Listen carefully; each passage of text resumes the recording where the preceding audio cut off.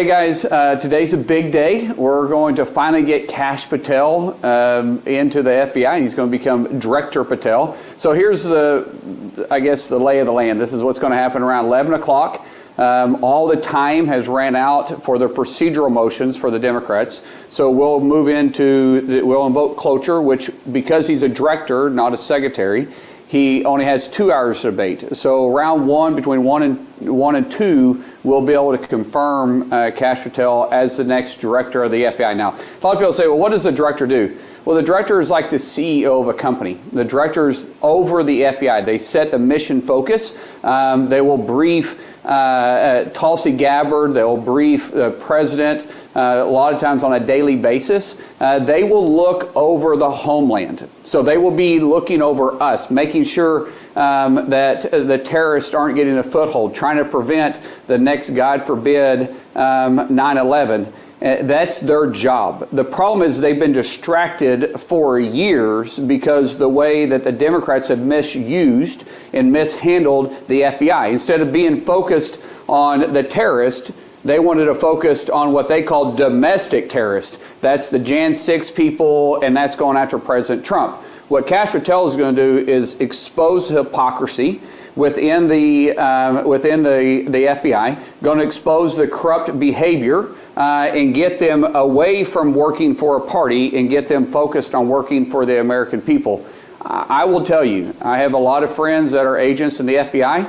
They want to do their job. They don't want to look over their shoulder. And with the Biden administration, they felt like they were constantly looking over their shoulder. They're excited about the idea of having Kash Patel let them get back to doing their job and what they signed up for. This is a great day for America. I think the Democrats are a little bit concerned, but they should be. Thank you for letting me fight for you and I and all of America. That was Senator Mark Wayne Mullins. I believe he's from Oklahoma.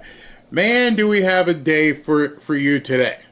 Yes, I am dressed in black and I look like I'm just a talking head because everything behind me is dark, so I don't have a back frame. I'll fix that. I'll get some additional lights for the back here in a second.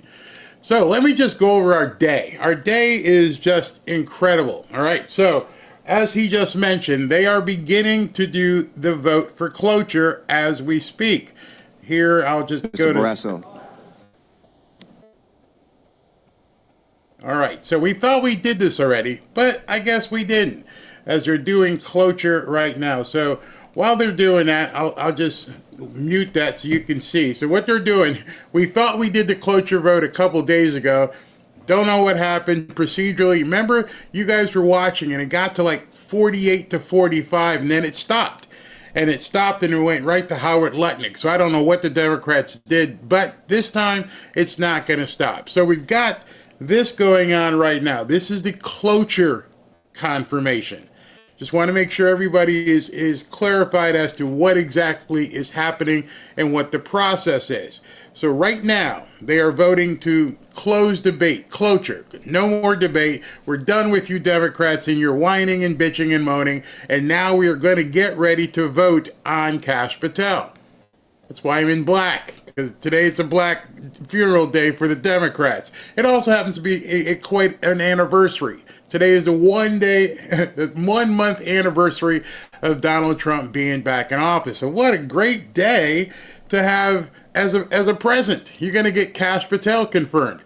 So after they do this cloture, which he will get, then they have to separate and they have to spend some more time because of procedural stuff.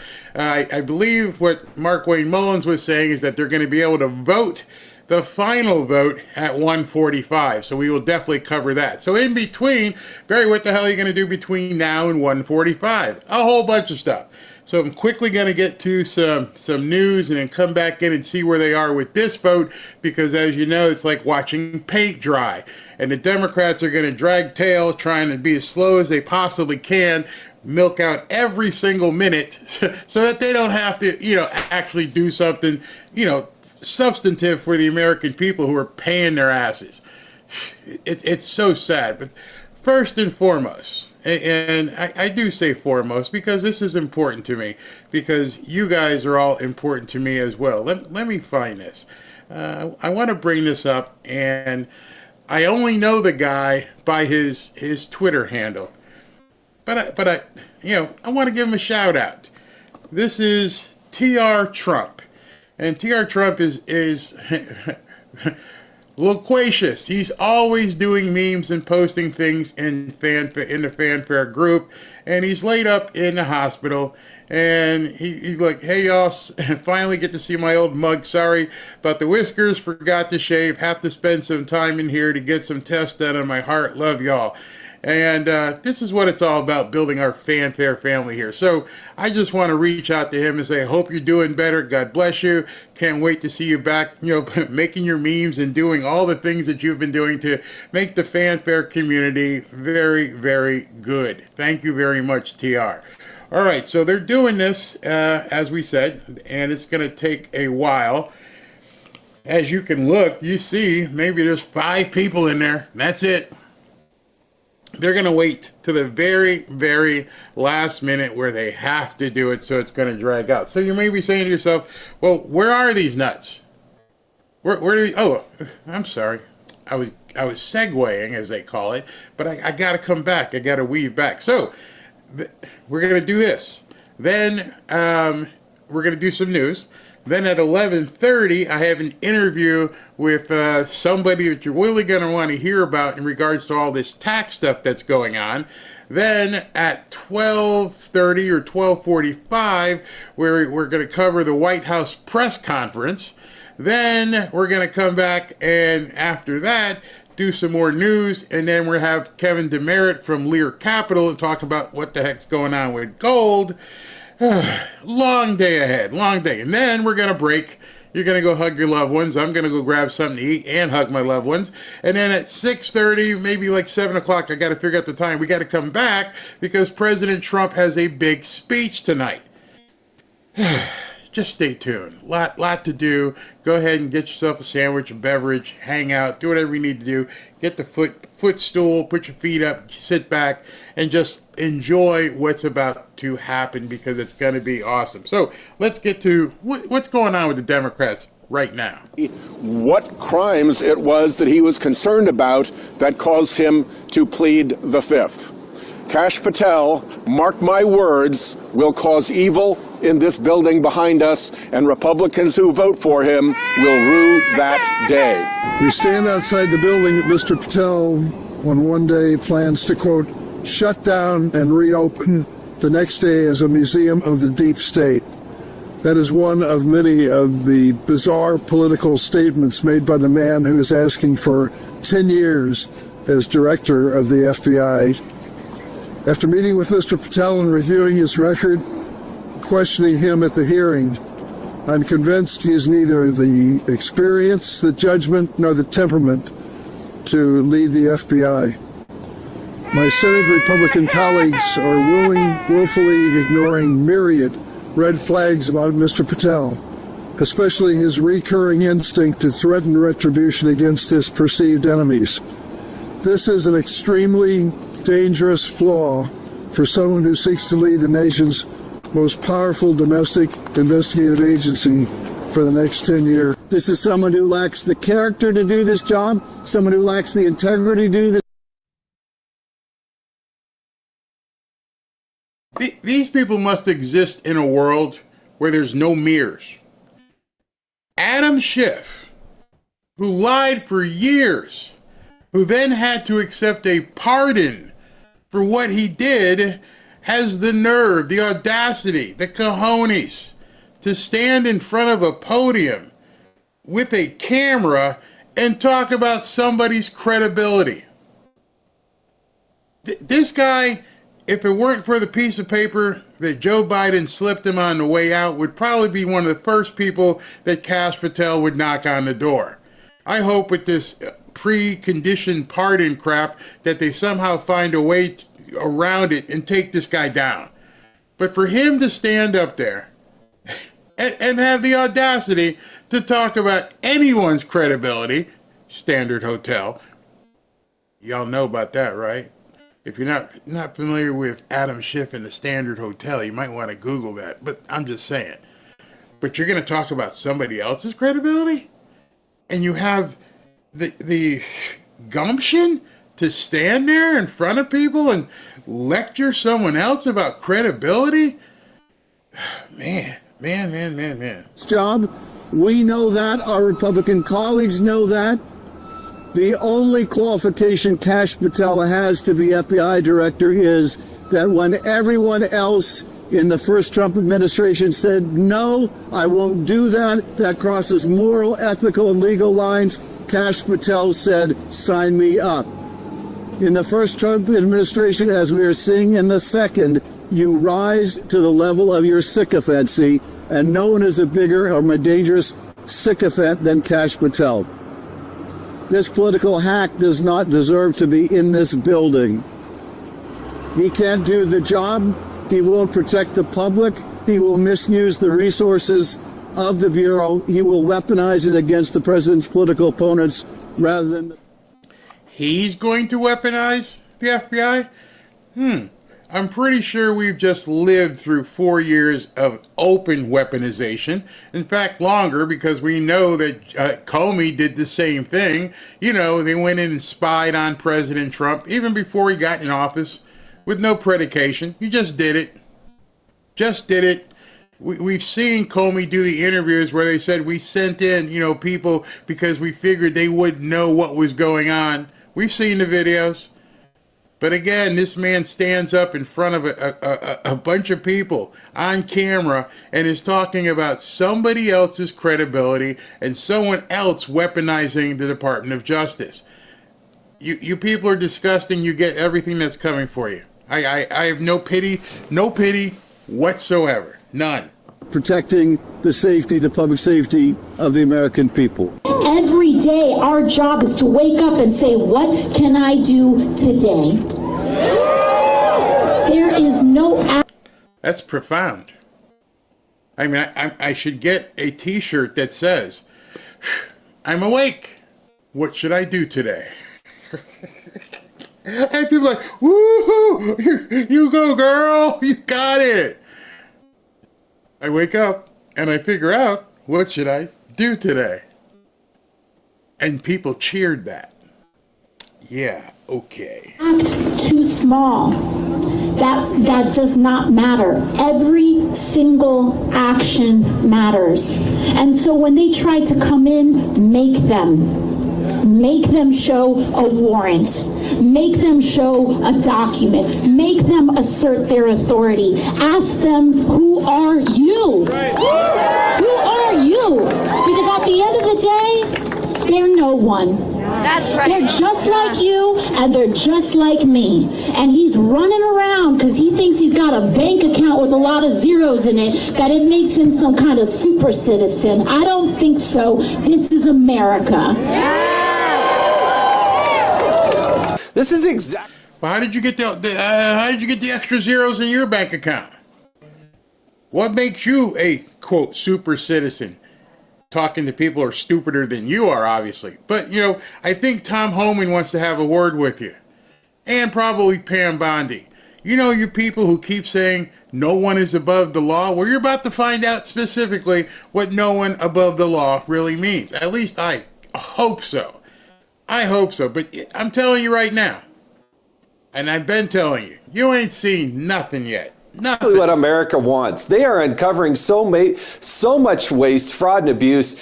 And when they turn that over to the Pam Bondis of the world so they can start prosecuting people, then I think they're really going to come unglued. And here... All right, so I want to tell you guys something. Some of you have watched many of my shows. And one of the things I've been saying to you, and I probably said it over and over and over as they're voting. So let me go to, I can't go to split screen yet because I got to play this video. And I said, don't worry about what you're seeing right now.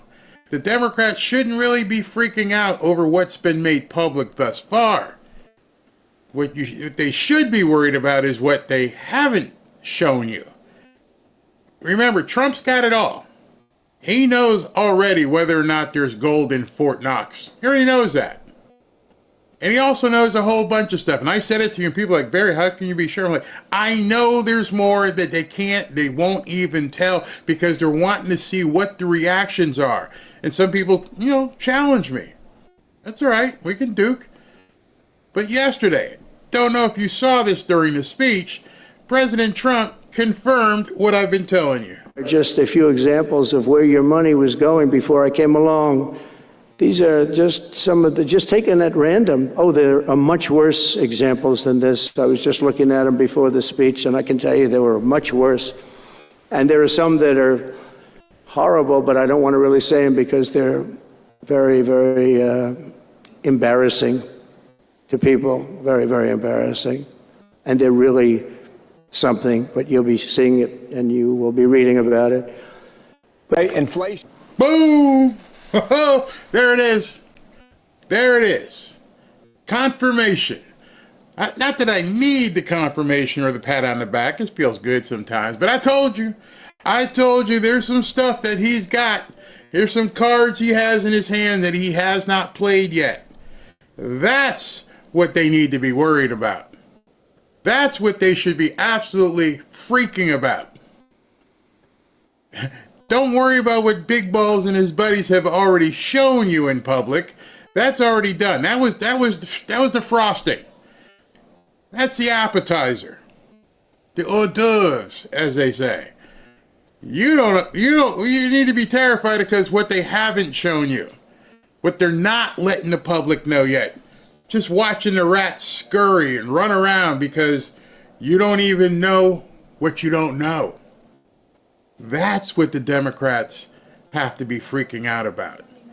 Because whatever you've done, you know what you've done. We never forget what we've done. There's two things. You never forget your first love, and you never forget who you owe money to. Those two things never escape you. You can try, forget it. Oh, I'm remarried and I'm married now, and nope, you will always remember your first love. You always remember who you owe money to.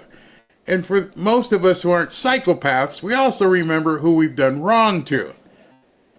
Maybe that's why many of us end up becoming Christians older, because we need some sort of absolution. Like, oh my God, I remember having gone to church in Catholic school, and you got to talk to the priest. And I was like, this is fine. I'm in a booth. He doesn't know who I am. Yeah, yesterday I beat up a little kid. Yeah, day before that I took a couple bucks out of Dad's pocket. Yeah, and then they changed it in Catholic school and said, now you got to talk to the priest directly. What do you mean? I got to sit down and tell him what I've done? He's looking me in the face? I don't know about that. Number one, he's not the guy I'm asking forgiveness from, which is one of the reasons I got away from the Catholic Church. I'm like, who is he? Why am I going to tell this dude everything? And I was an altar boy. Sorry to digress, but I'm saying, you know what I mean. And then I realized that's the man I need to confess to, and I know he knows everything. There's no need to have a laundry list.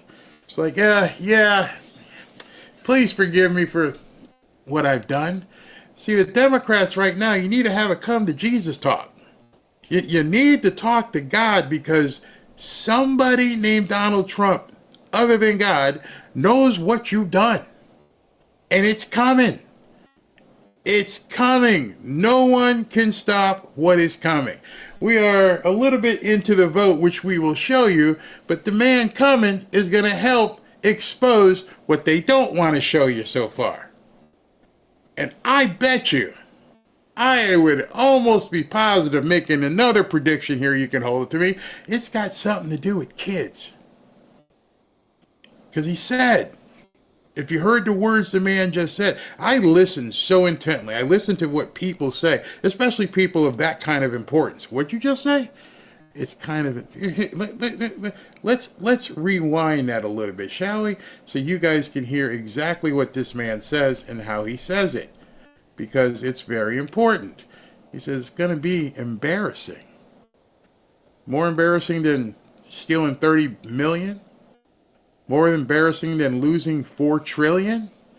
More embarrassing than leaving all kinds of stuff in Afghanistan? What could be more embarrassing than 360-year-old people getting Social Security? What could be more embarrassing? Listen, people, listen. Here are just a few examples of where your money was going before I came along.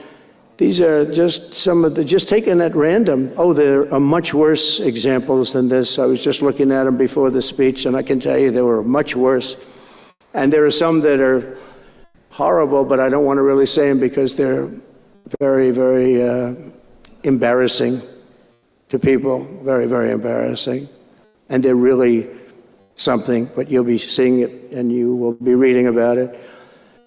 Inflate. Run. Gas up the Lear jet. Do whatever the hell you need to do. Run. A man who has no problem making speeches and having lots of things to say had to couch himself and said there's some really horrible things and some embarrassing things that I know. And you'll see soon. Chills.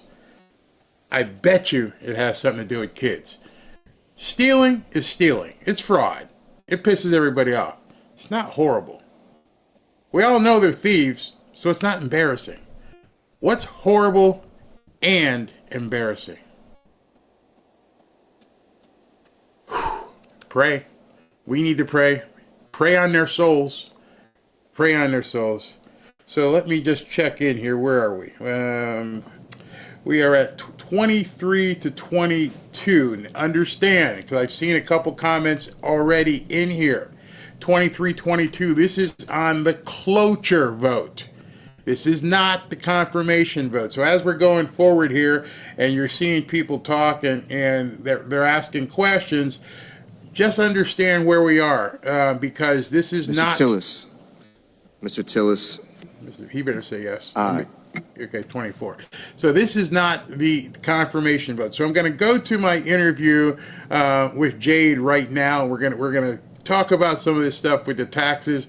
This should be kind of interesting. But I see Jade standing by. But before we get to that, I want to play something for you, and we'll come back to the Kash Patel thing. And this is something we're going to talk about during the interview. So hold on one second. When was America great? At the turn of the century, our economy was rocking. This is 1900, 125 years ago. We had no income tax. And all we had was tariffs. All we had was tariffs. And we had so much money that we had the greatest businessmen of America get together to try to figure out how to spend it. That's who we were then. But then we had World War I and we had World War II. And we felt we had a duty to rebuild the rest of the world. So here's what we did. We took down our protection. We took down our tariffs, and we turned instead and we taxed Americans so that we could export the power of our economy and save the rest of the world, which we did. Now let me ask you a question. What decade should that have ended? Should it have ended in the 80s? The 90s? 2000? What in the world are we doing? We're letting the rest of the world eat our lunch. And it is time to make America great again. So he's going to cut $1 trillion, and then we're going to get rid of all these tax scams that hammer against America, and we're going to raise $1 trillion of revenue. And our objective under Donald Trump is to balance this budget. And I'm telling you, you watch it, we're going to do it. If you get savings from these Doge cuts, are you going to give any of this back to the American people? We keep hearing about these Doge dividends.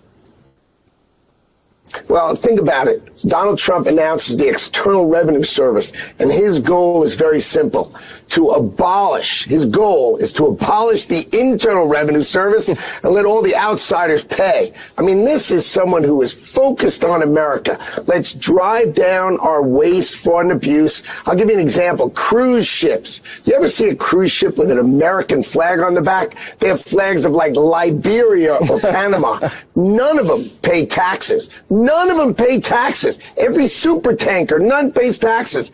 Alcohol, all foreign alcohol, no taxes. This is going to end under Donald Trump, and those taxes are going to be paid, and Americans' tax rates are going to come down. That's what Donald Trump wants to do. Balance our budget and cut our taxes. I mean, imagine a Democratic senator going against that. What planet are these people on? Which national income and payroll taxes while replacing them with a significantly higher sales tax. The plan would also abolish the IRS. The new support for the Fair Tax Act comes from a deal between Speaker of the House Kevin McCarthy and the House Freedom Caucus. Now, the bill introduced yesterday by Georgia Representative Buddy Carter would replace those federal taxes with a 23% sales tax. Carter and fellow Georgia Representative Andrew Clyde both argue that the bill would help people better budget their finances, but President Joe Biden says it would disadvantage the middle class. People don't like paying taxes, of course they don't, but they much prefer a consumption tax as opposed to a property tax or an income tax or a payroll tax. You would actually get to see what your paycheck, what you're actually earning every week in your paycheck. There would be no federal taxes that come out of your paycheck. It would raise taxes on the middle class by taxing thousands of everyday items from groceries to gas, while cutting taxes for the wealthiest Americans. I don't even know what he said there. Everyday Americans. So glad we're not hearing that bumbler in chief. So we've got Jade coming in. Jade is from an organization called the Fair Tax Official Fair Tax. It's Fair Tax is a simple, fair, and transparent solution to replace our current tax system. So, Jade, can you hear me? I can hear you. Can you hear me? I can hear you very good. Thank you very much. Thanks for coming on. By the way, everybody, the vote for cloture for Kash Patel is at 30 to 27, so we still have some time. So, Jade, please tell us about the Fair Tax Official and what you guys are doing and who you're working with. Absolutely. The Fair Tax is a plan that actually was thought up in 1999, so it's been around a little over 20 years. Americans for Fair Taxation is the grassroots organization that came up with it. But simply, from a principle perspective, it would replace our income tax system. The whole paradigm would change, and we'd have a consumption-based tax system. And so one tax, once and only, on new goods and services. So not even a VAT tax like we have in Europe. That's a tax at every stage of production. As you make that loaf of bread, as you make the plastic for the wrapper, as you make the little twisty tie for the wrapper, there's a tax at every stage of production. This is so simple. It's just one tax on your receipt for new goods and services, and it replaces and eliminates all income tax. And let me pause for a second, Barry. Think about, just for a second, 0% corporate income tax. We have companies flocking to Ireland because the rate went down to 12 or something percent. Just tax haven of the world. And I always tell people, from an economics perspective, the U.S. would be so overheated, but this is what we call in the business a good problem to have. Absolutely. Now, I want you to clarify something, because I have a lot of retirees here, and they freak out when they hear the government and the media has done a great job in gaslighting people into thinking a consumption tax, as you just heard Biden say, is going to hurt the middle class and the poor peoples. Well, the poor people aren't paying any taxes, so how would a consumption tax not impact people the way they think it would impact them? Good question, and it comes back to one of the other core principles of the fair tax, and there's only a couple, what we call the prebate. And so you might be saying, what the heck are you talking about, Jay? But like in our income tax, and I'm a CPA by background, as in the income tax system, we have the standard deduction you might have heard of. Do I itemize my deductions? Do I have a standard deduction?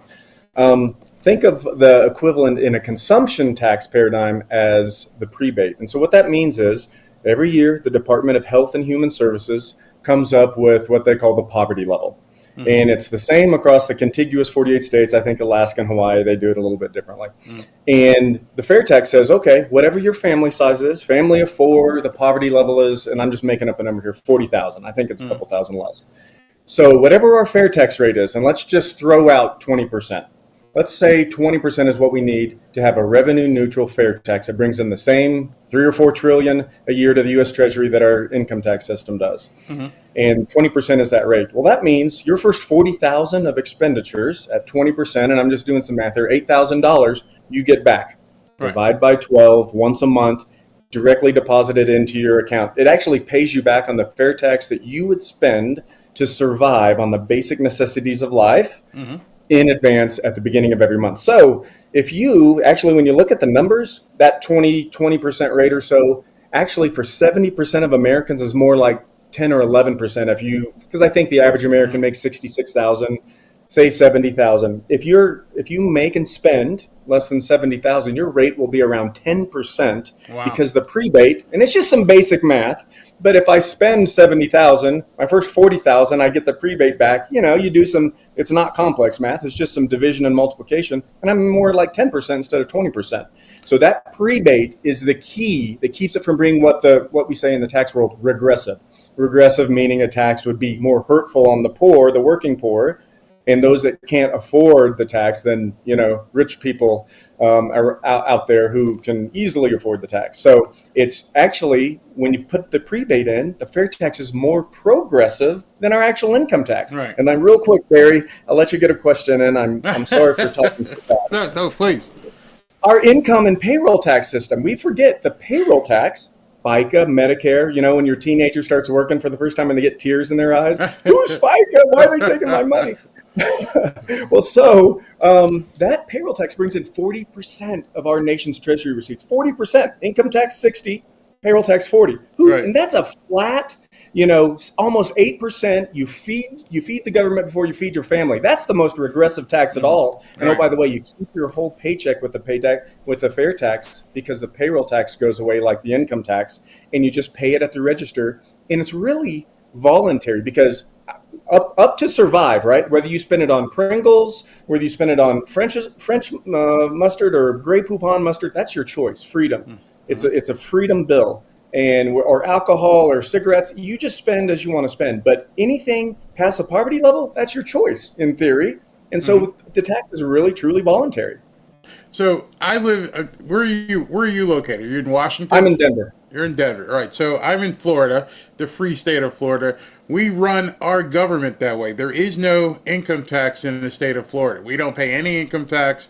We have property tax, which can be crazy. And we have sales tax. And Florida runs very fine. Is that similar to that model? You go to the grocery store, and there are certain items in the grocery store that aren't taxed. So tell me how, if you could, how that compares to like what Florida's doing. Barry, that is a really good observation. And this, if we ever really get this to the threshold of passage, what you just brought up will be one of the biggest consternations and debates. And this is the way I would describe that. So very similar, except with Florida, when you go pay for your bread or your groceries or anything at the retail level, you don't get a prebate at the beginning of every month to reimburse you for your expenditures up to the poverty level. Right. So that would be the key difference. But other than that, it's a sales tax. But it's only once, and I'll throw in some nuances here. Out of all the businesses, over 100 million businesses, some of them are sole proprietorships, partnerships, little tiny businesses, but over 100 million, 90% of them aren't retail businesses. They sell to other businesses, along the supply chain. So this only affects those 10% or so businesses that sell at the retail level. Think Walmart, Amazon, Home Depot, those kind of stores, PetSmart. So that's one difference. And I'll tell you, some people are going to say, well, my prescription medicine, you're going to charge me the sales tax on that? You're going to charge me the sales tax on, these food? And, because a lot of states will say, well, no sales tax on the food. I think Florida might be like that. So this is where the freedom comes in. You get your prebate that covers all of that. Okay, that reimburses you. So if food, bread, medicine, baby formula for your baby, you're a young couple trying to start out and make ends meet, the prebate covers all of that. And you have the freedom versus a politician telling you, well, French's mustard is food, but Grey Poupon mustard is not food. Right. I mean, can you imagine the administrative and bureaucratic overhang with all of that? It's just prebate, freedom. You get your basic necessities paid for with the prebate, and then you go out and spend and you pay the fair tax at the register. Now, you're a CPA. You're thinking in math, which maybe gloss over a lot of people. I've got relatives. If I start talking numbers, it just goes blank. And I try to tell them. Robin and I, who's my wife, we probably have a higher grocery bill because we buy certain things because I'm trying to diet, and of course the things that are good for you are more expensive. But if we spend $300 a week on groceries, or just for round math, $1,000 a month on groceries. And there's even if there's a 20% sales tax on that, we're at, what's that, $1,200, right? Did I do that right? Yeah, 20% plus out of 1,000, it would be $1,200 that extra we would be paying, correct? So in the course of a 12-month year, we would be paying an extra $2,400 on our groceries, because we're paying 20% consumption, we're paying an extra 20% on our groceries, and then clothing and whatever else. Let's double it and say we're paying $5,000 a year on sales taxes. I can guarantee you that most people, when they look at it in that term and looking like you're paying 30, 40, 50% of your income to the government versus paying an extra $5,000 a year on groceries and retail goods, it's not even scale. I mean, you can't even compare it. How do you get a message out to people and say, listen, this is how you have to look at it? And especially with seniors and people on fixed incomes who would say, listen, my income isn't what yours are. You're still a working individual. I'm on a fixed income. How do you convince them that mathematically it's in their best interest? Because the Democrats are going to lie, the media is going to lie. Oh my God, the poor people can't afford it. When it's as simple as math. I mean, it literally is that simple. Before you answer that, let me just tell everybody the vote for the cloture for Kash Patel is at 45 to 42, and I'll keep you apprised of that. So go ahead, Jay. Tell me that. How do you break it down so everybody can understand the math on this? Yeah, we struggle with that at AFFT, Americans for Fair Taxation. It's because you need someone's attention span for at least 30 to 45 seconds to walk through the basic math. And, a lot of us don't have, we're not interested in listening to someone talk about a tax plan for more than 10 seconds. So there's a natural difficulty there. I'd say, again, with the prebate, like in your example, $5,000 in food, and let's say your poverty level for a family of two is $35,000 at 20%, $7,000 back. Your grocery bill, if those were the main consumption for your, sustenance, was completely paid for by the prebate. That $5,000 you paid at the register, you got it all back in $7,000 in prebate. And with little bit extra. I don't think people are getting it. Like, for instance, let me see if you can see the screen. Can you see this comment? I guess less than 1K. I get. Yep. Yes. Okay. So if you get less than 1K a month, yeah, please explain it. They're going to actually pay a negative rate. They will get back more in the prebate than they pay in tax expenditures. Simple. They're actually going to love this. It's almost, sometimes you get the earned income credit in the income tax world if you make very little, and we try to actually give a refundable credit back to those that are really poor. Think of it like that. This person, and I know this is Angel. Angel, you will love the fair tax. You get that. Let's say Angel has a family of four. A couple $1,000 back. What was that again? Say $8,000 back a year, and she's spending $12,000 a year, which the tax on that would be maybe $1,000 or $2,000, and she's getting more back in prebate. So her tax rate is negative. The government in that case.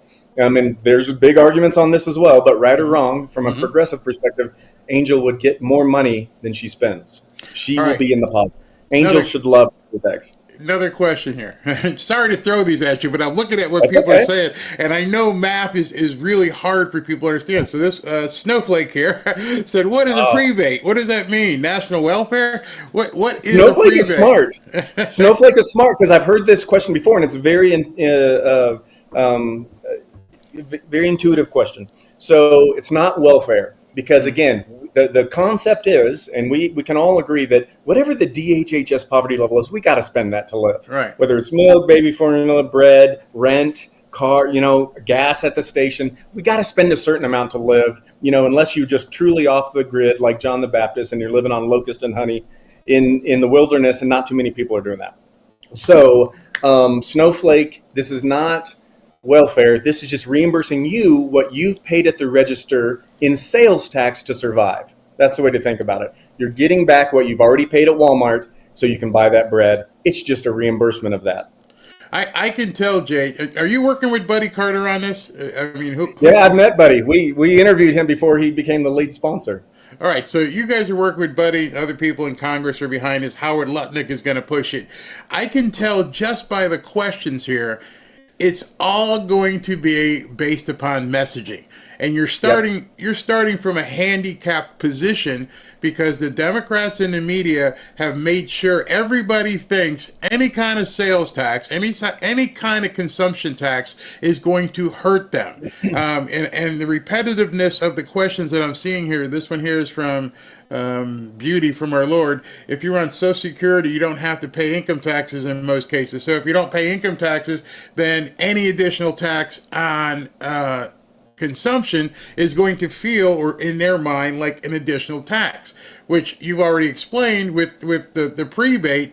But and I'm not asking you to answer her because you just did. What I'm saying is it's obvious at this point the hurdle is going to be in the messaging. How do you guys do that with there being so many forces against you to make sure that people stay in the dark, stay obfuscated, focus on this, and not really understand the breakdown of the map? How do you overcome that? Yeah, that's, if we had a perfect answer, we wouldn't be talking here about this HR 25. It would already be the law of the land. So we have to admit where there's natural deficiencies here. But we're calling our Congress people, we're educating people, we're getting on shows like this to talk with Barry. And when we get the message out, let me tell you this, I think it's hitting the mats. Mm-hmm. So I go to Oklahoma State, my alma mater, they'll invite professionals to come and do a graduate accounting practicum course, and speak for 2 hours.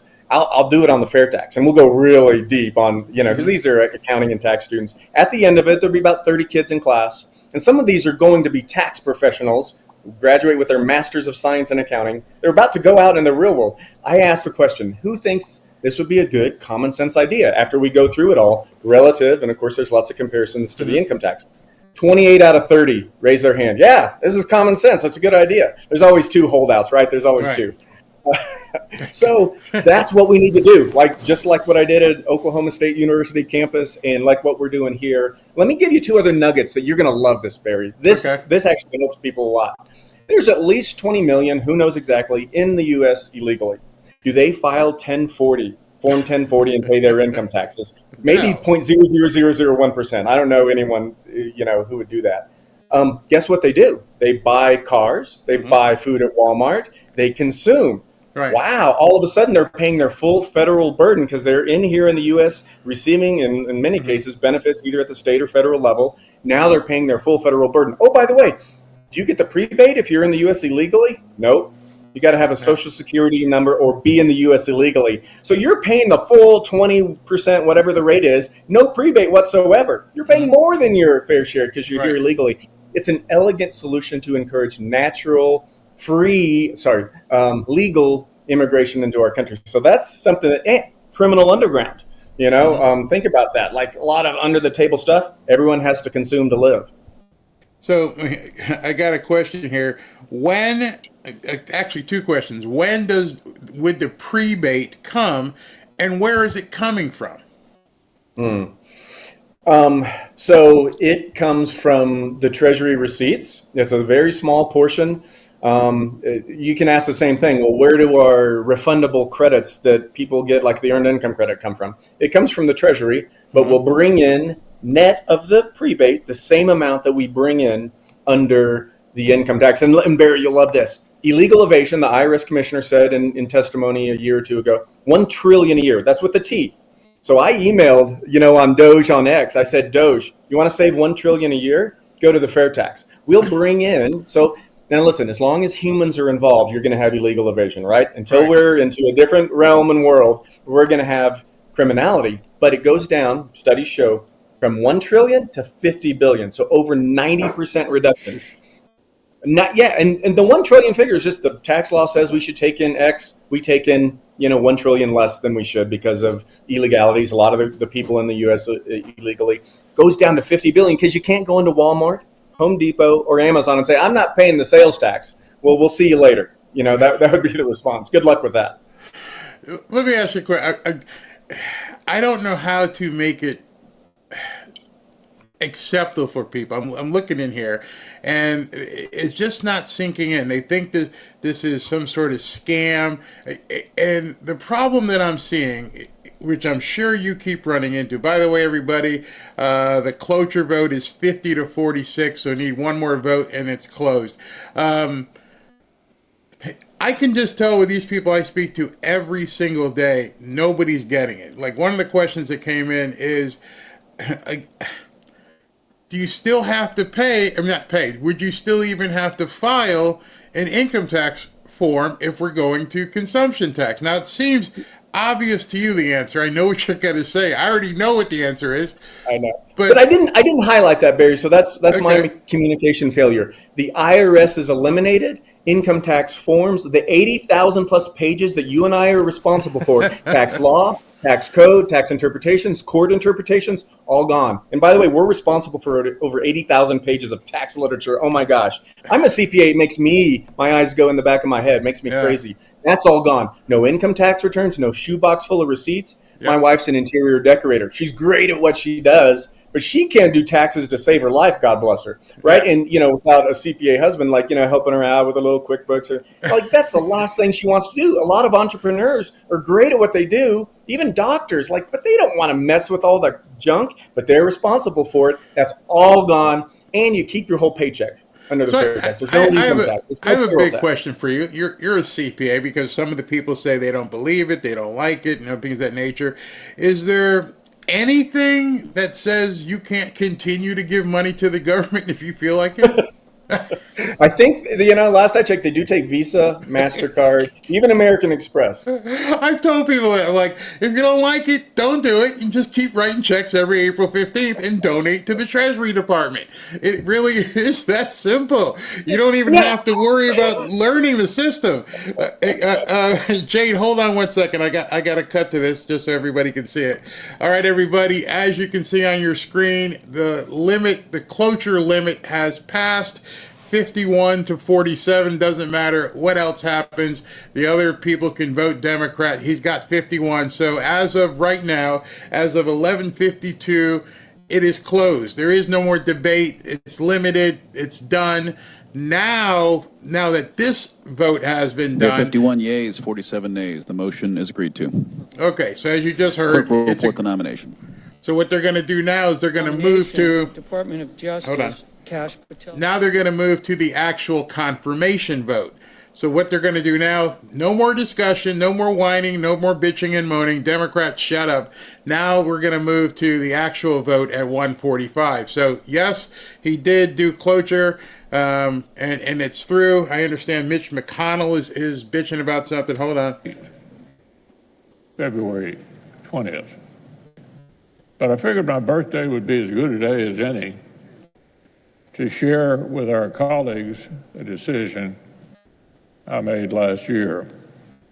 All right, so he's just going to tell everybody he's out, he's leaving. We don't care, Mitch. You can leave now, and that's fine. So let's get back to Jade and finish this. So, so as we were saying, if you choose to and you wanted to donate to the Treasury because you're worried that this thing sounds like a scam, and you can give whatever you want to the government, correct?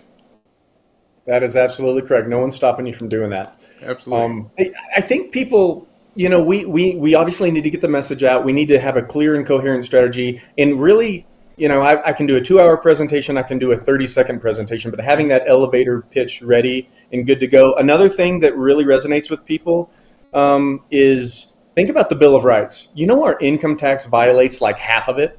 Think about First Amendment, the right to free speech. And guess what? LBJ passed when he was a senator in the late 50s, the Johnson Amendment. 501c3s cannot talk about X, Y, or Z or God. Right. That's a violation of free speech if you want your tax deduction. Fourth Amendment, illegal search and seizure. There's an ability of the IRS to just go freeze your bank account.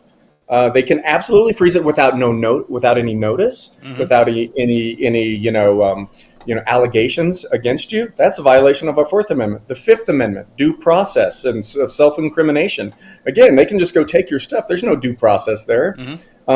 Sixth Amendment, right to a trial by jury. Nope, tax courts aren't Article 3 courts, so they're an administrative court. So you have no right to a trial by jury. Sixth Amendment. In the 14th Amendment, the right to equal protection. Like basically everyone has to be treated equally under the law. 14th Amendment. And I think you probably pay a higher tax rate than, maybe Angel Snowflake. That doesn't seem like equal treatment under the law. So there's so many violations. And it's so complex. They have been genius in their way that they've woven this web of that the IRS is this big agency and that you can't challenge it, don't speak out against it, and just make sure faithfully every April 15th you do what we say, or as you said, we'll garnish your wages, we'll take this, we'll take that. So I've got a question for you. With the new Trump administration, I don't know if I've even seen who is the new head of the IRS. What do you see happening moving forward with enforcement? I mean, we've seen some of these rogue people basically jump out the window and say, we quit because of what they're now being forced to do. What do you see the IRS moving forward with enforcement under the Trump administration? Yeah, it's a good question. I haven't thought about that a lot. I'm sure it'll be fairly status quo. I know they were trying to ramp up. I think some of the enforcement in, let's call them endeavors or dream list from the IRA bill that was passed a couple years ago that had all the extra IRS employees and all that will be curtailed. So going after you because you had Venmo 1099s in excess of $600, and it's like, no, that was just reimbursing my friend for dinner. Goodness, leave me alone, IRS. I think some of that anticipated extra scrutiny will fall off, if I'm being honest. Good. I got a question here from somebody called C. I think you kind of answered it, but again, this is what we're seeing. Can you please answer the question on what about the people that are on Social Security that don't even file taxes at this point? I didn't know. I thought you had to file taxes anyway. But anyway, don't file. Do they get something back? And again, it's part of that consumption prebate people aren't really understanding, obviously. So let's take C. Let's assume that C gets $3,000 a month in Social Security and other income, and maybe it's just for whatever reason under the threshold to not have to file a tax return. $36,000 a year, and that's about the poverty level. So, and let's assume, put some assumptions that C will spend what they bring in. No real long-term savings there on $3,000 a month. So I'm going to bring in 36. I'm going to spend 36. I'm going to pay 36,000. And that's $7,200 at the register, and that's basically what they're going to get back in the prebate. So they're going to be net even because again they'll get that direct deposit into their bank account. All they have to do one little tiny form, direct deposit, your prebate's set. You're a legal citizen, check, done. No more income tax returns. If C is not filing now, still not going to file. There's no income tax returns with the fair tax. Great. You just pay at Walmart. And you get your prebate, and you're going to be net the same or even better than you were before. See, I know people are trying to figure it out and thinking in my head. There's a good question. What about capital gains? Capital gains are things that... Good question. Yeah. Capital gain, all income taxes go away under the fair tax. I should highlight this harder. Individual income tax, corporate income tax, death tax, aka estate taxes, right? I've got to sell my farm to pay the tax. Oh my gosh, this is horrible. Which if the tax law doesn't change, it's the limit on that's going to cut in half by the end of 2025, by the way, on the death tax. Capital gains tax, alternative minimum tax, all the taxes that are associated with the income tax, because they're all intertwined, they go away. So think about business. There's no capital gains tax. There's an incentive now. Think about employers. Employers have to match the payroll tax to hire you. Barry, I want you to come work at Home Depot for me. You got to pay your 8% FICA. I'm going to match it as an employer. That's a discouragement for employers to even hire people with our current system. Gone. And all those embedded taxes that get built into the cost of everything we buy. Everyone's income and payroll taxes along the way of that production chain fall out. In estimates, PhD scholars way smarter than me actually show depends on the industry, but the cost of everything will drop by 20% with the fair tax, because all those embedded taxes, took me a while to wrap my head around it, fall out of the cost. It's like electricity. The guy has to have a warehouse and electricity. He's got to pay income tax and payroll tax. Those fall out of the cost. And with competition, a semi-efficient or efficient market, costs fall down. It's beautiful. Now, Howard Lutnick, who just got confirmed, I believe, today's Wednesday? So he got confirmed on Monday, I think. He's a pit bull. He really wants to go after the tariffs and eliminating income taxes. He was on Jesse Waters earlier, as you just saw, and he's really, it's almost like Trump has him out there being a trial balloon. Start talking about it, get people used to it, that this might be something that we could do. Can we realistically fund the government just on tariffs and a consumption tax? This is my take. I think most in AFFT would agree. Tariffs hit industry to industry. You got to have tariffs as dry powder for negotiation, to protect our country, to get what's best for America. I love it. Yeah. Now, and you might bring in some good revenue, like we did up until the mid 1800s. It was all tariffs and excise tax on tobacco and maybe on wine and whiskey. Some sales taxes basically. So I say let's go back to what we had at the founding. Tariffs and some excise taxes, aka sales taxes. So I don't think you can do it all with tariffs, and it hits different industries indiscriminately. So if we're taxing Corona coming from Mexico, Corona beer, but we're not taxing, say we become copacetic with Canada and we don't tax the dairy coming across the border there. So you pay low cost for milk, but you pay high cost for beer. You get lumpiness. With the fair tax, it's spread evenly, it's fair across the industry, everyone pays it, you get back in the prebate. So we love the fair tax better, but I love the idea of you have to have some tariffs, just for international negotiations and trade. And if you bring in some extra revenue there, great, I can lower my fair tax rate. Maybe I get it down to 15%. You got a question here. Actually, it was directed at me, but I'm going to put it to you. Barry, how can they tell how much you spent at the register on the goods that you purchased in order to determine what your prebate is? I thought to myself, that's a good question, because you don't know. How are you going to know what I'm spending on groceries each week? Good question, Harold. And this is trying to make our stance a little bit more simple. No one cares, and no one will need to monitor you. You get your prebate because it's assumed you will spend at least to the poverty level to live. So you can spend $2,000 at the register or $200,000 at the register. I don't care. You'll pay the fair tax on it, and you'll get your prebate back up to the poverty level as determined each year by DHHS, and you'll get your prebate back, whatever the rate is, times that poverty level, done. So it doesn't matter. You can track. Here's the thing.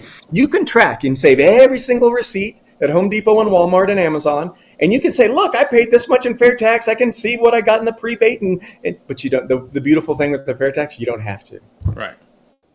So, last question for you. It's probably the most difficult. I know Buddy Carter wants to do it. I think Tim Burchett wants to do it. I know Howard Lutnick wants to do it, and I'm sure there'll be others that fall in. What would it take? Does it take a 60-vote margin to get something like this approved? I know he can't do it by executive order. What would it take to get this actually to happen? Yep, good question. Actually, and I'll give you a last aspect, the very last paragraph of the fair tax bill, and it's only 100 pages, by the way, a little over 100 pages versus 80,000 pages. Tells you a little bit about simplicity.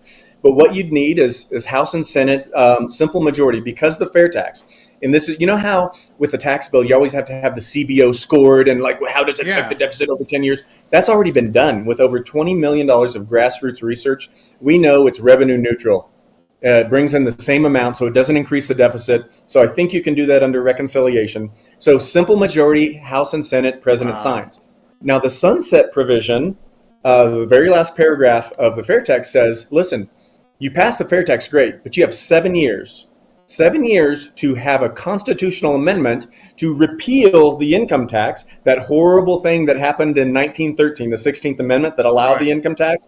We need to repeal that within 7 years, because I don't want a system, kind of like UK and Europe, where I have both income and sales tax going on at the same time, and then I'm really getting hit. So it says, if you don't like it, it's like the perfect money back guarantee. If you don't like it, the fair tax automatically by statute goes away, and the income tax law comes back in if we don't get that income tax amendment repealed within 7 years. They call that the sunset provision. Okay. Beautiful. So it only takes a majority in both the House and Senate, so it can be done then. What you're saying, I mean, if Howard Lutnick, it can be done. They've got the votes to do that if it's just a majority. So when does it happen? I know I said last question last time, but now you said that because I thought it was a 60 vote margins, but now I'm like, wait a minute, we already have the majority. What are we waiting for? What do we need to do? You and me both. I think we just continue to. We need to. I think all of us, and I would encourage your listeners and your followers here. I was so scared. This was probably 7 years ago. I met with my congressman here in the Denver area and told him about the fair. I was so nervous that you had to follow up 3 or 4 times because, we didn't get any kind of email from our website. Yeah, okay, fine. I followed up. I was persistent, hound dog. And I got a meeting. I got a 30-minute meeting with the congressman and told him about the fair. He's like, this sounds like a pretty good plan. I just think, and Congress people, what we've learned is the intellectual argument that you and I are setting forth here, and the common sense, that doesn't persuade people. What persuades Congress people, unfortunately, they're on a 2-year cycle, and survival persuades them. So if they got 5, 10, 15 people calling in, writing about the fair tax, wanting to meet about the fair tax, all of a sudden they're like, I feel some heat. Yeah. Heat is what gets things done, and we need to bring the heat. In a good, constitutionally allowable way with peaceful, dialogue in education. Well, that's what the people here, our family does best, is get the message out and talk and get everything. Jay, thank you for a very enlightening talk. We'd love to bring you back again, because that's just right now. You guys who are watching just got your feet wet, and you're going to have a ton of questions. You're going to out there and do your own research. You can hit up Jade at Fair Tax Official on X. But at the same time, start doing your own research so this stuff isn't going to shock you, because that's what the media is hoping. They're hoping that they can shock you and tell you it's not going to work, it's horrible, it's going to cost you more money. And the fact, and I always like this, when you see that kind of resistance, it usually means it's worth you digging into, not just taking people's word for it. Don't take Jay's word, don't take my word. Start doing your homework on it so that when this becomes an argument, you're ready, and you're ready to do battle and get out there and tweet away and post away and let everybody know, hey, this makes a lot of sense. Jade, thank you for taking your time. We're going to have to bring you back, obviously, because the more steam that gets behind this, and we're going to be watching Howard Lutnick, because he's going to be the guy spearheading this. And he's only been confirmed for 2 days. He's been on television twice already talking about abolishing taxes. I love the guy's voice. We're gonna get rid of taxes. All right, Jade, thank you very, very much for coming on. Thanks, Barry. All right, bye-bye. All right, guys. I understand this is one of those topics that just drives people crazy because they don't really grasp it all, and there's so many questions. And then the worst part about it, unlike the rest of politics, it's based on math, and not a lot of people are very, very, very good in math, and it's so complex because they've made it that way. And so you're sitting back going, I don't even get it. Where's this money come from, and how do I do this? Well, you know what that means? It's time for you to start digging. Go to their website. Look at other websites. There's many plans out there about doing some sort of equitable tax. And I can tell you firsthand, I keep trying to let people know, there may be other people in here. Ann Vanderstill yesterday, she's from here. We're from Florida. We live this way. That's one of the biggest things I can tell you as a resident of this state. We don't pay income taxes to the state. And everything down here is based upon consumption. And it's what, the 3rd or 4th biggest state in the country? with arguably the largest concentration of retirees in the country, how the hell do you think they're making it? Think about that. Those of you who are on Social Security, wherever you live, I'm pretty sure there's more retirees and people on Social Security here than where you are. So maybe reach out to some retirees, some people on a fixed income who live down here in Florida, and ask them, hey, how are you doing this? You go to the store every day or every week or whatever, and you go get your hair done or you buy a new shirt or whatever, and you're paying sales tax on that? And watch what they tell you. See, that's probably your easiest way to talk to people. And I'm sure there's a lot of people from Florida here. And that's all you have to say. Hey, tell me how you're doing it down there. It's very simple. It's not a hard concept, even if you're hard with the math. Talk to somebody who's living it. My wife, myself, our neighbors, none of us pay income tax down here to state of Florida. It's a complete income tax free. Everything is generated by sales tax, not property tax. Property tax is a municipal tax, local, county, city, that kind of thing. So the only tax our state gets on a whole is sales tax. Those of you who were before Trump may have been DeSantis fans. We all know. I'm not lying to you. There's no tax check written whatsoever to the state of Florida.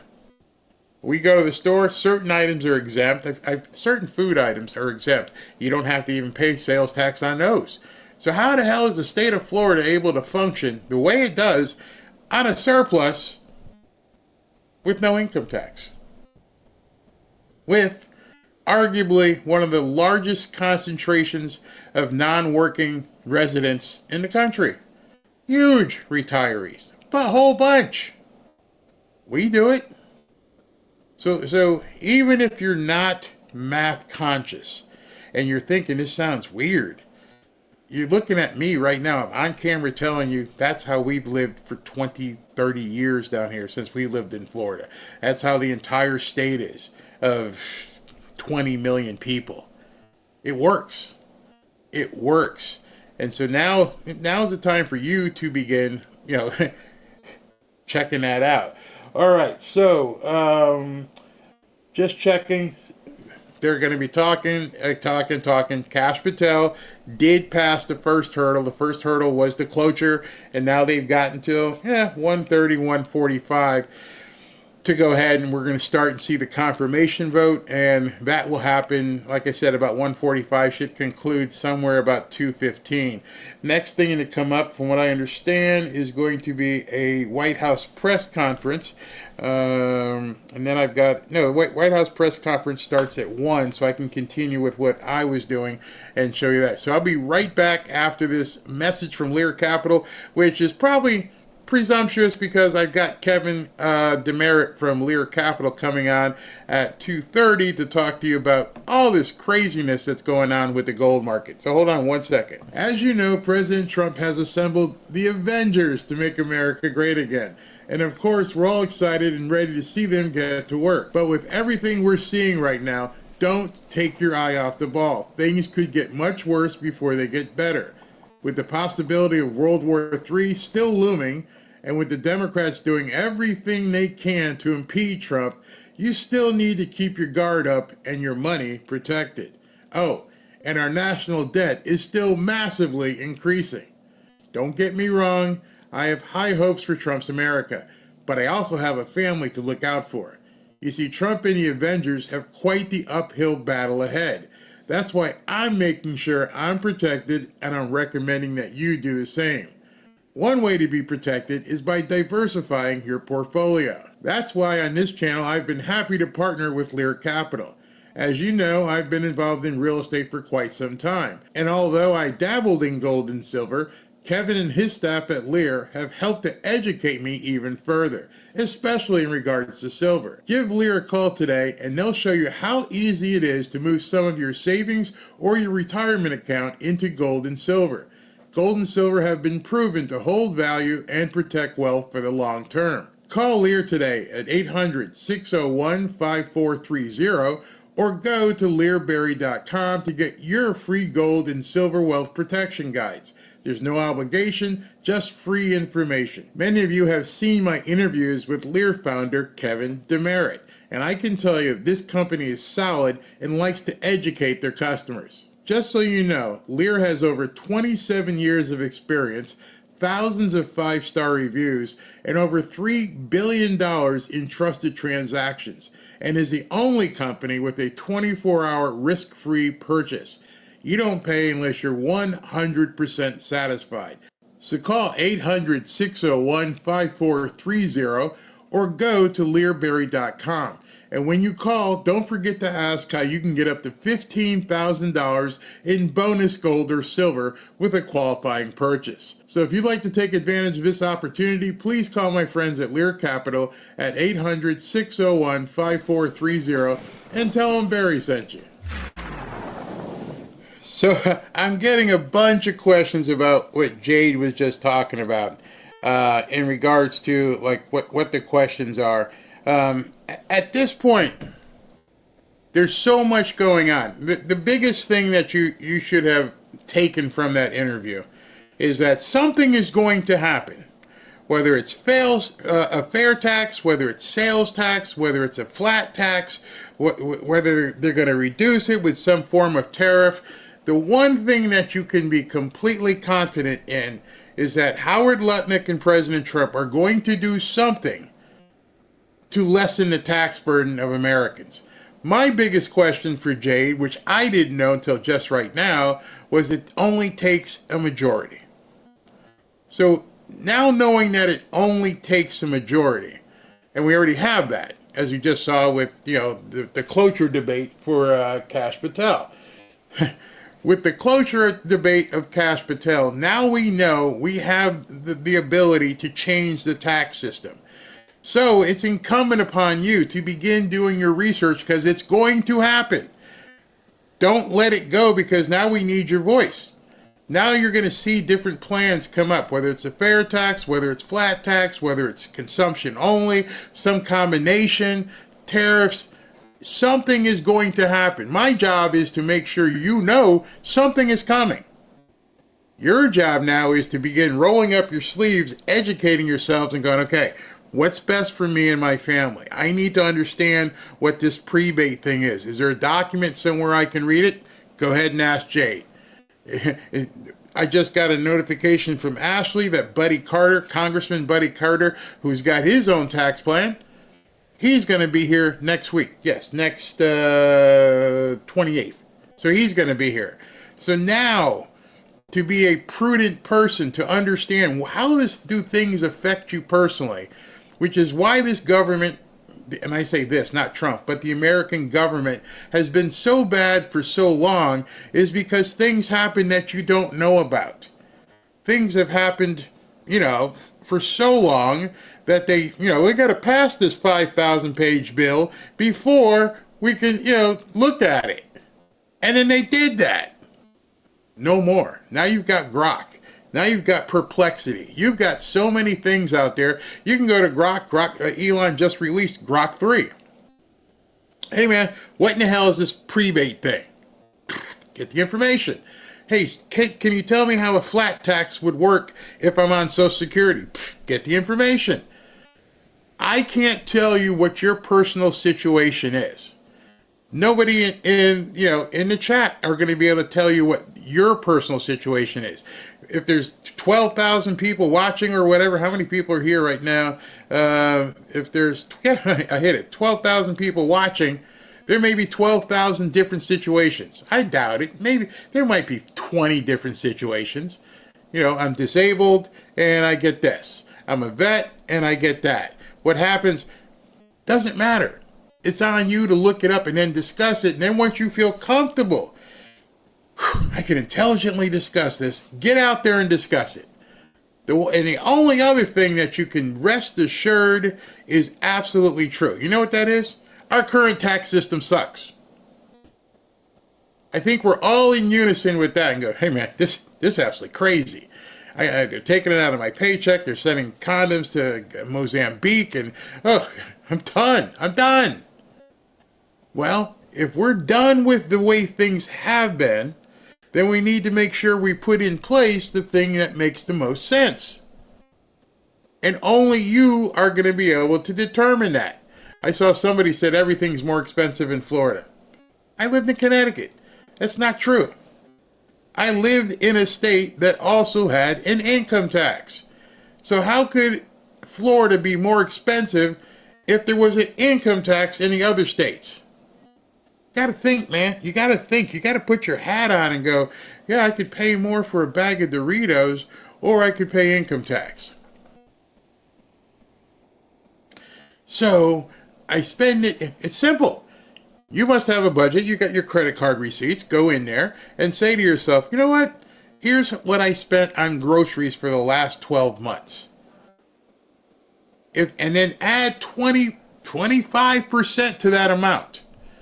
And so, as I was saying, if we spend $500 a week, $300 a week, okay, now you can measure that.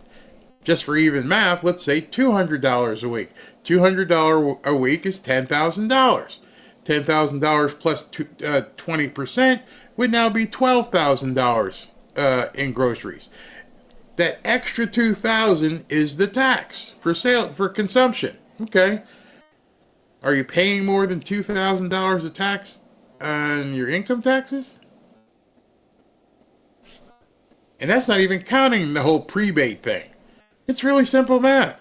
I jump at the chance to have a consumption tax. I would run naked in the streets. You wouldn't want to see that, but I'd run naked in the streets if they said, you don't have to pay income tax, just pay 20% or 25% more at the grocery store or whatever retail. I don't care. You know how often I get retail? I go to the well, actually, we don't go, but we buy groceries. Robin, she'd be in trouble because she buys jewelry. I buy trinkets like cameras and lights and stuff, but that's about it. That's about it. You know, here or there, I might buy a shirt. Might buy a new pair of sneakers here or there. 20% versus April 15th and getting bent over? Nah, I'd take that. Yeah, I'd take that. All right, so let me show you what some of the histrionics that are going on right now about Kash Patel as they get ready for his final confirmation vote. Honorable career public servants. Despite his status as a private citizen, he has no right to be part of this awful process. I urge my Republican colleagues, seriously, consider these credible whistleblower allegations before you vote on Mr. Patel's nomination. Mr. Patel's claim about an FBI purge were not his only misleading statements under oath. At his hearing, Mr. Patel implausibly told me he could not recall Stu Peters, a man who's been identified as an anti-Semitic Holocaust denier. I asked him repeatedly, what about Stu Peters? Don't know the man. Don't recognize the name. This is simply not true. Considering that Mr. Patel appeared on Mr. Peters' podcast 8 times, Mr. President, 8 times, and he couldn't recall the man's name. And Mr. Peters has since revealed that he and Mr. Patel directly communicate via their personal cell phones, quote, constantly. Constantly was the word he used. As far as Patel was concerned under oath, never heard of the man. Why in the world would he do that? Why would Mr. Patel admit the obvious? 8 podcasts and constant communication with this man? And an even larger question, what is he doing as a man who wants to direct the FBI in concert with anti-Semitic Holocaust denier Stu Peters? What is going on here? Is he showing good judgment? Is this the kind of person you want to put in charge of 38,000 criminal investigators?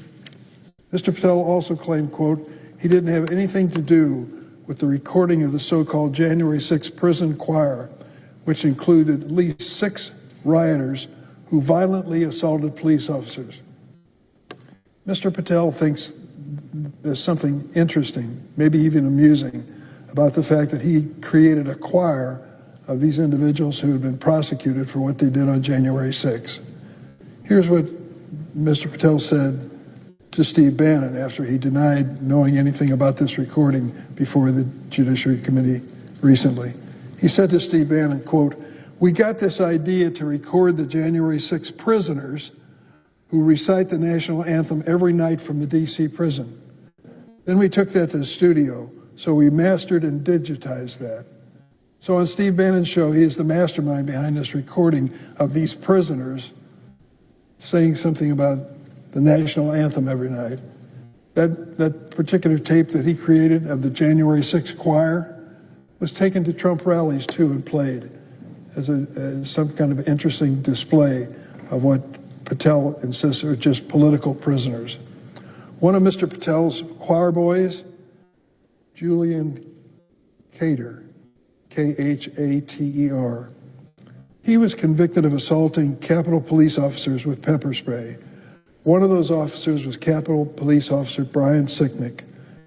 Brian Sicknick suffered multiple strokes and died the day after the attack. Mr. Khater was one of the people who assaulted him. Mr. Patel has called these violent January 6 rioters, and I quote, political prisoners. That includes Guy Reffitt. Guy Reffitt was sentenced to 87 months in prison for his role in the January 6th assault. 87 months. Mr. Reffitt brought a gun to the Capitol on January 6th and recorded himself saying the following, which I'll paraphrase because I don't want to use profanity on the floor of the Senate. Quote, "We're all going to drag them out kicking and screaming. I just want to see Pelosi's head hit every effing stair on the way out, and Mitch McConnell too. F them all." Mr. Reffitt's 19-year-old son, Jackson, turned him into law enforcement after the attack, despite Reffitt's threats to shoot Jackson and his sister. Here's what Reffitt said to his own children, quote, "If you turn me in, you're a traitor. And you know what happens to traitors. Traitors get shot." Mr. Reffitt received a full and unconditional pardon from President Trump. Guess where he was on January 30th this year?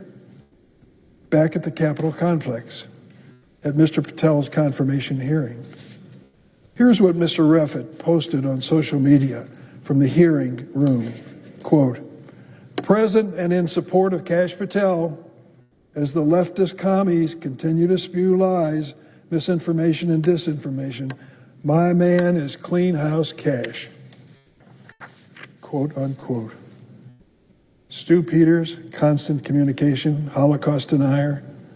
This gentleman, he's become a hero too for his appearance before the committee, and we're all commies for questioning Kash Patel's politics and what it's led to. These are Mr. Patel's allies: Stu Peters, Julian Khater, Guy Reffitt. On the other hand, consider who is warning us about Mr. Patel. Former Trump officials who know him, like Attorney General Bill Barr, CIA Director Haspel, Defense Secretary Mark Esper. What's really funny about this, and you guys have watched enough of my videos where you know this yourself, is how many times have you heard, just since you've been watching my stuff, Dick Durbin say the exact same thing over and over and over about Kash Patel. He said it in the committee hearing. He said it in the Cloture hearing. He's saying it right now again. And I don't understand. This is the part of our government where, it is the best system in the world.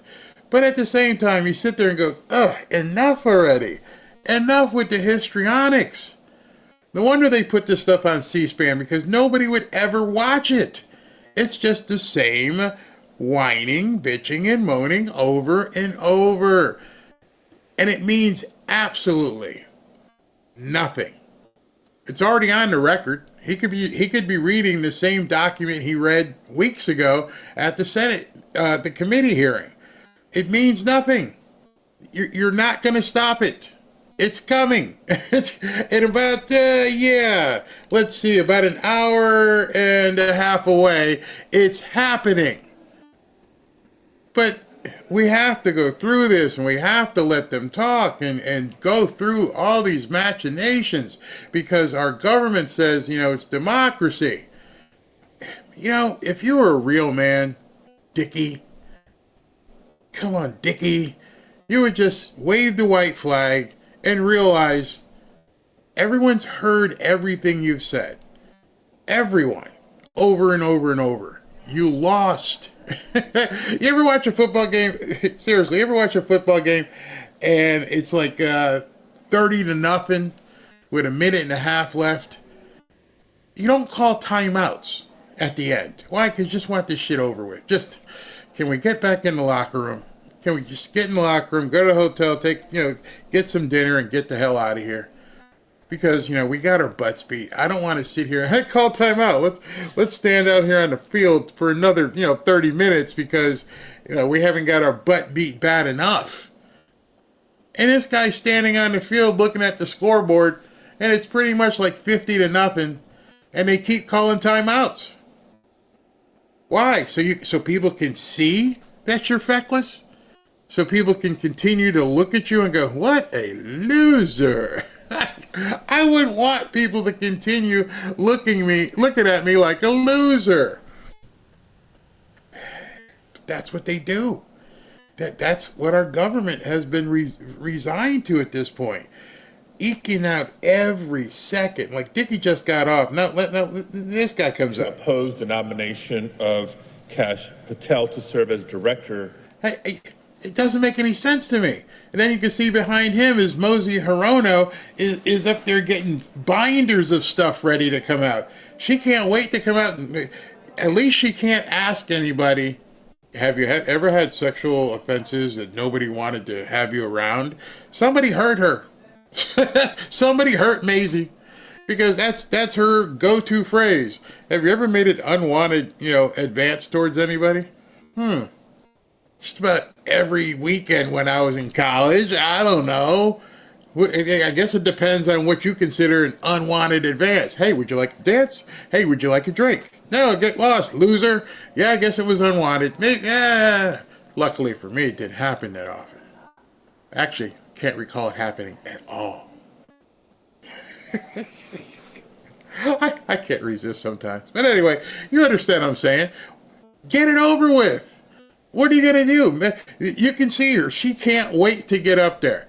This guy's going to spew his venom for about 10 minutes or whatever, and then she's going to get up there and spew her venom for 10 minutes, and it's, as they say, a new word, a fait accompli. It's a done deal. It's over. You got nothing. Nobody cares. You're the losing team. Get your asses off the field, back into the locker room, and go regroup or do whatever you do, or I don't care. But this stuff is absolutely insane. And Barry, just show him and shut up. All right, you want me to show him and shut up? Here, you can have some of this. Republican Party could a nominee this extreme and this unqualified be considered or confirmed to lead the FBI? No party of Reagan would ever support this big a threat to American freedom and our national security. No party of Lincoln could ever support this big a source of division among Americans. And yet, here we are, pretending as if a man who promised to shut down the FBI headquarters on day one and turn it into a museum for the deep state is now fit to lead the FBI. You see, time and again, Kash Patel has shown that his loyalty lies not with the rule of law, but with Donald Trump. Why? Because he knows that Donald Trump is his cash cow. Trump is Kash Patel's ticket to selling more books. It's his calling card to try to book the next podcast interview, and certainly key to landing his next job. Frankly, it's a pattern we've seen from all too many of the nominees that Donald Trump has picked for his second administration. These are people whose sole qualification is allegiance to Trump. This should disqualify any nominee, but it's particularly concerning for a nominee slated to lead the nation's premier law enforcement agency. when it comes to protecting the security of our nation, there is no room between patriotism and patronage. The American people need and deserve a public servant who is 100% committed to the around-the-clock safety of the American people. Unfortunately, through his actions over the course of the last several years, his conduct this past month before the Senate Judiciary Committee. So let me tell you about Mr. Padilla here. Mr. Padilla is as you saw, he's a Democrat politician, senator from California. California that recently had a bunch of, forest fires and people burned down their homes. Well, this morning, or yesterday afternoon rather, Karen Bass gave an interview. You're not going to believe this. I'm going to play it tonight. Where she said that people won't be able to rebuild their houses, wait for it, for 3 to 5 years. I could build a new complex of homes in 3 to 5 years. Actually, I could build a new complex of homes in about 12 months. There's a development right down the street from us where they broke land and they're building 500 houses and they will be done by the end of this year. 500 houses from dirt. It was a farm. They leveled the land, got the permits, did everything, and they're building 500 houses and they will be done by the end of 2025. And she's telling these people who want to build individual homes, just rebuild what was there, it's going to take these people in California 3 to 5 years. She lied to President Trump directly to his face. Oh, they can start building. Oh, they can start. It's a travesty. And this guy from California is going to stand up there and say how Kash Patel is, and Adam Schiff is probably coming up next, is going to come tell people how they should live, and you can't even take care of the people in your own state? 3 to 5 years? 3 to 5, if once more and more people hear it's going to take 3 to 5 years to rebuild in California, y'all are done. It will turn into a red state. You just pissed off a whole bunch of people with a whole lot of clout, a whole lot of rich people, and you're telling them it's going to take 3 to 5 years if you allow them to rebuild in your state. Good luck with that. Him swear in committee that he played no role in the firings. Whistleblowers are coming forward to tell us otherwise. At the very least, this charge is so serious that it warrants further investigation. Colleagues, stretching the truth or potentially outright lying may score on points with President Trump, but as director of the FBI, it will only put American lives at risk. Think about it. To all the Americans who might be watching from home, you wouldn't put an arsonist in charge of a fire department, would you? But with Kash Patel atop the FBI, that's exactly what we'd get. Career law enforcement will continue to be purged. The FBI will be weaponized for political gain, and our communities will be less safe. I want to make one final point to our Republican colleagues. Throughout this body's history, the Senate has had not just the opportunity, but the responsibility to serve as a check on executive overreach. Senators of both parties over history have exercised our constitutional duty to advise and consent to the president's nominations. And in the past, the Senate has rejected extreme nominations. To stay quiet when a nominee so obviously unfit comes before us, that sets a dangerous precedent. Think about the damage you'll not just be doing to the institution of the FBI or to the Senate, but to...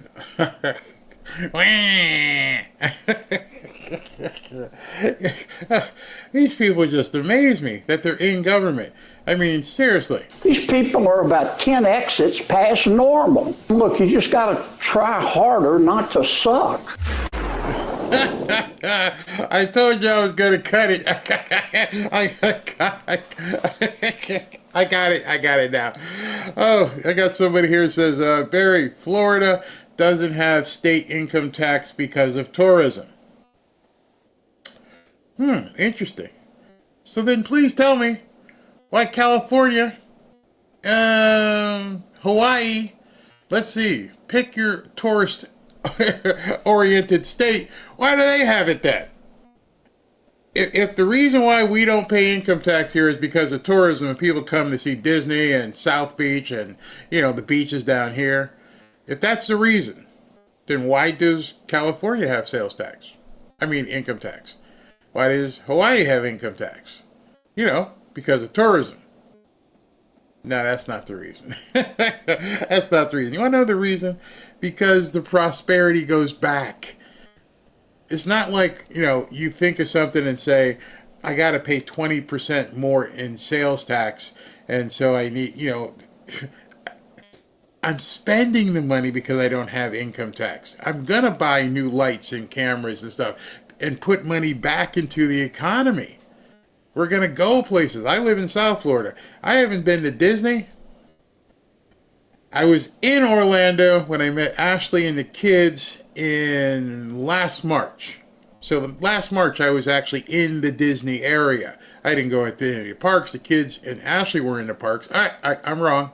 We had dinner in not Pleasure Island, whatever it's called now. We had dinner over there. So yes, I did venture onto Disney property and spend money there. Okay, and I stayed in a hotel in Orlando. Same way people do in California. Much bigger state. Lots of tourism in California. Why do you have income tax then, if that's the reason? I don't know. You can tell me. Padilla is talking absolute lies. Bass is going to get thrown out on her ass, and this Peter is going to prison as well. Disney is too woke. I will never go there. Full disclosure, I used to work at Disney a long time ago, back when Michael Eisner was the CEO, and lots and lots of gays, and the woke didn't come till way after. I minded my business, let them mind their business. Big company, until the company embraced the wokeness. Barry, Florida gas and tolls are much higher. I don't know about you, but I'm in like one of the populous areas down here, and our gas isn't much higher than other places in the country. And our tolls? You don't have to pay tolls, right? I'm just saying. You don't have to pay tolls. You can use an alternative road.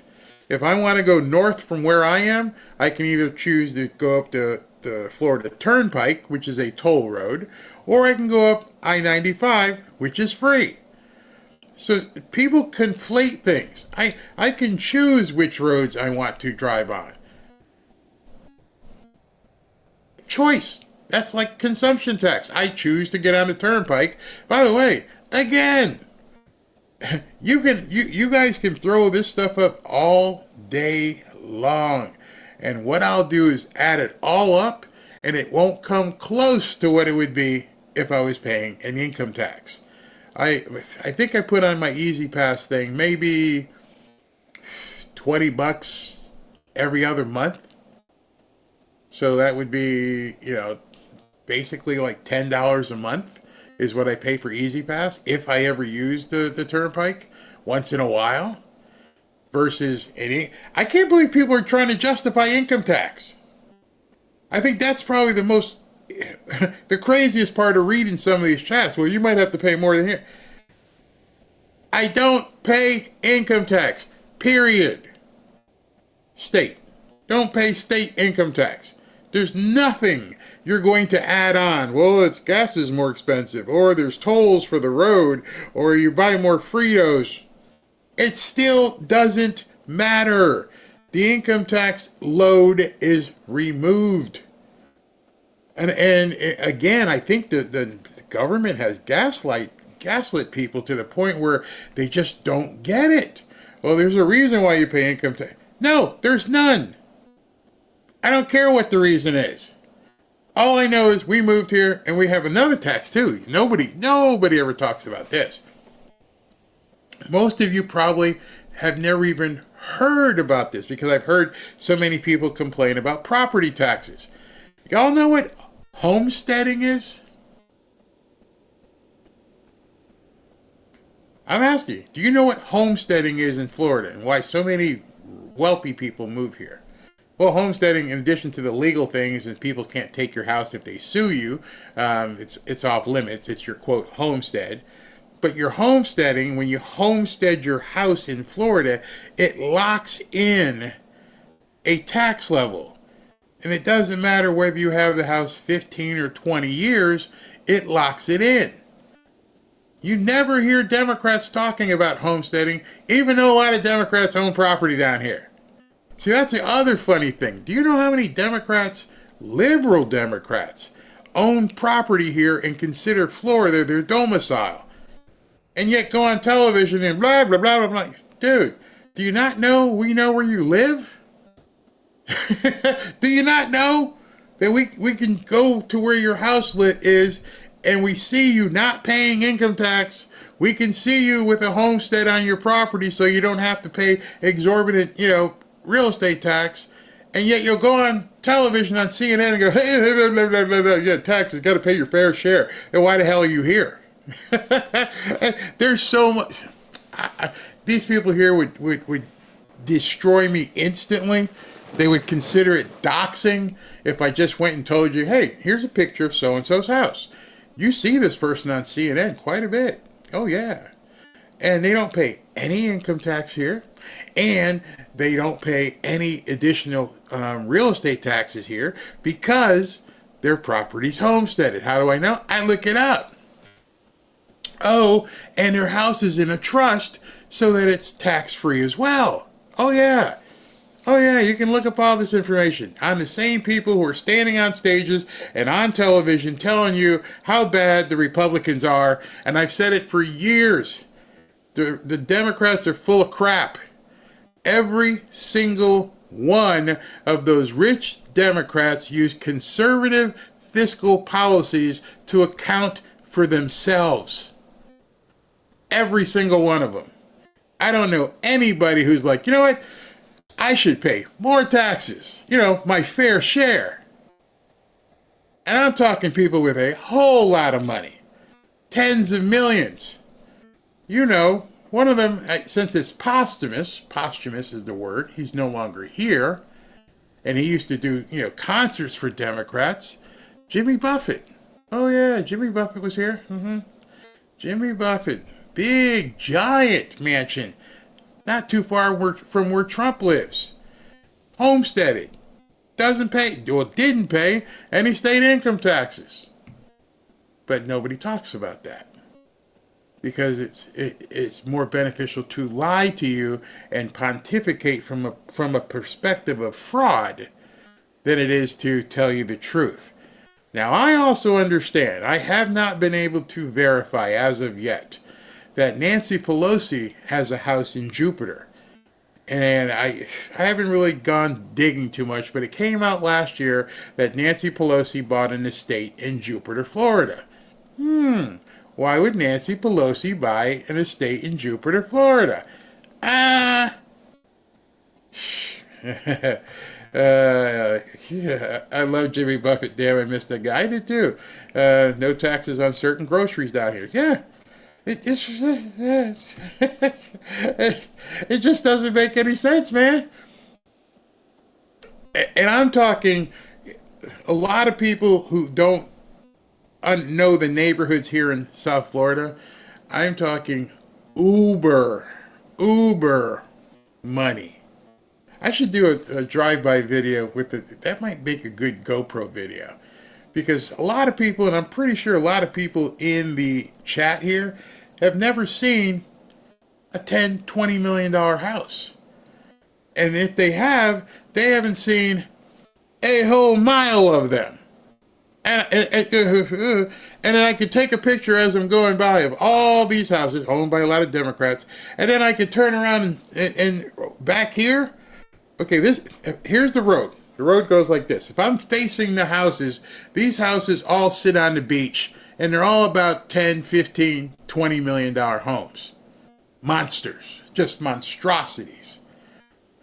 Directly behind me, as I'm standing in the road, I ain't got to walk anywhere. As I'm standing in the road, if I turn around and take a picture, there's probably, a 15 or $20 million yacht right there. Sitting next to the $5 or $6 million captain's house. Oh, yeah, I'm literally... I'm going to do it. I'm going to stand here with the camera. I'm going to take a picture, and I'm just going to pan. I'm not even going to move. I'm just going to pan, and you're going to see right behind me, or I can just sit here and just go, hey, look at that.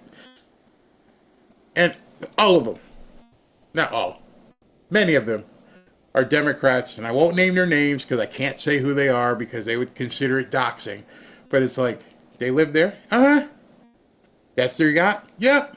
They pay taxes? Nope. They're all full of crap. I'm telling you. I live in an area, Palm Beach, where Trump lives, is about 15, 20 minutes away. And those are like, the real money.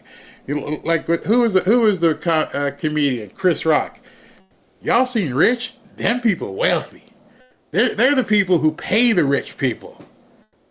I'm talking, the Kennedy compound, where it used to be the Kennedy compound, Trump's property, and Rush Limbaugh's former property, all just like right next to each other. And some prominent Democrats. Just to say. Okay, Barry can move on now. All right, so you want me to move on? I'll move on. Here, have some of this. People out in Minnesota who are going after bank robbers or gangs or drug rings. Because Kash Patel didn't like one investigation of a bunch of mobsters that came into this Capitol and beat up police. And then he said he wanted the list of everyone that was involved in that. I don't think the FBI is a threat to the people like Mr. Patel. I don't think it's utterly corrupt. And I don't think my Republican colleagues believe that either. I think they admire the people that work at the FBI. In fact, under Mr. Wray's leadership, as I noted, the morale of the agents and personnel at the FBI has improved significantly, 3 times as many people, as I noted, applying as agents. These agents deserve a director who will have their back and continue building the morale at the Bureau, not someone who denigrates their service and, as Kash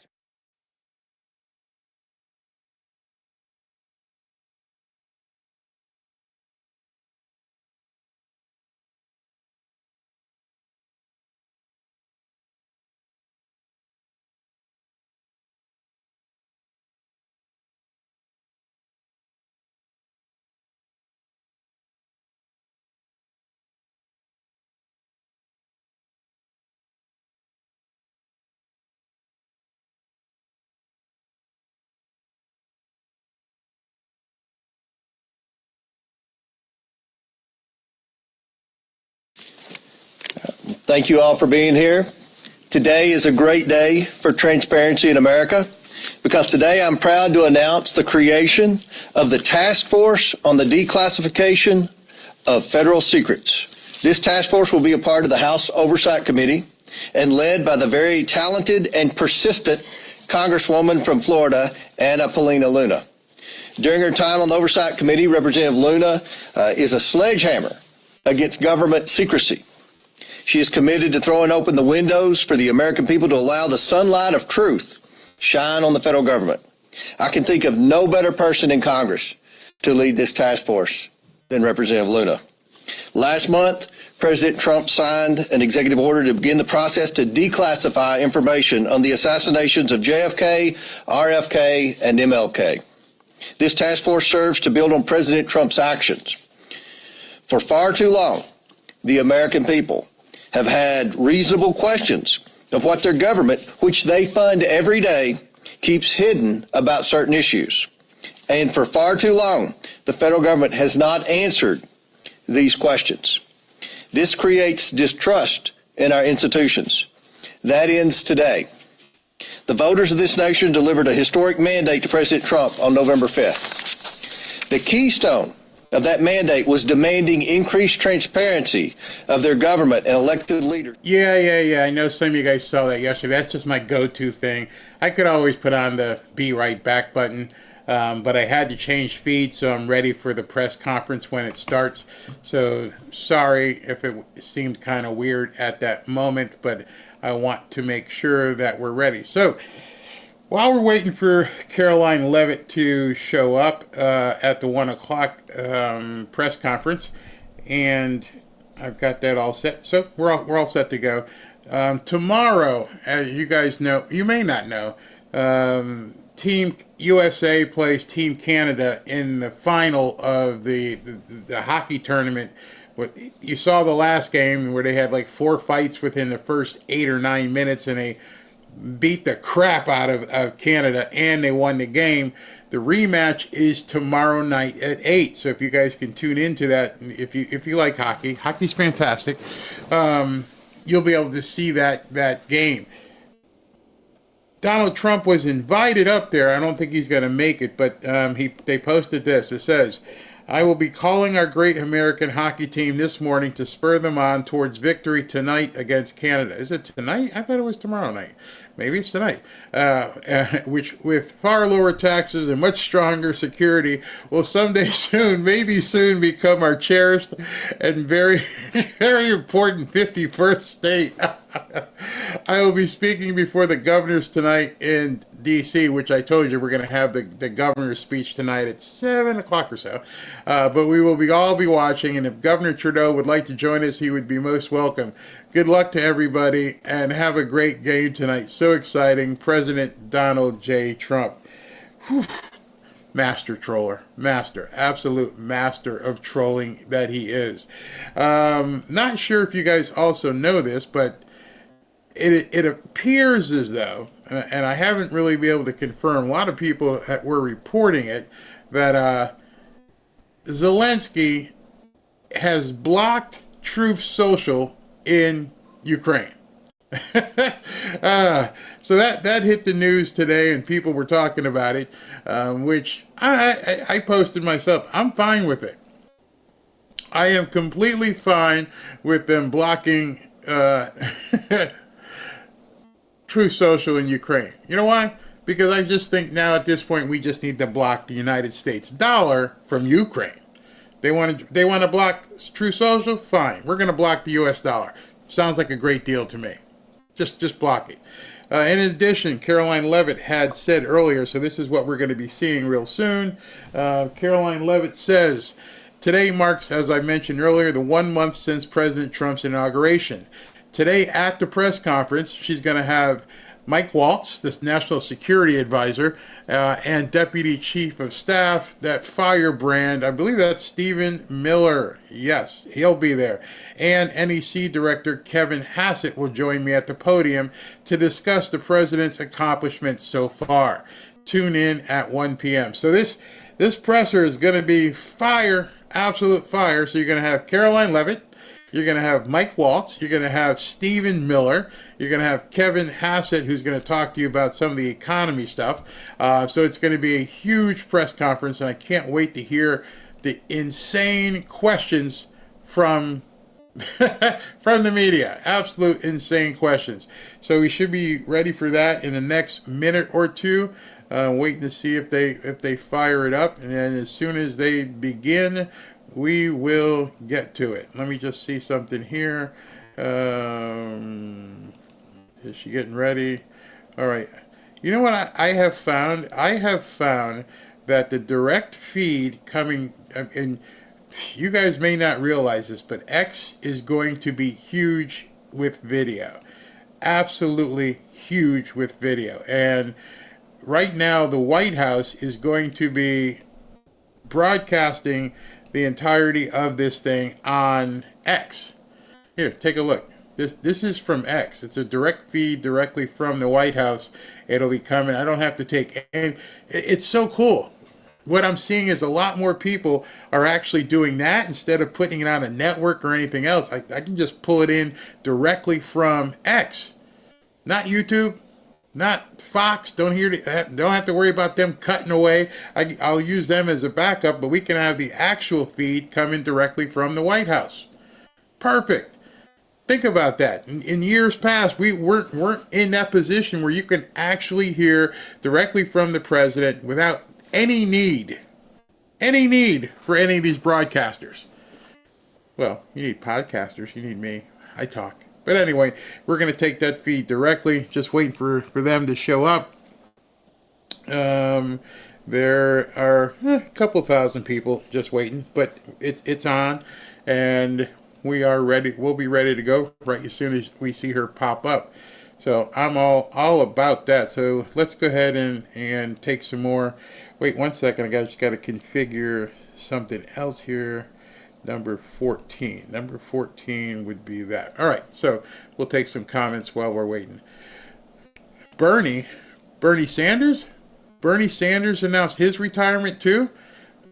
Did he get a pardon? Wait a minute. Did Bernie Sanders announce he's done? Oh my goodness. They're all jumping ship, huh? Good.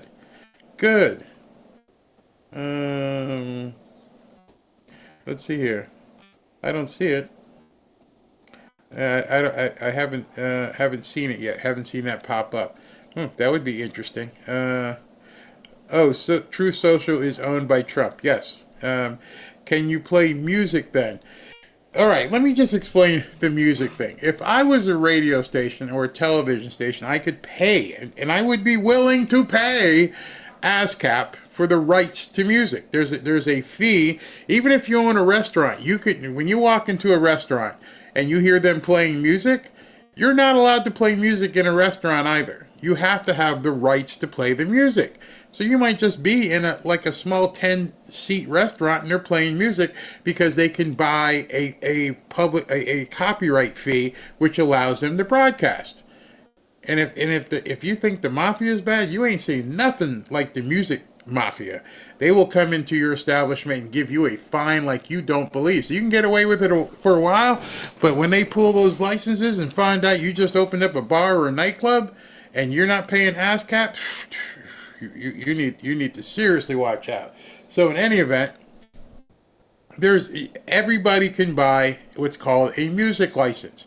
For some reason, which we have not been able to determine, YouTube does not allow a ASCAP license, which is the license in BMI, to allow you to play music freely without being hit with some sort of copyright infringement. They don't allow you. They just don't allow you to do that. And so what ends up happening is if you play music that has a copyright, they can either shut your stream down completely, or they can basically ding you and demonetize you and do certain things that make it really bad for your channel. So then people say, well, I hear RSBN, or I hear this person or that person, they play the music. Well, just like you buying Doritos and paying the extra sales tax, that is a personal choice. What that is saying is they are allowing whatever penalty that YouTube wants to associate with that channel to happen. They're saying, we're good with the penalty, we're fine, we're going to play the music anyway. That's their choice. That's a business decision somebody can make. I don't want the dings. I don't have 5 million subscribers. I don't have that. I think Benny's got 3 million subscribers. I got 340 something. I'm still growing. So at this point, I have to color between the lines. That's what it is. So how, I think I just showed you that.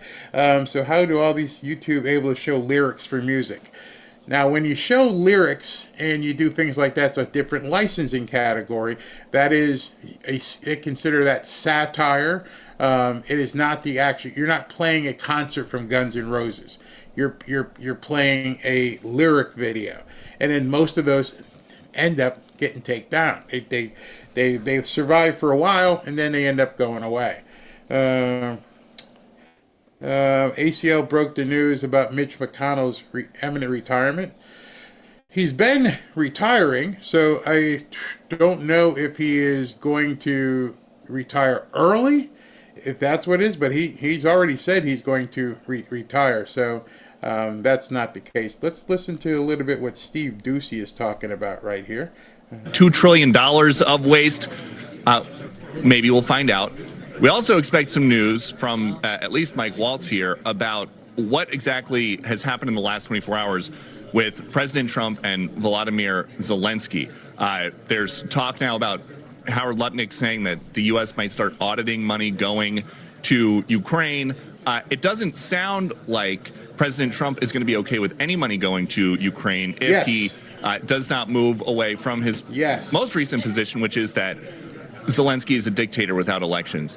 They just did an overhead for a 2-minute warning, so don't take my word for it. They will all be here soon. Sandra. Peter, and the one thing, all too, right, so is we that got the, room... we got the two-minute warning, which means they tell everybody that we're about to go live in 2 minutes. So we shall have that as soon as it begins. I'll probably start with the Fox feed because it's usually pretty clear. And if anything happens with the Fox feed, I'll jump directly to the White House feed. But either way, we've got the backup.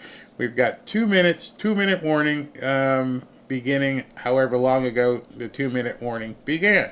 So we'll turn it. MAGA is winning. Yes, MAGA is indeed winning. I love Ducey. I do too. He's pretty cool. Can't believe what's going on with Jennifer Griffith right now. Man, she has. I didn't know she was that much of a traitor. She's really bad. She's really bad, and Pete Hegseth is spanking that. Sounds like they're making their own term limits, fear limits. Wow, you're gonna make my head swell. Barry, you're so terrific, extremely intelligent, likable, humorous, fun, all-around great guy. You rock. May I ask you a favor? Please cut out the profanity. It's just emphasis. What words am I allowed to say? That would be easier. Can I not say the A word? Can I not say the SH word? I don't say like really bad words, but you don't want me to have any. All right, I'll try. I'll have to, you know what, do this. I'll start a digital tip jar. And anytime I say a bad word, the digital tip jar will mean I have to give out another hoodie right then and there. So if and I say it, you guys call me out on it. Barry, gonna give a hoodie out today. Okay. I better print up some t-shirts. And that way, depending on how many times I end up saying the bad word, I won't have to give away too many things. Your channel, your show. I don't want people to be offended, you know? I don't even know which profanity it is that's bothering people, because I don't swear. I don't say the F word. In fact, somebody emailed me and told me it was bad for me to say friggin' or effing. And I'm like, I'm not saying the word. I'm using a euphemism. Well, the thought police tell me you're thinking the F word, so you shouldn't say effing. I'm like, that's kind of stretching it. If I say frickin', I'm not saying a bad word. I'm using another word to fill in. But they don't even want me to say that. I actually got an email. Hey, if you say that, if you pretend you're saying it, it's the same as saying it. So we're living our own brand of the Minority Report here, because people are like, I thought crime. You were thinking the bad word. You just didn't say it. We heard you. You were this close. Whew. All right, people, here we go. Everybody, I brought some heavy hitters in here with me today. Today marks 1 month of President Trump's return to the Oval Office, and there is no denying this administration is off to a historic start. The president has already signed 73 executive orders.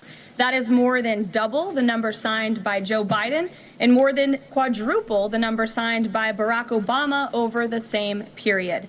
These executive orders have ended burdensome regulations, sealed the border, unleashed our domestic energy sector, eliminated divisive DEI from our federal government, stopped the weaponization of government, cut waste, fraud, and abuse, reinstituted America First trade and foreign policies, and let me know if the volume is okay, because I can't tell what the volume. I have a headset, so tell me if the volume is okay in the chat, okay? Please do that. Or charged with theft or violence. As of today, the Senate has already confirmed 18 cabinet-level nominees, which is more than at this point under the Obama administration in 2009, and more than double the pace of the Biden administration in 2021. And today, we expect Kash Patel to be confirmed as the next director of the FBI. We are proud to announce that the president will host his first official cabinet meeting here at the White House next Wednesday, February 26th. In just 4 weeks, President Trump has already hosted the leaders of Israel, Japan, Jordan, and India. And next Monday, the president will host France's President Emmanuel Macron.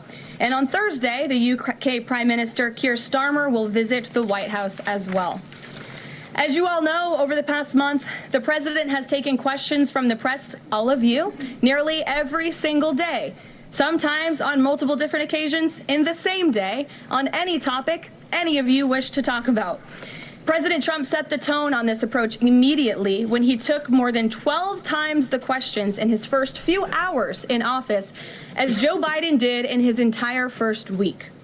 Yesterday, we hosted a local media row here at the White House with television and radio stations from across the country that reached up to 60 million viewers and listeners. In our ongoing pursuit of transparency on this one-month celebration, I am thrilled to bring 3 of my colleagues and our policy experts here at the White House to further recap this incredible first month of accomplishments in greater detail. We have Deputy Chief of Staff for Policy and Homeland Security Advisor Stephen Miller, the Director of the National Economic Council, Kevin Hassett, and our National Security Advisor, Mike Waltz. I will hand it over to them. They will deliver brief remarks on the accomplishments of this administration in the first month, and then we will open it up to Q&A. When we open up the Q&A portion, I do ask, for the sake of efficiency in this room, that you direct your question to the principal you seek an answer from, and I will call on you in this room. But first, I will let them roll through their remarks, and first up, I'll turn it over to Stephen Miller. Thank you. It's great to be back. And I want to just thank you all for joining today, our one-month celebration of the most historic opening to a presidency in American history. No president comes close to what Donald Trump has achieved over just the last 30 days. He has packed 8 years of transformative action, restoring this nation, restoring our laws, restoring fairness, restoring economic opportunity, restoring national security in just 1 month. No one in this country has ever seen anything like it. And when you look at the consequentiality and the significance and the transformative nature of the actions he's taking, it truly defies description. For example, in just one area, this nation has been plagued and crippled by illegal discrimination, diversity, equity, and inclusion policies. It's strangled our economy. It has undermined public safety. It has made every aspect of life more difficult, more painful, and less safe. He has ended all DEI across the federal government. He has terminated all federal workers involved in promulgating these unlawful policies. He has ended diversity, equity, and inclusion in all federal contracting. He has restored merit as the cornerstone of all federal policy, restored the full, fair, impartial enforcement of our federal civil rights laws for the first time in generations. And he has cracked down on individuals across this government and nonprofits who have engaged in illegal racial discrimination against the American people. This includes making clear to every educational institution in this country that ending diversity, equity, and inclusion, ending unlawful race discrimination is a precondition of receiving federal funds. He has also saved women's sports by ending the participation of men in women's sports. He has ended radical gender ideology across the entire federal government, and he's pressured the private sector to also end and combat radical gender ideology. He's reestablished the scientific and biological truth that there are only 2 sexes in this country, male and female, that those are biologically based determinations. They are not based and can never be based on gender identity. That includes rooting out of the Department of Defense all DEI policies, all critical race theory, all gender madness, and once again having a military that is focused solely and exclusively on readiness, preparedness, and lethality. As I'm sure Kevin will talk about more, of course, he has undertaken a historic cost-cutting effort across the federal government, launching the first ever Department of Government Efficiency, uncovering corruption on a scale that we never thought imaginable, terminating every single federal worker that we have found to be engaged in the corruption and theft and the waste of taxpayer dollars, and already saving $50 billion in a single year, which over a 10-year period would be $500 billion. Just think about how vast and enormous that sum is. Of course, as you all know, he has renamed the Gulf of Mexico to its correct and proper name, the Gulf of America. He has renamed Mount Denali into Mount McKinley, part of a historic effort to restore patriotism and national pride all across this land. He has ended the weaponization of the federal government, restored the Department of Justice to its true mission of combating threats to this nation and keeping the American people safe. He has ended all federal censorship of free speech. This has been one of the greatest crises that has plagued this nation. Years and years and years of the federal government violating the First Amendment to take away Americans' right of free speech. President Trump has ended that, and he has demanded that all federal workers, all law enforcement, cease any effort to intimidate the rights of Americans or to police their speech. He has also restored the death penalty at the Department of Justice, including for illegal aliens who commit murder, including for those who murder cops, and including for all of those who threaten Americans with heinous acts of violence. The death penalty is back. Law and order is back. The streets are being made safe once again. On the public health front, he has launched the nation's first ever commission, the MAHA Commission, Make America Healthy Again, following the historic confirmation of RFK Jr., to finally uncover the true root causes of the public health crisis in this country, the childhood disease epidemic in this country, the spiraling rates of pediatric cancer, and devastating childhood sickness. He has finally created a situation where the federal health agencies in this country will be focused on preventing disease, on keeping children from getting sick in the first place, not sentencing them to a lifetime in and out of hospitals, suffering needlessly, when we can find ways to prevent this epidemic of illness. Then, of course, on Homeland Security. Today, it is officially the law of the land, at the conclusion of the congressional notification process, that 6 Mexican cartels and 2 transnational gangs, Tren de Aragua, or TDA, and MS-13, so 8 organizations in total, are now formally designated as foreign terrorist organizations, which means that every single member of those organizations who operates on U.S. soil is now, as a legal matter, a terrorist, and they will be treated as terrorists. This is a sea change in U.S. policy, and this means the Department of Justice and the Department of Homeland Security, along with the rest of U.S. law enforcement and the Department of Defense, are now operating in a legal reality where these cartels are recognized as terrorists. And there will be a whole of government effort to remove these terrorists from our soil and to degrade their ability to threaten or undermine any American security or sovereignty interests. Border crossings, since the day he took office, are down 95%. I think it's almost impossible to even describe the scale and scope of that achievement. President Trump, within days of taking office, cut border crossings 95%. And those few who have dared to cross are being either prosecuted or deported. They're either facing significant jail time for trafficking, smuggling, harboring, aiding, impeding, or they're being immediately removed from our soil. Either way, at the end of the process, they are going home. He's re-implemented Remain in Mexico, and he has obtained historic cooperation from foreign countries all around the world in accepting their deportees back. And he has used the United States military to fully seal the southern border with a historic deployment of both active duty and National Guard troops, resumed the building of infrastructure. He has opened up Guantanamo Bay, and he's using military aircraft to carry out deportations all across this country.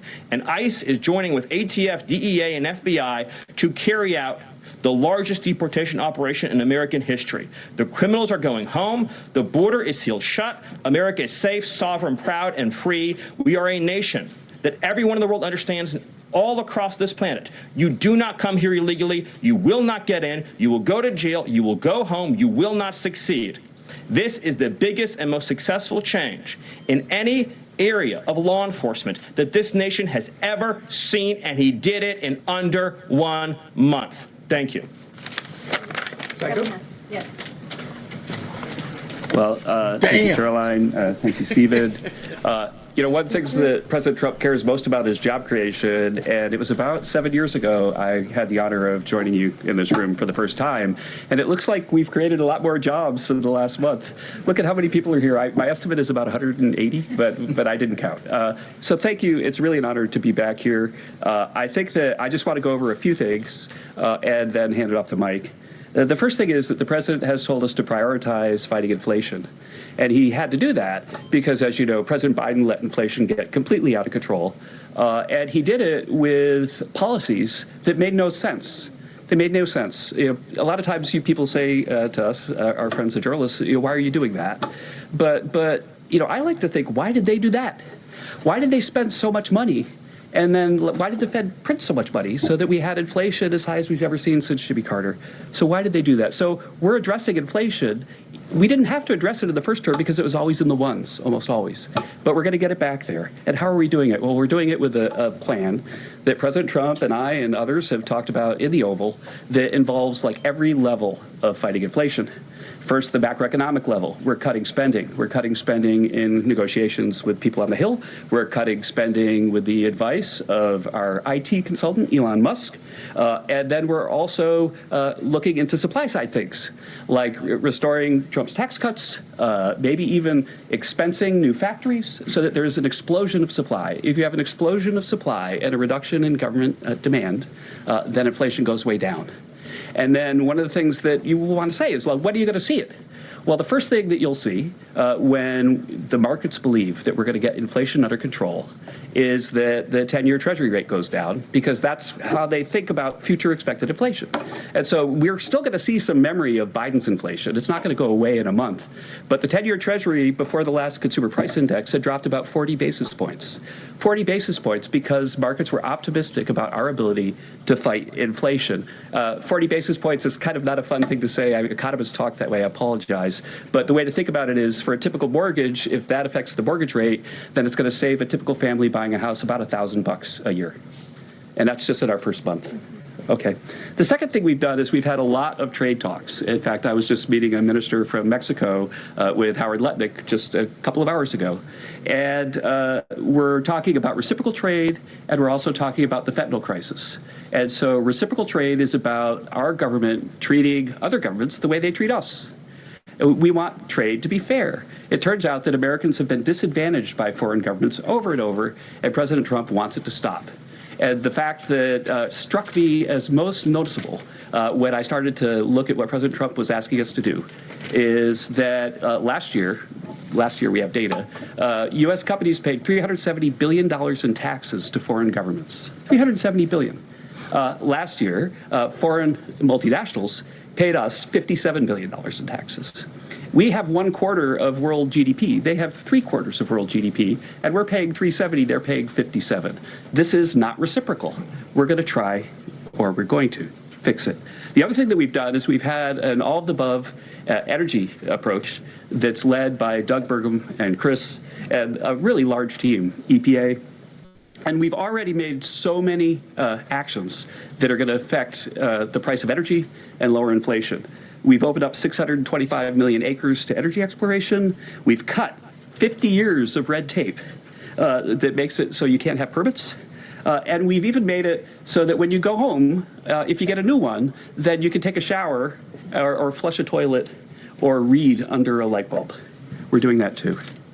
So finally, let's just think about like the facts that we can see right now that we think are awesome. So guess what? Small business optimism has gone up by the most ever since President Trump came in. ISM, which is the measure of what's going on in manufacturing, it's expanding again for the first time in years. CEO confidence is the highest it's been in years. And the reason people are thinking this is that our policies give people cause for optimism. And then I want to reiterate what Stephen Miller said, because it's so important, and it's so important for financial markets to start to digest this, that if, say, the Treasury Secretary or any cabinet secretary with Elon Musk is able to find some savings, say $100 billion, well, in CBO land, that's actually like about 10 times that, or maybe 12 times that over a 10-year window. And so when you're thinking about the negotiations right now over reconciliation and thinking about, well, 4 trillion, 5 trillion, well, those numbers in terms of the savings are going to end up being small because of all the waste that we're finding. And so we're incredibly optimistic about the future of inflation and the future of our economy. And we're optimistic because we're making so much progress so far, and we already see it in market prices. And with that, I'll hand it off to Mike. All right. Thanks, Kevin. Well, good afternoon. What a month, and what a sea change in our foreign policy. In addition to what we're doing on the border and restoring American sovereignty, in addition to what we're doing in our economy and the job creation and the inflation reduction, we are bringing the world back to where it was at the end of President Trump's first term, which is a world of peace, prosperity, and looking forward and getting us out of the chaos that we've just seen over the last 4 years. So over the last month, just to name a few, I had the honor of sitting in the Oval Office as President Trump spoke with President Putin, and then immediately spoke with President Zelensky, and both of them said only President Trump could bring both sides to the table, and only President Trump could stop the horrific fighting that has been going on now for the better part of 4 years, and that only President Trump could drive the world back to peace. Both of those leaders said that in back-to-back calls. And of course, we just had our historic talks mediated by our good friends and partners, Saudi Arabia. We give great thanks to Crown Prince Mohammed bin Salman for hosting, and sat down for the first time in years with the Russians and talked about a path forward with peace. On top of that, and one of the things that led to that was a tremendous confidence building measure that we had with the release of Mark Fogel. I'll remind everyone, the last time that we had an American released from the Russians, either we gave up a deadly spy, pressured our allies to give up a lethal killer, or we released, under the Biden administration, the world's most notorious arms dealer, Victor Bout, who, by the way, had one of his main clients for arms, the cartels in Mexico and Central America. We gave up none of that. This was released as a confidence-building measure, working with our great Middle East envoy, Steve Witkoff, and our Secretary of State as a first step towards opening these talks and then moving forward towards peace. On top of that, we've secured, just in a month, the return of 12 American hostages from Russia, from Bulgaria, from Venezuela, the Taliban, and Hamas. Excuse me, that's from Belarus, not Bulgaria. We also had,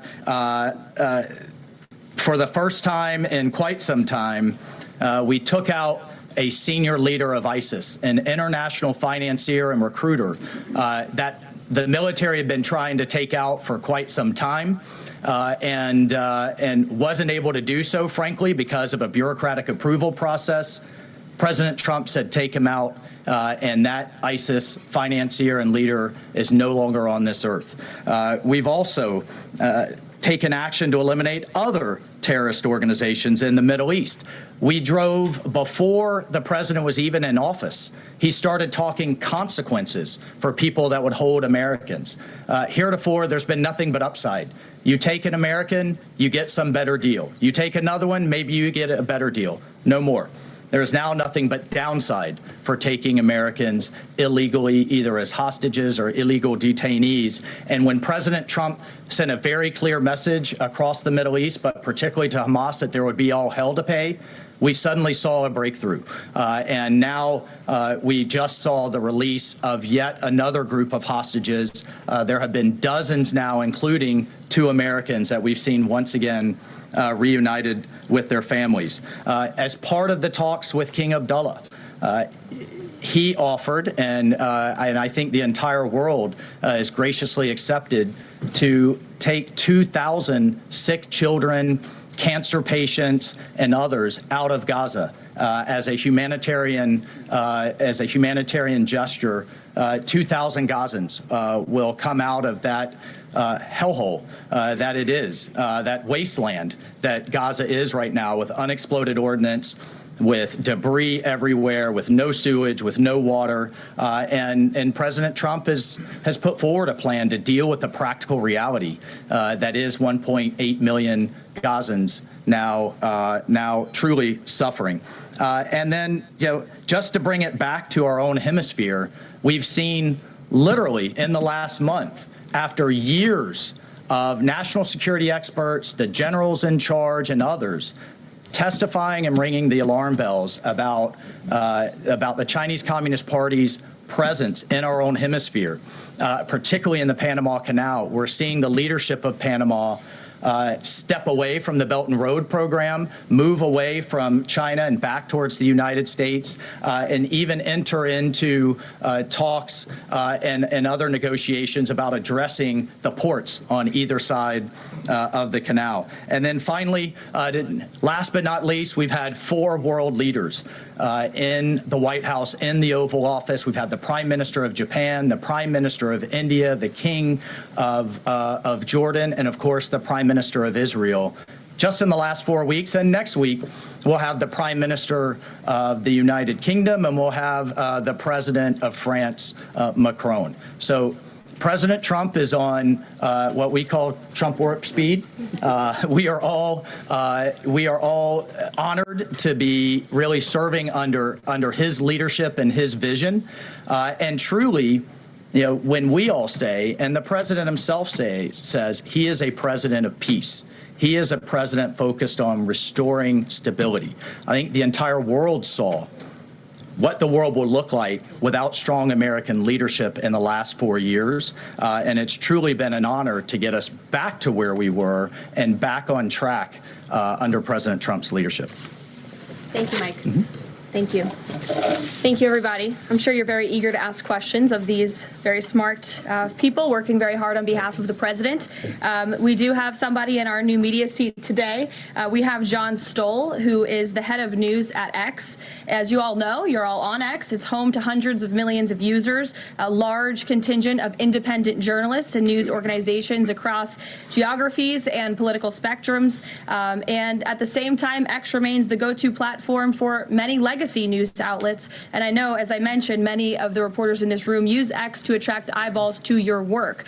Prior to joining X, John spent 2 decades in journalism, including several years as an editor at the Wall Street Journal. We are excited to have him in the briefing room today. John, we'll let you kick it off. And as I said at the top, please direct your question to the individual up here who you'd like an answer from. John, why don't you begin? All right, thank you very much. I am sitting in for a thriving ecosystem of journalists, independent and emerging news organizations who do depend on X for publicity, for a business model. And so I look forward to seeing many of them in this seat in months and years to come. I also thank you, Caroline, for opening this seat up to new media. It really is a testament not only to your open-mindedness, but also to innovation, that you'd actually think about, folks that are not traditionally credentialed to be in this room, and not only have a question, but also to witness. This is a very important intersection of power and the free press. And so just the ability to witness this and be part of it brings everybody's game up. So thank you for that. I think this is for Mike Waltz. My question is about Ukraine. Sure. For about more than 10 years, I've been fascinated, like many, with what's going on. Was in Northern Europe, working out of the Baltics when Crimea was annexed. and was a lot of this came on Twitter. The platform used to be known as Twitter. Was a lot of European leaders would talk about their disappointment and solidarity with Ukraine, but when it came to actually doing something, it felt like they were passing a hot potato and sent it over the Atlantic. I wonder how much of what we're seeing right now out of the administration of President Trump is a call to Europe and the European leaders and the allies that we've traditionally had to pick up that hot potato and start doing something a little bit more concrete to win and preserve the peace in Ukraine.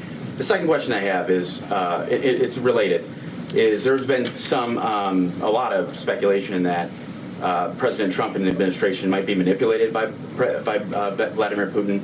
I wonder if you can just talk a little bit about the administration's posture and your confidence in the competence of this administration to go toe-to-toe with Vladimir Putin. Well, if there's I'll take the second question first. If there's anybody in this world that can go toe-to-toe with Putin, that could go toe-to-toe with Xi, that could go toe-to-toe with Kim Jong-un, and we could keep going down the list, it's Donald J. Trump. He is the deal maker in chief. There is no question that he is the commander in chief. And I, for one, and I think all Americans and around the world should have no doubt about his ability to not only handle Putin, but to handle the complexity of driving this war to an end.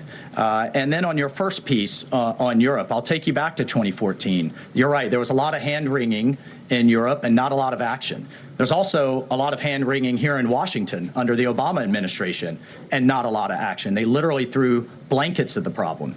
And so I'll remind everyone that Putin had some type of conflict, invasion, or issue with their neighbor under President Bush with Georgia, under President Obama with Ukraine 2014, not under President Trump 45, and again with President Biden in 2022. The war should have been deterred. The war should have never happened, and I have no doubt it would not have happened under President Trump and will stop under President Trump again. But I just want to push back on this notion of our European allies not being consulted as we've entered into this process. I already mentioned the immediate phone call President Trump made to President Zelensky. He has talked to President Macron of France repeatedly last week. President Macron convened European leaders and then is coming here on Monday. Prime Minister Starmer is coming next Thursday. I've talked to every one of my national security advisor counterparts across the spectrum in Europe. I've talked to Secretary General Rutte, the leader of NATO, the Secretary General of NATO. We have repeatedly, by the way, we had half our cabinet, 7 cabinet officials, including the vice president, at the Munich Security Conference, all engaging, all listening, and all making sure our allies are heard. However, we've also made it clear for years, decades even, that it is unacceptable that the United States and the United States taxpayer continues to bear the burden, not only of the cost of the war in Ukraine, but of the defense of Europe. We fully support our NATO allies. We fully support the Article 5 commitment. But it's time for our European allies to step up. And one of the things that Secretary General Rutte said on our call was, this last couple of weeks have been a real wake-up call. And I asked him, what have you been missing the last couple of years? The fact that we are going to enter into a NATO summit this June with a third of our NATO allies still not meeting the 2% minimum, a commitment they made a decade ago, literally a decade ago, with a war on their doorstep, the largest war that they're all extremely concerned about, but yet it's, well, somebody else needs to pay. We've got other domestic priorities. It's unacceptable. President Trump's made that clear. And the minimum needs to be met. We need to be at 100% in this June at the NATO summit. And then let's talk about exceeding it, which is what President Trump has been talking about with 5% of GDP. Europe needs to step up for their own defense as a partner, and we can be friends and allies and have those tough conversations. Great. Peter. Thank you, Caroline. I have a Ukraine one and a Doge one. Who can talk Doge? Stephen. All of us. Well, so Stephen, we're hearing about these Doge dividend checks that would be 20% back to taxpayers, 20% to pay down the debt. 60% is left. Who gets that? Well, the way that it works is when you achieve savings, you can either return it to taxpayers, you can return it to our debtors, or it can be cycled into next year's budget, and then it just lowers the overall baseline for next year. So in other words, you can just transfer it into the next fiscal window and then lower the overall spending level. And that means that you can achieve a permanent savings that way, and that reduces the deficit. And when is it that people might see those checks? Well, this is all going to be worked on through the reconciliation process with Congress that's going underway right now. As you've seen, the Senate's moving a bill, the House is moving a bill. The president has great confidence in both chambers to deliver on his priorities. I would just take this opportunity to note that President Trump has made a historic commitment to the working class of this country to fight for major tax relief and major price relief. And cutting spending, as Doge is doing, and cutting taxes is the key to delivering on both of those promises, and President Trump is resolutely committed to doing both. Thank you. And on Ukraine, I guess this is for Mike. Sure. After the president's post on Truth Social yesterday, need to know, who does he think is more responsible for the Russian invasion of Ukraine, Putin or Zelensky? Well, look, his goal, Peter, is to bring this war to an end, period. And there has been ongoing fighting on both sides. It is World War I style trench warfare. His frustration with President Zelensky is that you've heard is multifold. One, there needs to be a deep appreciation for what the American people, what the American taxpayer, what President Trump did in his first term, and what we've done since. So some of the rhetoric coming out of Kyiv, frankly, and insults to President Trump were unacceptable, number one. Number two, our own Secretary of Treasury personally made the trip to offer the Ukrainians what can only be described as a historic opportunity. That is for America to co-invest with Ukraine in their minerals, in their resources, to truly grow the pie. So case in point, there's a foundry that processes aluminum in Ukraine. It's been damaged. It's not at its current capacity. If that is restored, it would account for America's entire imports of aluminum for an entire year. That one foundry. There are tremendous resources there. Not only is that long-term security for Ukraine, not only do we help them grow the pie with investments, but we do have an obligation to the American taxpayer in helping them recoup the hundreds of billions that have occurred. So, rather than enter into some constructive conversations about what that deal should be going forward, we got a lot of rhetoric in the media that was incredibly unfortunate. And I could just tell you, Peter, as a veteran, as somebody who's been in combat, this war is horrific. And I think we've lost sight of that, of the literally thousands of people that are dying a day, families that are going without the next generation. And I find it kind of frankly ridiculous. So many people in Washington that were just demanding, pounding the table for a ceasefire in Gaza are suddenly aghast that the president would demand one and both sides come to the table when it comes to Ukraine, a war that has been arguably far greater in scope and scale and far more dangerous in terms of global escalation to U.S. security. And I do have one for Caroline. Does President Trump have a bet with Trudeau about this USA-Canada hockey game tonight? And when there is a big hockey game on, is the president watching for the goals or for the fights? Probably both. I think he's watching for the United States to win tonight. I know he talked to the USA hockey team this morning. He talked to the players after their morning practice around 10 o'clock. And I also spoke to some folks from that team after. They were jubilant over President Trump's comments to the team. I believe they're going to put out a video of that call. So he looks forward to watching the game tonight, and we look forward to the United States beating our soon-to-be 51st state, Canada. Bloomberg, go ahead. My question is for Mike Waltz. Can you give us a readout of Kellogg's meeting? So we're going to take a quick break here from all of this. We've got a couple of bills to pay, but we're going to be... So that's what I was afraid of Fox doing, but I have a backup for it, so let's get going.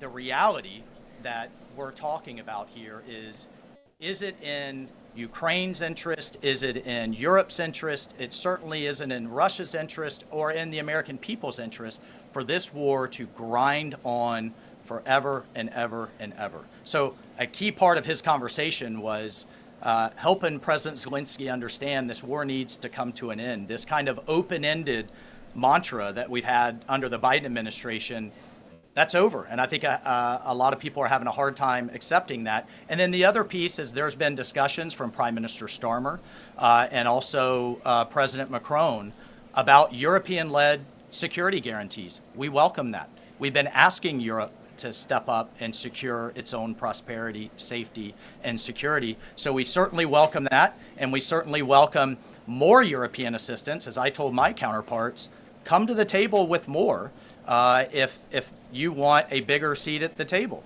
And we've been asking for that for quite some time. And has Russia pushed for sanctions in your talks with them? And have you consulted with international partners and allies about potentially rolling back sanctions in these negotiations to end the war? The talks with our Russian counterparts, both with my counterpart, the National Security Advisor, Secretary Rubio's counterpart, the Foreign Minister Lavrov, it really was quite broad, focused on what is the goals for our broader relationship, but very clear that the fighting has to stop to get to any of those brighter goals. And as a first step, we're just going to do some common sense things like restore the ability of both of our embassies to function.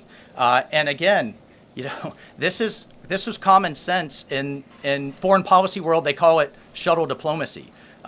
We have to talk to both sides in order to get to both sides to the table, and both sides have said only President Trump could do that. Deanna. Thank you. And my question is for Mike Waltz. All right. Sorry. The president has called Zelensky a dictator. Does he view Putin as a dictator? And does he want Zelensky out of power? I know he's called for elections. And then thirdly, the head of the Defense Committee in Ukraine's parliament just has claimed that the U.S. has stopped selling weapons to Ukraine. Is that true?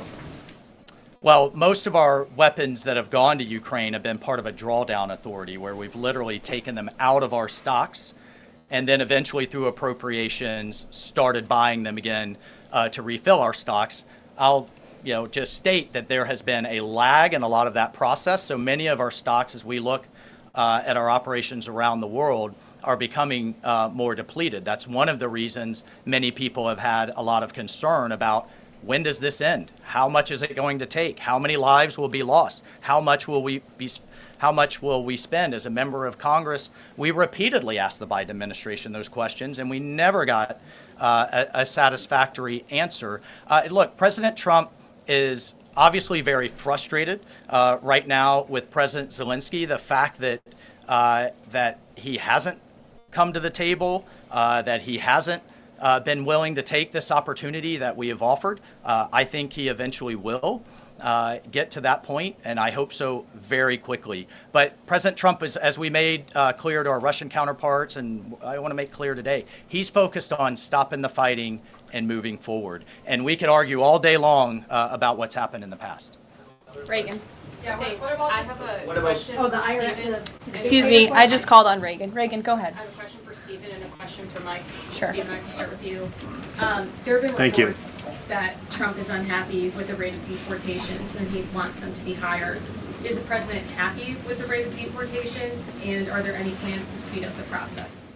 Well, first of all, we all appreciate the encouragement from the media to deport as many illegal aliens as humanly possible. So thank you, and I will promise you that the full might of the Department of Homeland Security, the Department of Justice, the Department of Defense, and every element and instrument of national power will be used to remove, with speed, all criminal illegals from the soil of the United States of America, to enforce final removal orders, and to ensure that this country is for American citizens and those who legally belong in this country.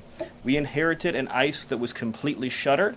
We inherited a Department of Homeland Security whose sole mission was to resettle illegal aliens within the United States of America. In 30 days, the president sealed the border shut, declared the cartels to be terrorist organizations, has increased ICE deportations to levels not seen in decades, and we are shortly on the verge of achieving a pace and speed of deportations this country has never before seen. Thank you. And Mike, there have been reports that there's some underground opposition to Trump's pick for Undersecretary of Defense and Policy, Elbridge Colby. Have you or anyone from the administration been personally lobbying senators to support Elbridge Colby? Look, I've worked with Bridge Colby in the past. He has the president's full support to be the Undersecretary of Policy, which will be a critical policy arm for Secretary Hegseth going forward that will implement a lot of these policies. And really, that's been to the extent of it. I think there's been a lot of kind of, breathless, back and forth in the press, but we're full speed ahead to get the president's team in place so we can implement his America First policy. Thank you. Mike has spoken pretty extensively. Does anybody have questions for Stephen or for Mr. Hassett? Nobody wants to talk about the economy? Sure. IRS? Okay, go ahead. This would be for either one of you. So we reported, several other outlets have reported that about 3,500 people are due to be lose their jobs at the IRS by the end of the week. If the goal of these spending cuts across the federal government has been to reduce the debt, why impose some of the deepest cuts we've seen so far at the agency responsible for raising revenue for the federal government? Well, I think our objective is to make sure that the employees that we pay are being productive and effective. And there are many, more than 100,000 people working to collect taxes, and not all of them are fully occupied. And the Treasury Secretary is studying the matter and feels like 3,500 is a small number, and probably can get bigger, especially as we improve the IT at the IRS. And so I think that it's absolutely something that is on the table for good reasons. And the point is that don't just talk about the IRS, talk about all of government. That there are so many places. I live in D.C. You maybe live in D.C. where nobody's going to the buildings. People aren't commuting because nobody's doing their job. We look back and we see that there are all these people doing 2 jobs while they're getting a government payroll on the payroll. So the point is we're fixing that, and the IRS is a small part of that picture. So you're saying that everybody who's being let go was doing a bad job? I'm saying that we're studying every agency and deciding who to let go and why. And we're doing so very rationally with a lot of support from analysis. Because we're being told by a lot of people who have been let go at other agencies that they were told they were being dismissed because of poor performance, when in some cases they haven't even had a performance review yet because they've only been on the job a couple of months. Yeah, I've never seen a person who was laid off for poor performance say that they were performing poorly. Okay. Carolyn? Good point. Sure, Caitlin. I have a question. I'll start with you, Kevin Hassett. Thank you for being here. And then I've got a question for Mr. Waltz. On these potential checks that you might send out from Doge, is there a concern as you're thinking through this that they could be inflationary? Oh, absolutely not, because imagine if we don't spend government money and we give it back to people, then if they spend it all, then you're even. But they're probably going to save a lot of it, in which case you're reducing inflation. Okay, so and also, when the government spends a lot, that's what creates inflation. We learned that from Joe Biden. And so if we reduce government spending, then that's reduces inflation. And if you give people money, then they're going to save a bunch of it. And when they save it, then that also reduces demand and reduces inflation. Okay, so you're not worried about it. And No, Mr. I'm not. Waltz, to follow up on Peter's question, you wrote in an op-ed in the fall of 2023 that, quote, Putin is to blame, certainly like Al-Qaeda was to blame for 9/11. Do you still feel that way now, or do you share the president's assessment as he says Ukraine is to blame for the start of this war? Well, it shouldn't surprise you that I share the president's assessment on all kinds of issues. What I wrote as a member of Congress was as a former member of Congress. Look, what I share the president's assessment on is that the war has to end. And what comes with that? What comes with that should be, at some point, elections. What comes with that should be peace. What comes with that is prosperity that we've just offered in this natural resources and economic partnership arrangement, an end to the killing, and European security and security for the world. The president's not only determined to do that in Europe, he's determined to do it in the Middle East. And just a few months ago, we had an administration that had tried for 15 months, week after week, sitting with you here and couldn't get us to a ceasefire, couldn't get our hostages out. Now we're at that point. We're back to maximum pressure on Iran, and we will we have just begun, and we will drive towards a ceasefire and all of those other steps. I'm not going to pre-negotiate or get ahead of the sequencing of all of that. It's a very delicate situation. But this is a president of peace, and who here would argue against peace? Okay, so you do share that assessment. And can I follow up? In 2017, go ahead, then Jordan. President Trump. Go Can I ahead, just Jordan. follow up You really just quick? had 2 questions, May I- Caitlin. can I Jordan, just- go ahead. I have an important follow-up. Jordan, go ahead. So, Go ahead. Mr. Hassett, you were speaking about tariff revenue, and you also addressed a question about the IRS. President Trump has spoken about replacing income tax with tariff revenue, especially with all this waste, fraud, and abuse that we're seeing cut. Is that a possibility? Absolutely. And in fact, if you think about the China tariff revenue that we're estimating is coming in from the 10% that we just added, plus the de minimis thing, that it's between $500 billion and $1 trillion over 10 years is our estimate. And that's something that is outside of the reductions that markets are seeing through the negotiations up on the Hill. And so we expect that the tariff revenue is actually going to make it much easier for Republicans to pass a bill, and that was the president's plan all along. And then I have a question for Stephen Miller about Doge. So you spoke about Doge. You said roughly $50 billion is set to be cut in a year of waste, fraud, and abuse by unelected bureaucrats. We're hearing this ironic narrative from the president's critics and the left-wing media that Elon Musk is an unelected bureaucrat and he's doing all this terrible stuff.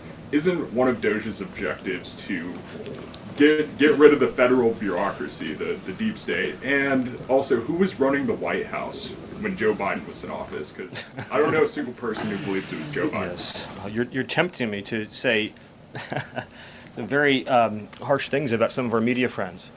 Yes, it is true that many of the people in this room for 4 years failed to cover the fact that Joe Biden was mentally incompetent and was not running the country. It is also true that many people in this room who have used this talking point that Elon is not elected fail to understand how government works. So I'm glad for the opportunity for a brief civics lesson. A president is elected by the whole American people. He's the only official in the entire government that is elected by the entire nation, right? Judges are appointed, members of Congress are elected at the district or state level, which is one man. And the Constitution, Article 2, has a clause known as the vesting clause, and it says the executive power shall be vested in a president, singular. The whole will of democracy is imbued into the elected president. That president then appoints staff to then impose that democratic will onto the government. The threat to democracy, indeed the existential threat to democracy, is the unelected bureaucracy of lifetime tenured civil servants who believe they answer to no one, who believe they can do whatever they want without consequence, who believe they can set their own agenda no matter what Americans vote for. So Americans vote for radical FBI reform, and FBI agents say they don't want to change. Or Americans vote for radical reform on our energy policies, but EPA bureaucrats say they don't want to change. Or Americans vote to end DEI, racist DEI policies, and lawyers at the Department of Justice say they don't want to change. What President Trump is doing is he is removing federal bureaucrats who are defying democracy by failing to implement his lawful orders, which are the will of the whole American people. Thank you.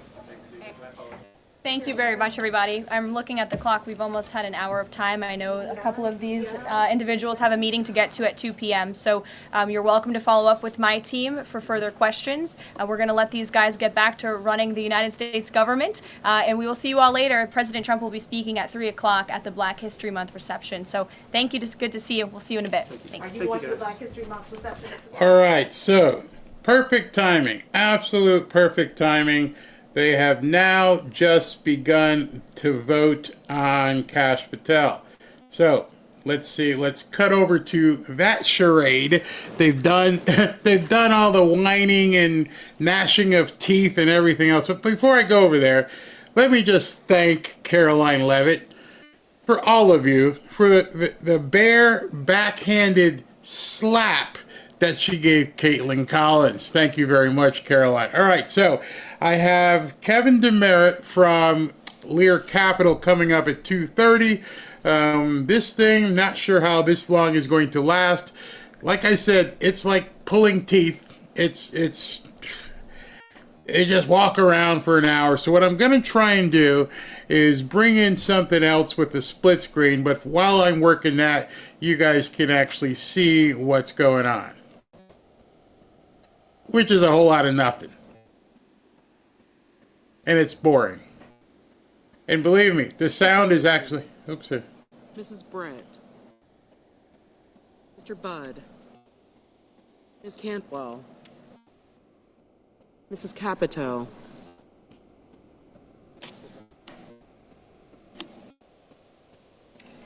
Mr. Cassidy. Ms. Collins. Mr. Coons. Mr. Cornyn. Ms. Cortez Masto. Mr. Cotton. Mr. Kramer. Mr. Crapo. Mr. Cruz. Mr. Curtis. Mr. Daines. Ms. Duckworth. Mr. Durbin. Ms. Ernst. Mr. Fetterman. Mrs. Fisher. Mr. Gallego. Mrs. Gillibrand. Mr. Graham. Mr. Grassley. Mr. Haggerty. Ms. Hassan. Mr. Hawley. Mr. Heinrich. Mr. Hickenlooper. Ms. Hirono.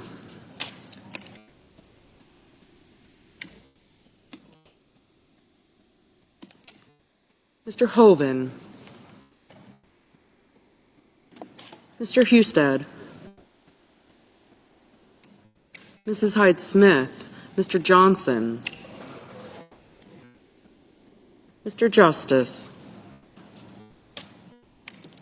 Mr. Kane. All right, just to explain to you, because it can be kind of confusing what's going on. She's going down the roll, and as she's going down the roll, she's calling these people and waiting for them to vote. The problem is they're not there. So you just keep going until they show up and give the thumbs up or thumbs down. So let's get back to it. But I just wanted you guys to know that's what's going on. Mr. King. Oops, lost the feed there for a second. Wait a second. Let me get that feed back. Hate when they do that kind of crap. Hold on. Good thing they're not really doing anything much right now, so we can let's see. I've got it over here as well. 1 second. Pulling it back in. I hit the wrong button. That was user error, and that was my fault. I should not have clicked the button. But it's good that it happened then, because they're not actually doing anything. So, give me 1 second. Work on this. Bring it back in. And hold on 1 second. It's coming. Have to do these things like on the fly, because we're live. And what I probably can do is get it off with Fox News, because Fox News is one of the problems right now. But she's just calling the roll while we're waiting. Hold on. Let's see here. Hold on. You're not missing anything. They're just going through the motions at this point. You know what I'll do? Okay, here we go. I'm trying to get this thing down here. All right. Mr. Reed. Mr. Ricketts. Mr. Rush. Ms. Rosen. Mr. Rounds. Mr. Sanders.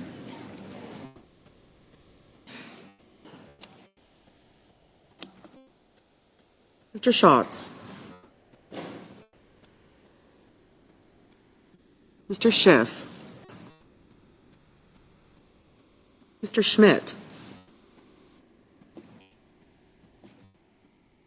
Mr. Schumer.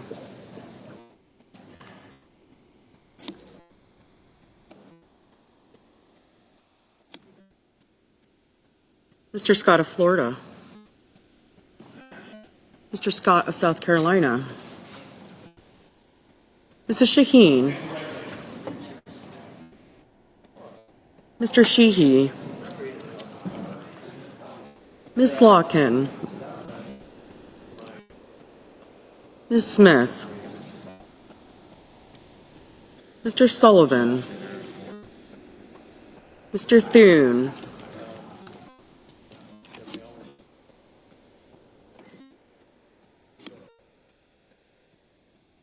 Mr. Tillis. Mr. Tuberville.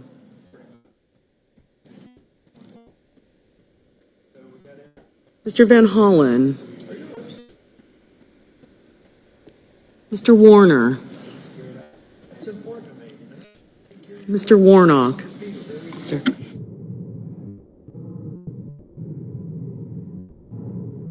Ms. Warren. Mr. Welch.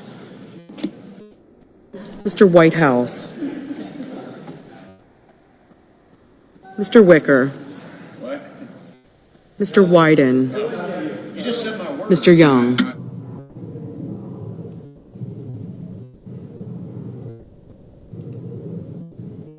That's not me. She's cutting her mic while people are talking.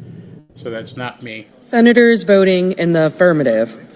Banks, Barrasso, Blackburn, Britt, Budd, Cassidy, Cotton, Ernst, Grassley, Haggerty, Hawley, Hyde-Smith, Kennedy, Moreno, Paul, Schmidt, Scott of Florida, Tillis, and Young. Senators voting in the negative.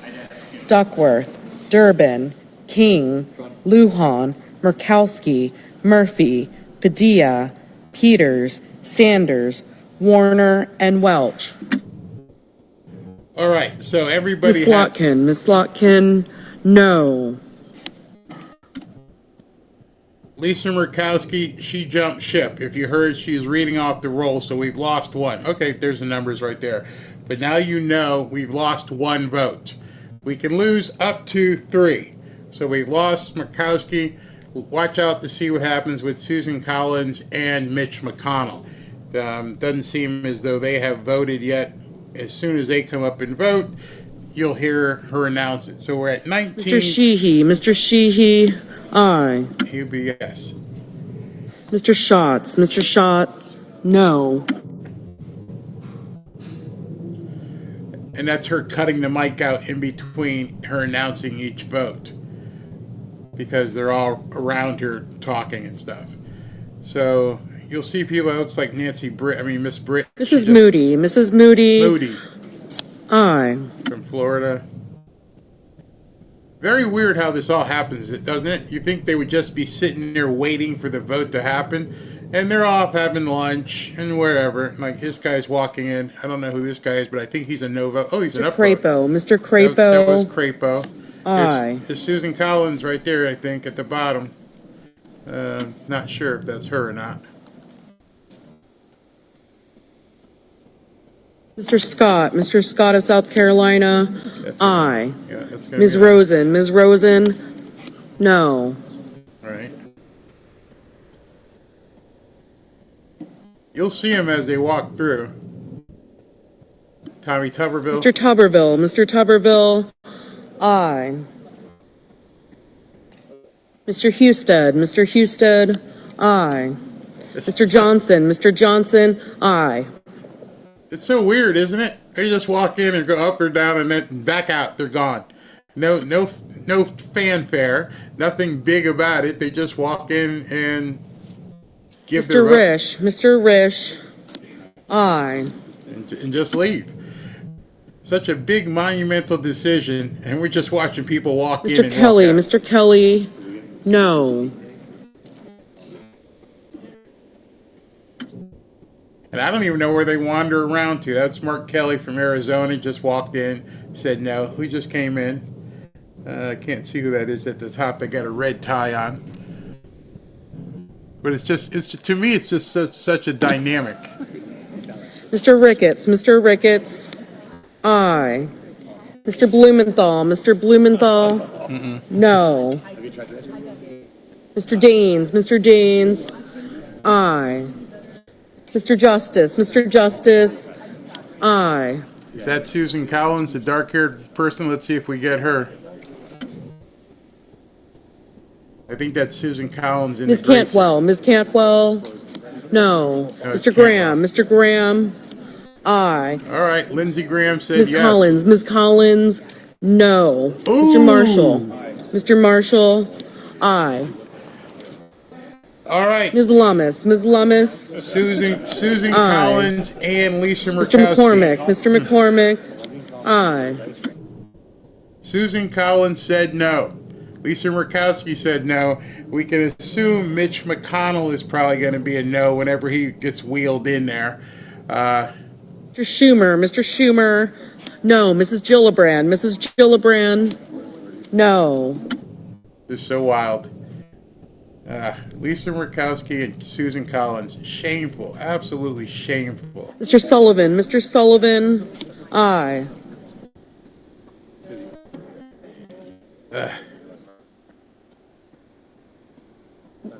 Mr. McConnell, aye. Mr. Wyden, no. Oh, Mitch McConnell voted yes. Mitch McConnell, after all that, he just voted yes. So he's in.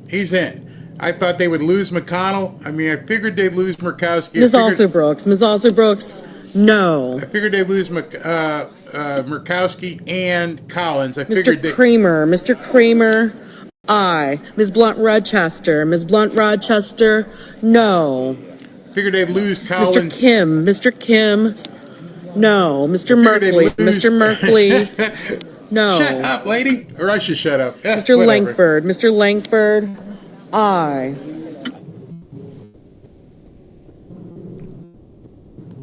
Mr. Kane, no. He's in. As far as I'm concerned, he's in. Mr. Warnock, no. Ms. Hirono, no. Democrats are toast. Absolutely toast. You got nothing. I don't even have to see anymore. I'm going to get ready for the... Mr. Booker, no. Murray. Mrs. Murray, no. Murphy, he's next. Mr. Heinrich, no. Ms. Cortez Masto, no. Mr. Rounds, aye.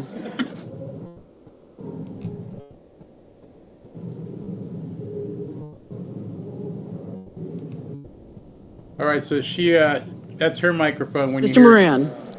Moran, aye. It's a done deal. Not going to lose anymore. I thought they would lose more. Mr. Reed, no. How many votes do we need? We need 51. 51, that's it. That's the number we need. Mr. Thune, aye.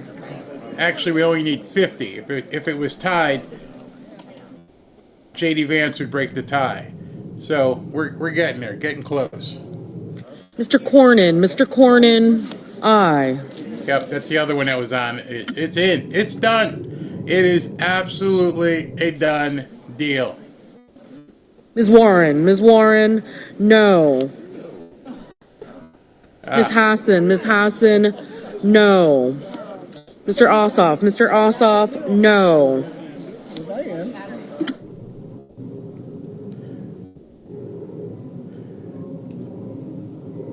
Yeah, this is a done deal. Mr. Fetterman, no. I don't see any other Republicans saying no. Mrs. Smith, Ms. Smith, no. It's going to be a 51-49 because we flipped 2 Republicans. Mr. Van Hollen, Mr. Van Hollen, no. Mr. Markey, no.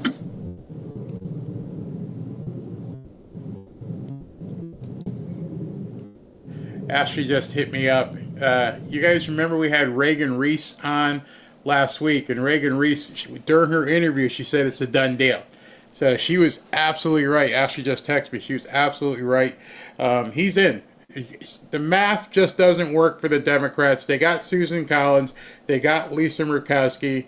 They're going to have 49. I don't see a single other Republican turning. So what we're going to see is a 51-49 vote, more than likely.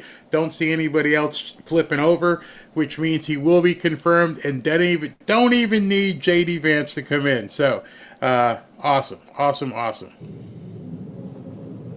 That's her microphone's dead. She's waiting for more people to show up. Who's that? Ms. Baldwin, no.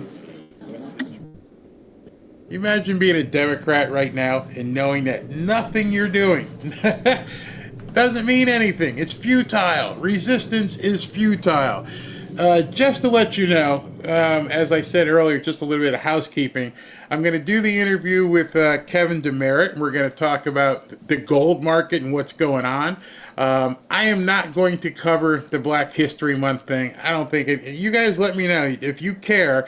If you want me to go ahead and cover the Black History Month talk with Donald Trump, fine. Just let me know in the chat if it's televised. I don't even know if it's televised. And then tonight we're going to cover his speech to the Republican Governors Association. So we're getting close. It looks bad. Don't sweat it. They don't have anybody else. The dead sound is her mic is dead. So,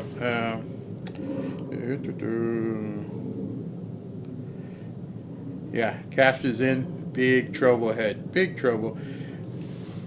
The dead silence is because she's not talking on her microphone. Actually, you can see her. She's turned around. See the lady I think the lady in the brown jacket right there is the one who does the announcing. Or it could be the lady on the other side. I'm not sure which one. All right, here comes Shaheen, and she's going to vote. No, she might have already voted. I don't see any new people coming in. Oh, Mrs. Shaheen, no. And see who else is coming through. See Chris Coons there. I think Chris Coons already voted. Not sure who's left. Well, we know who's left. We can see we have 9 more votes, and they have 3 more. So just waiting. Jasmine Crockett said she doesn't know what 5K would do for anyone. Hey, how about you go down to the corner in the hood where you are and ask those people there, you moron. Yeah, I felt that. Nobody wants to see the Black History Month thing. I don't either.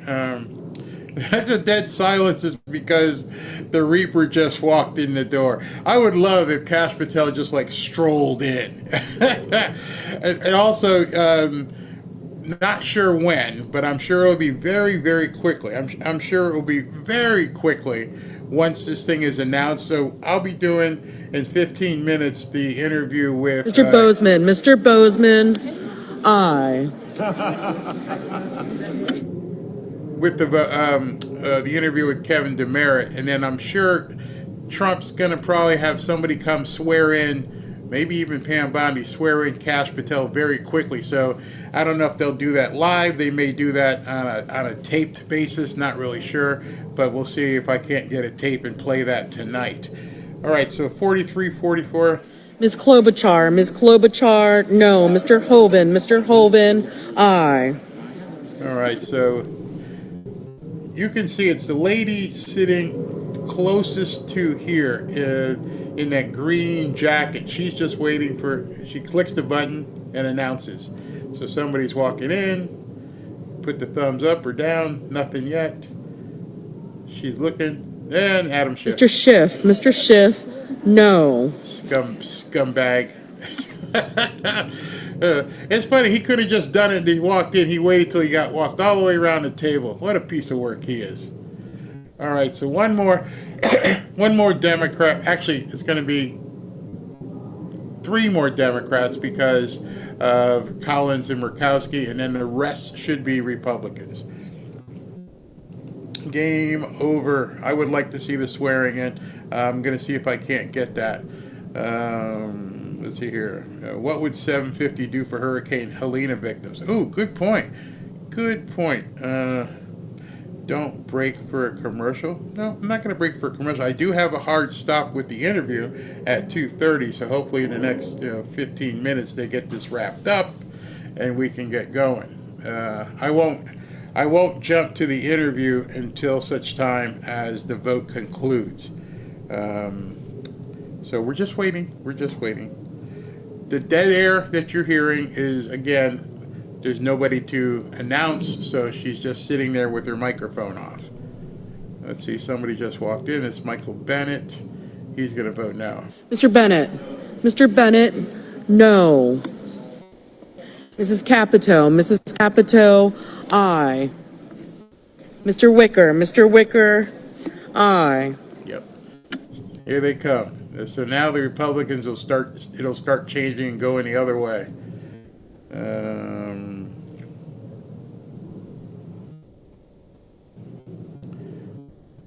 I don't know who that is. Mrs. Fisher. Mrs. Fisher, aye. All right. Here we go. Getting close. Getting close. Somebody should make like some sort of parliamentary procedure and say, y'all got to stay there. Y'all just can't show up and just saunter in. You know? It's crazy. Our Avengers team is complete. Yes. Now the good stuff happens. Now it's really going to get fun. Yeah, exactly. Imagine that if that gets released in the next couple of days. What's going to happen? These people will lose it. They'll absolutely lose it. Collins and Murkowski need to be primaried out or recalled. I bet you see one or both of them resigning. They know it's coming. All right, we're at 47. We're just waiting for some more people to stroll in here. They just take their time. Notice the pages at the bottom. I don't even know what a page does, but they're just sitting there in case I guess somebody needs a drink of water or something. All right, here's Ted Cruz. This will be a yes. Mr. Cruz. Mr. Cruz, aye. All right, getting close. Let's see who else shows up and decides to just show up. Reap the whirlwind that is coming. That's for sure. Hey, Barry, do you think Social Security people will get the refund? Which refund? Not sure what you mean. Collins and Murkowski are rats. Absolutely.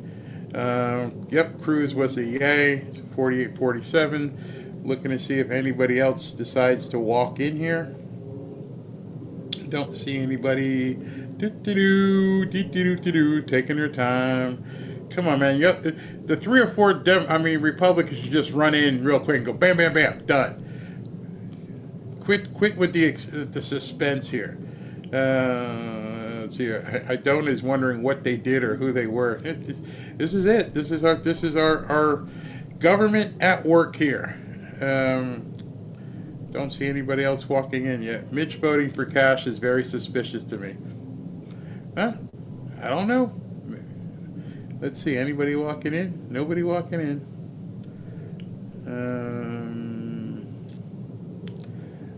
They're waiting as well. Everybody's just sitting around waiting for somebody to come give a thumbs up or thumbs down. And we're waiting. And we're waiting.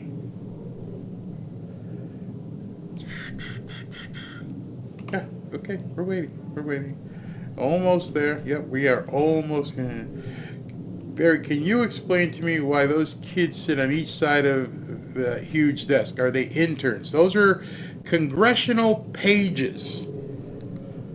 They're like the ball boys at tennis. If someone needs an errand run, they basically go and run errands. Go fetch me some water. Go bring this to Senator so-and-so's office. Oh, they forgot to sign this. Go get them to sign it. So they're... Mr.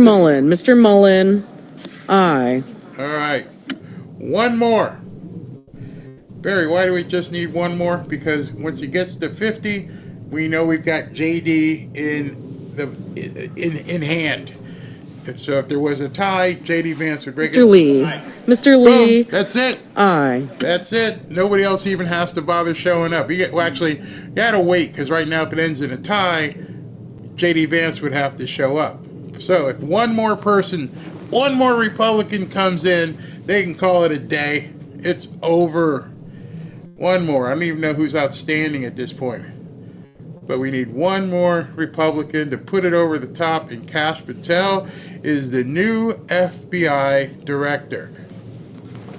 Here comes somebody down the stairs. Mr. Gallego. That's Mr. a no. Gallego. He's a no. Who's coming in? That's Cloture. She already voted. Who's this? Don't see this person. Waiting.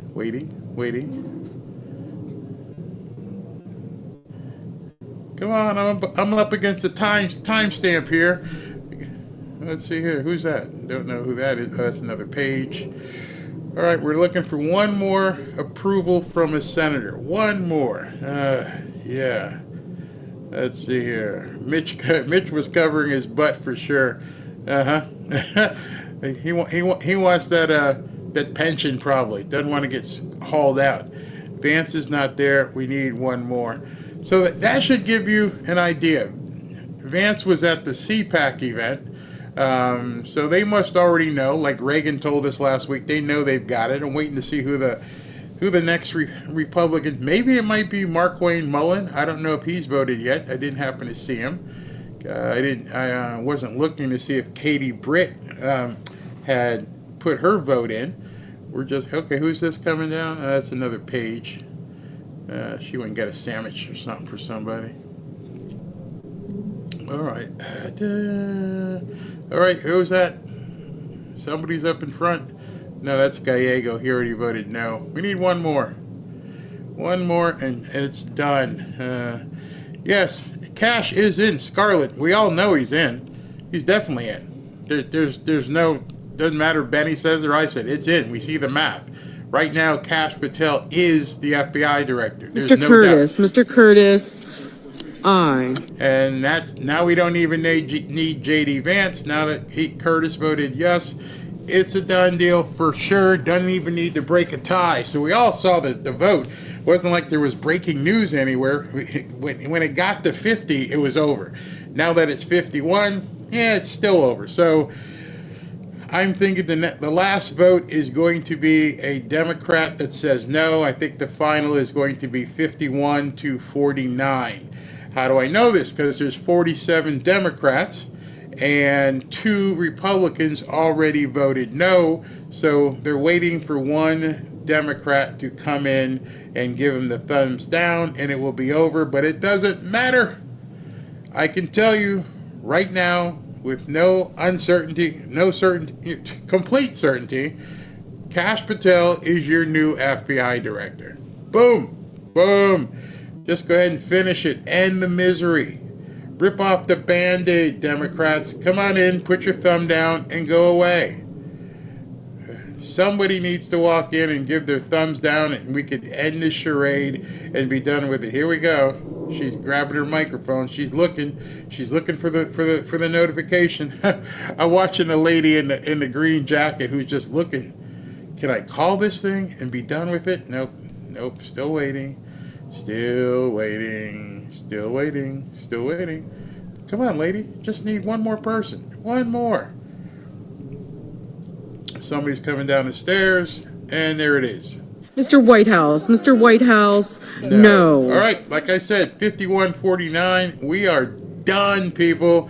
Kash Patel is officially, well, in about 2 seconds here, she's going to turn around, hand the guy the paper. They may read it or not. Nope, boom, she hands him the paper. He's going to say it right now. We'll go to full screen. The yeas are 51.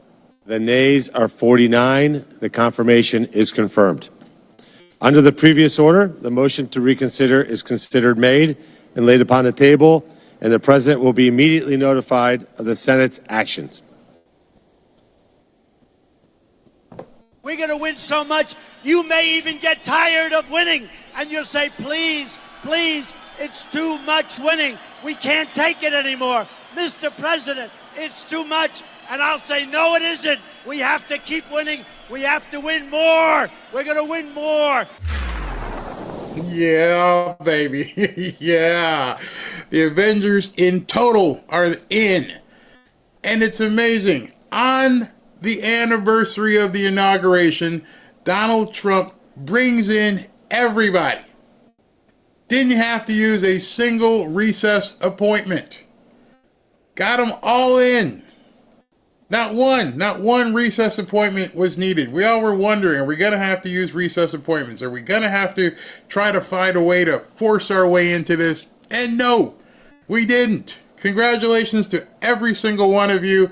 Everything that you voted for on November 5th is now, actually all the people are now in place. Now the fun begins. Yes, yes. The Trump dance. Somebody wants to see the Trump dance. I can't use that regular music. You're not allowed to here, but yeah. I don't have the Trump dance, but I got these little guys here. These little guys are great for me. Everybody they know, they gonna vote for Donald Trump, that's the way it goes. All over America, all over the USA, they voted for Donald Trump, that's what I'm trying to say. Election is over, everyone can see. Donald Trump is now the president of your country. Election is over, everyone can see. Donald Trump is now the president of your country. I want to make America great again. Woo! I want to lower the taxes. I want to bring all American business back from overseas back to the USA, baby. There we go. Ooh, yeah. Donald Trump is now president of your country. Election is over. Everybody can see. Donald Trump is now the president of your country. Election is over. Everyone can see. Donald Trump is now president of your country.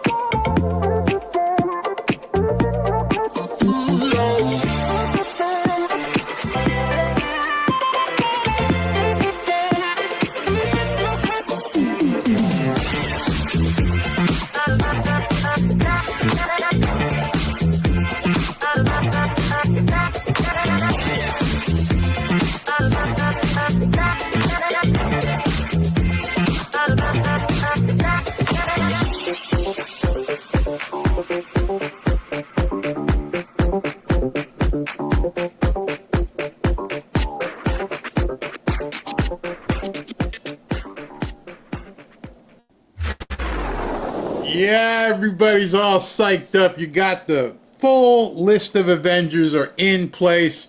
Donald Trump is your president. Everything is fantastic. So I've got Kevin Demerit from Lear Capital all queued up. I got a couple, like about a 2-minute video I want to play before I bring Kevin in. Kevin and Lear Capital. Kevin is the founder of Lear Capital. Yes, they are a partner with our channel, which I thank them greatly for, but this isn't any infomercial. There's a whole lot of stuff going on in regards to gold, a whole lot of stuff, and it impacts our economy hugely. So I think it's very important that we find out what in the heck is going on in the gold market. Check this out. Starts with gold, and I've been following the COMEX. There's something going on with gold, and nobody really knows what it is. Somebody here in the United States is buying a crap load of gold. We think, I hope, it's the Treasury or the central bank, the Fed. but somebody is taking huge physical deliveries, and it's causing shortages in London, where they buy and sell gold. There's shortages now of gold because somebody is buying it and shipping it here. Somebody with very deep pockets. Okay, so why? Now, this is all theory. That's fact. Here's the theory of what's going on. They're preparing for a full-on gold audit. We talked about this yesterday. The government right now claims on its balance sheet as an asset all of this gold, and it's valued at $45 an ounce. In case you haven't heard, it's $2,900 an ounce. So they're talking now about boosting the price of gold, at least market to market, but maybe even making it $5,000 an ounce. Okay? If that happens, the balance sheet starts to fall into line, and our debt to GDP is not as bad as it really is. We're going to go into Fort Knox to make sure the gold is there. Are they going You know that? We're going to go into Fort Knox. Do you know about that? Sir, That was a bad bump. are they going to eliminate more national security positions, civilians there? We'll see what happens. But one of the things we do want to look, I mean, we hope everything's fine with Fort Knox, but we're going to go to Fort Knox, the fabled Fort Knox, to make sure the gold is there. Where would the gold have gone? If the gold isn't there, we're going to be very upset.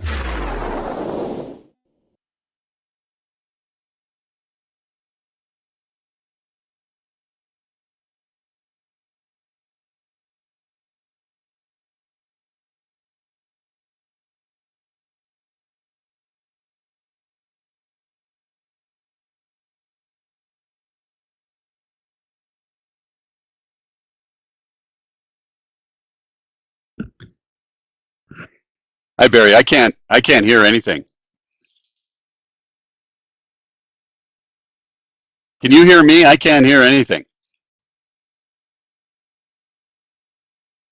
I don't know what's going on. Can you hear me now? Yeah, now I can. Okay. I don't know what Great. happened. They don't want me to talk about the lost gold. Maybe that's what it is. Well, hey, the gold is lost or whatever. But in any event, how are you doing today, brother? I'm great. Thanks for having me. So I want to go back first to what Glenn Beck said, because he said something there. He said a couple things, a mouthful. Number one, did they really value the gold at like $45 an ounce and have never updated it? Are we looking at about? Let's not get to question number two.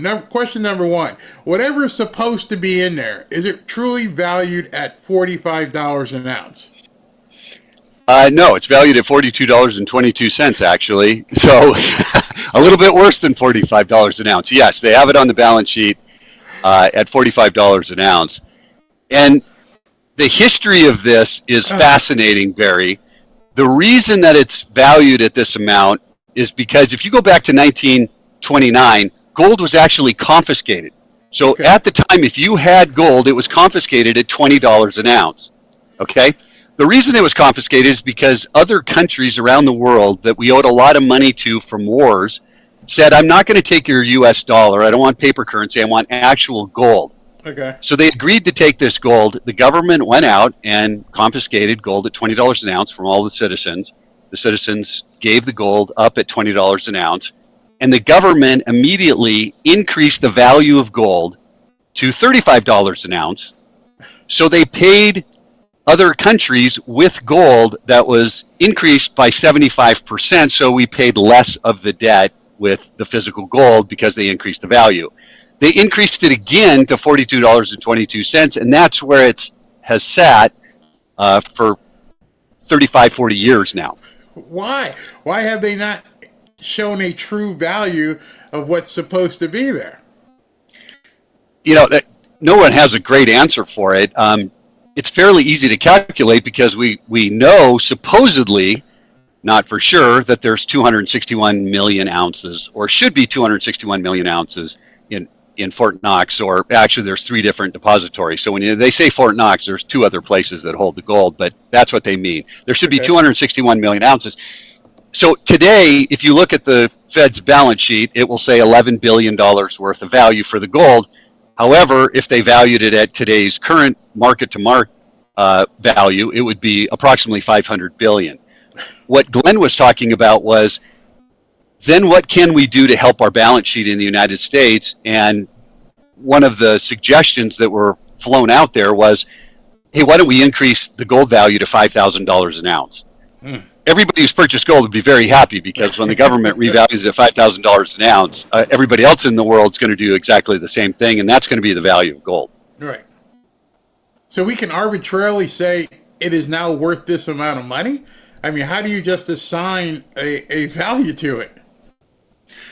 Well, that's exactly what they did in 1929. You know, we had $20 gold pieces, so they were purchasing them at $20, but because the economy was not in the greatest shape, obviously, through the Great Depression, and so many people were wanting to purchase gold that it was probably worth around $32 an ounce, and then the government just raised it to $35, and everybody agreed around the world, hey, we're going to value the gold at $35 an ounce. It was illegal for citizens to own gold, and so $35 an ounce became the new price in gold, which was 75% higher than what it was just weeks earlier. That's crazy. That's absolutely crazy. So the second thing that Glenn said, and are people actually trying to corner the market like it's what was that movie with Dan Aykroyd and Trading Places, where the guy tried to corner the orange juice market? Do you think some entity is out there trying to corner the gold market, actually buying it up? No, I think there's a few other things that are happening. One is, if the gold is not in Fort Knox, you've got to get some gold back into Fort Knox. Another kind of nutty story is, if you go back to 1999, 2000, this is exactly what happened to the Central Bank of London. So all central banks can lease out their gold. It's legal to lease out the gold. They make about 3% a year on it. So they lease it out and they make a little interest on it. London leased out their gold, and they did something called rehypothecation, meaning that they leased it out to somebody, then they leased the same amount out to somebody else. Hey, they're a central bank, so nobody really audits them. But once they do that, and there's not enough physical gold to be repaid to the central bank, then what happens? Well, now you don't have the gold, and you have these people saying, I can't replace it with physical gold. So they said, London said, fine, we are going to liquidate half of all of our central bank physical gold. So what does that accomplish? What that accomplishes is, you don't have to pay me back gold, you have to pay me back paper dollars. And there's enough of paper dollars to pay me back, but there's not enough physical gold. Wow. They sold that gold, Barry, between $256 an ounce and $290 an ounce. Soon as it was done and people realized that the gold wasn't actually there, the price of gold went to $350, $375 an ounce almost immediately.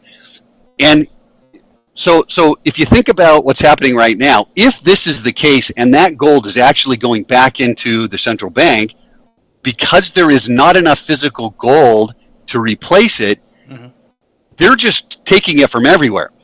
So the first place we heard about was London, but an article's out today that the Swiss have exported the highest amount of gold in 13 years. So to give you some sort of an idea, the article says 192 tons of gold was delivered to the United States in January, 64 tons in December. This is accelerating. So it's not just London, it's all around the world that the physical gold is being hoarded up by central banks and whoever else is doing this at huge numbers that we've never seen before ever. I mean, in a month, 192 metric tons is billions and billions of dollars worth of gold. Why? Why is it happening? What? I mean, yes, Trump got inaugurated on January 20th. Did all of a sudden people go, oh my God, we're in trouble, and all of a sudden decide to try and repatriate some of this gold? Why is it happening now? Well, two reasons, in my opinion. One is because they're going to go look at Fort Knox, and if Fort Knox doesn't have the gold, you lose an enormous amount of faith in the U.S. government and the U.S. currency. So we got to get that gold back there if it isn't in there before somebody takes a peek at it, right? That could be one reason, and you would need a lot of gold. If it's gone, it's not going to be a little bit. It's probably going to be bigger amounts like we're seeing here. Or number two, and just as likely, is people are nervous about the tariffs. right? Tariffs are inflationary. Is he really going to put tariffs out at 25% and keep them there? We had a discussion about this just a month ago, and I said, look, these other countries have not been playing fair with us, and he's making them play fair by going out with 25%. If they end up at 10% or 5%, so be it. But all this trade is going to become a lot more fair. Is there going to be pain before that? Probably is, because you've got to start them off. You've got to not just pretend like it's real, but you've got to do it. And he will. That's going to cause some inflation, and I think from what we're seeing, either on the professional side, the institutional side, or the individual side, people are a little nervous about that and saying, hey, look, I just want some gold just in case inflation goes up a little bit higher than we possibly think. And that's driving a lot of central bank buying. It's a lot of hedge fund and institutional buying, and a lot of individuals are kind of getting on now. Now, if it's not there, I mean, basically at this point, everyone's talking about it. The eyes are on this thing. It's not like you can drive up a Hertz rental truck and bring a whole bunch of gold back into Fort Knox or any of the other repositories at this point without a whole bunch of people seeing what's going on.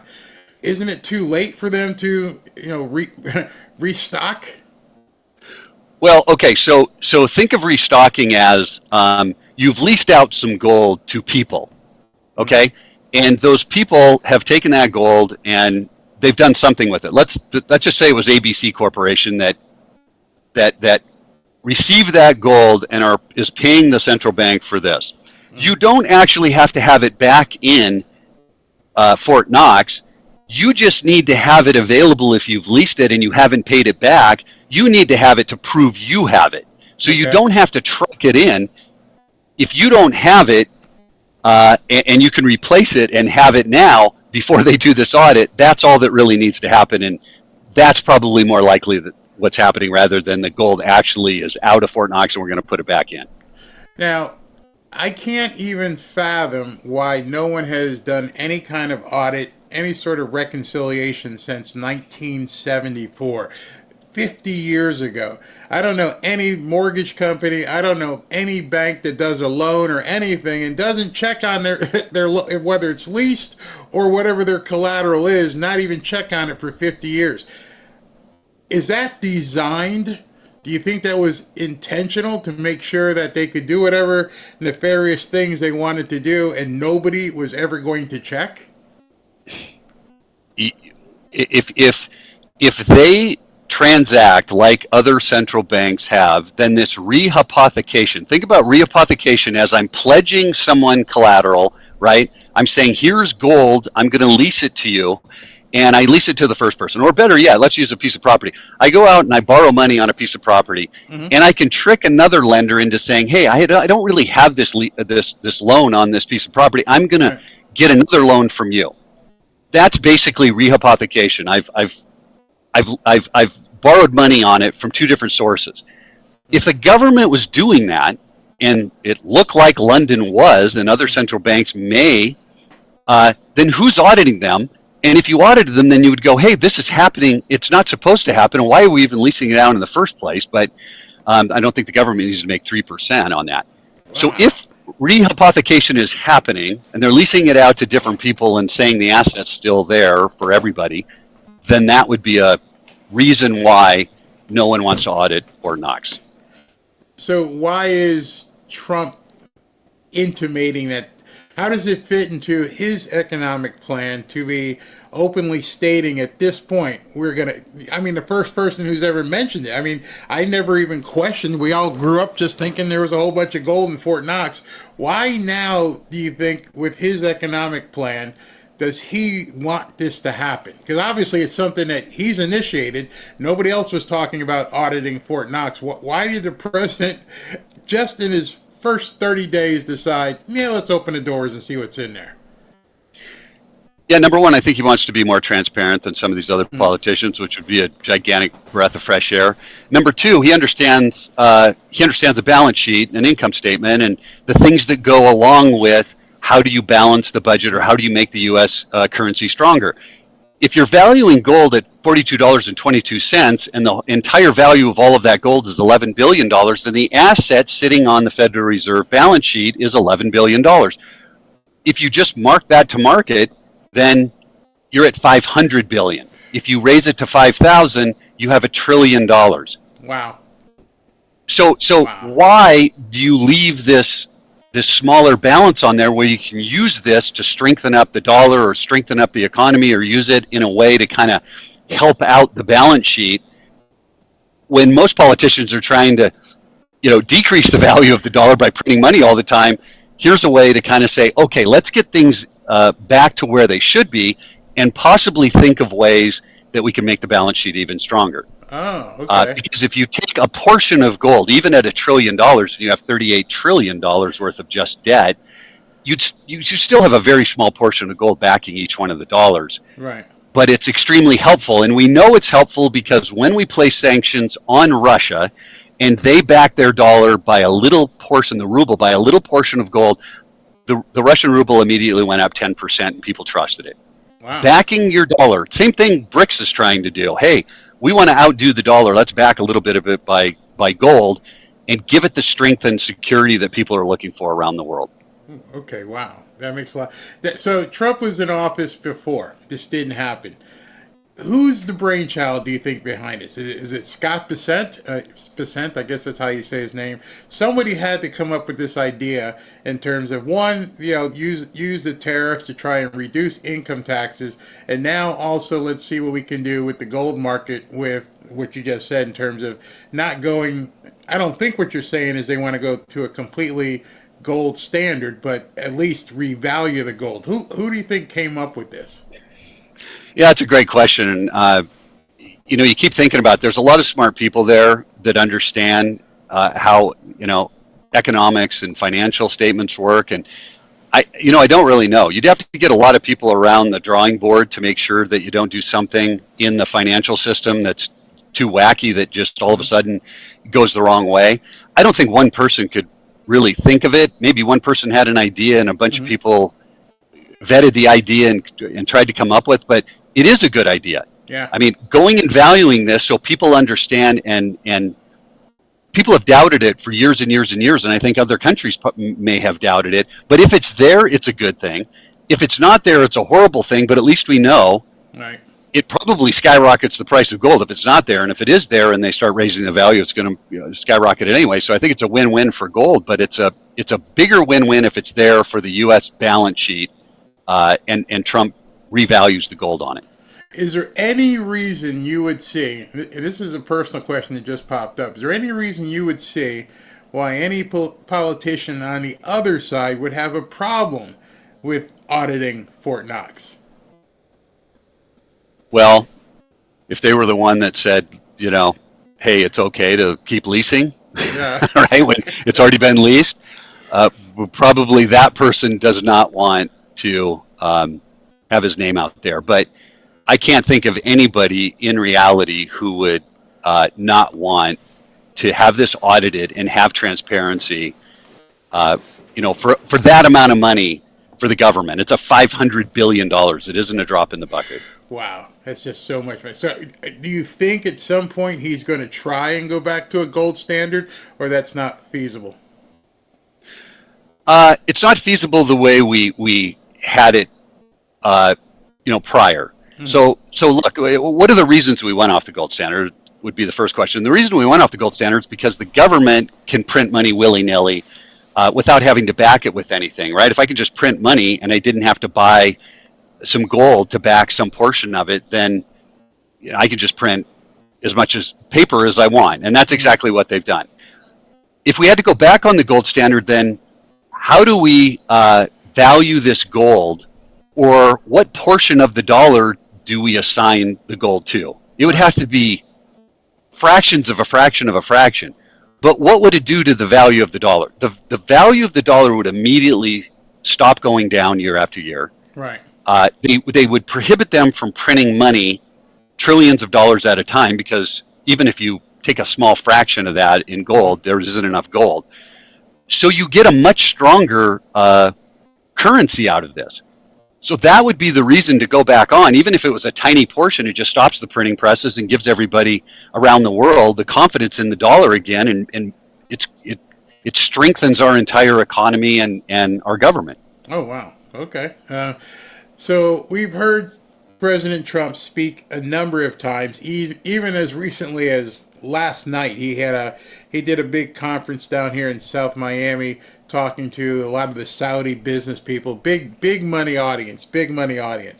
And again, he's talking about having to generate a lot more power. I'm talking about electricity and energy and things of that nature, because he wants the United States to be a global leader in both AI, and in order to do that, what is the role that gold has with his vision of becoming this big colossal leader in AI? Yeah, there's really two parts to this, and the second one is the most important for people to understand, because I don't believe it's been out in the press enough. So the first part of your question is, how does gold, how does it play into this AI technology? Well, this big race to dominate AI is all about economic power, national security, and global, influence. So the U.S. is trying to position itself as the leader in this AI, and you need to spend billions, if not trillions of dollars, literally trillions of dollars, to become the leader in this AI. If all of the countries are trying to do this, that's a lot of money that's being spent, and too much money chasing too few goods is cause for inflation. So if you have tariffs and this AI situation, and everybody's spending money and things are costing a lot more money, then a couple of things typically happen. Usually you see consumer spending start to slow down because you're spending more money on the same amount of goods. You see economic growth start to slow down. That's one of the reasons that Walmart came out today and said, hey, look, we don't think that the economy and the spending is going to be as high as we continued or into the future as we thought. So AI just takes up enormous amounts of money, and that is going to cause inflation. Why? Why is this almost guaranteed? Because this global race, whoever comes out on top of AI will control a huge portion of the world's economy and defense capabilities. So think about it. AI is not going to just disrupt how we do business, but it's a global power structure here that, if you can figure out how to use AI for defense and those kinds of things, the shift in power economically because of better efficiencies, but also because of defense. If I can get a robot to go, sorry for saying this, kill 1,000 people and one person can kill 10, I can dominate with very few people, drones, ships, planes, everything. That dominance is what Trump is talking about without trying to scare people, in my personal opinion. Everybody understands that this thing is so powerful that if you are number one, if China becomes number one in AI, it doesn't matter they have 1 billion, 2 billion more people than us. Right. You don't need that with AI. So look, if you're looking ahead, you don't want to just be betting on AI. You're also wanting a hedge against the economic shift and the economic power transfer that may happen because of AI. So we have to spend this money.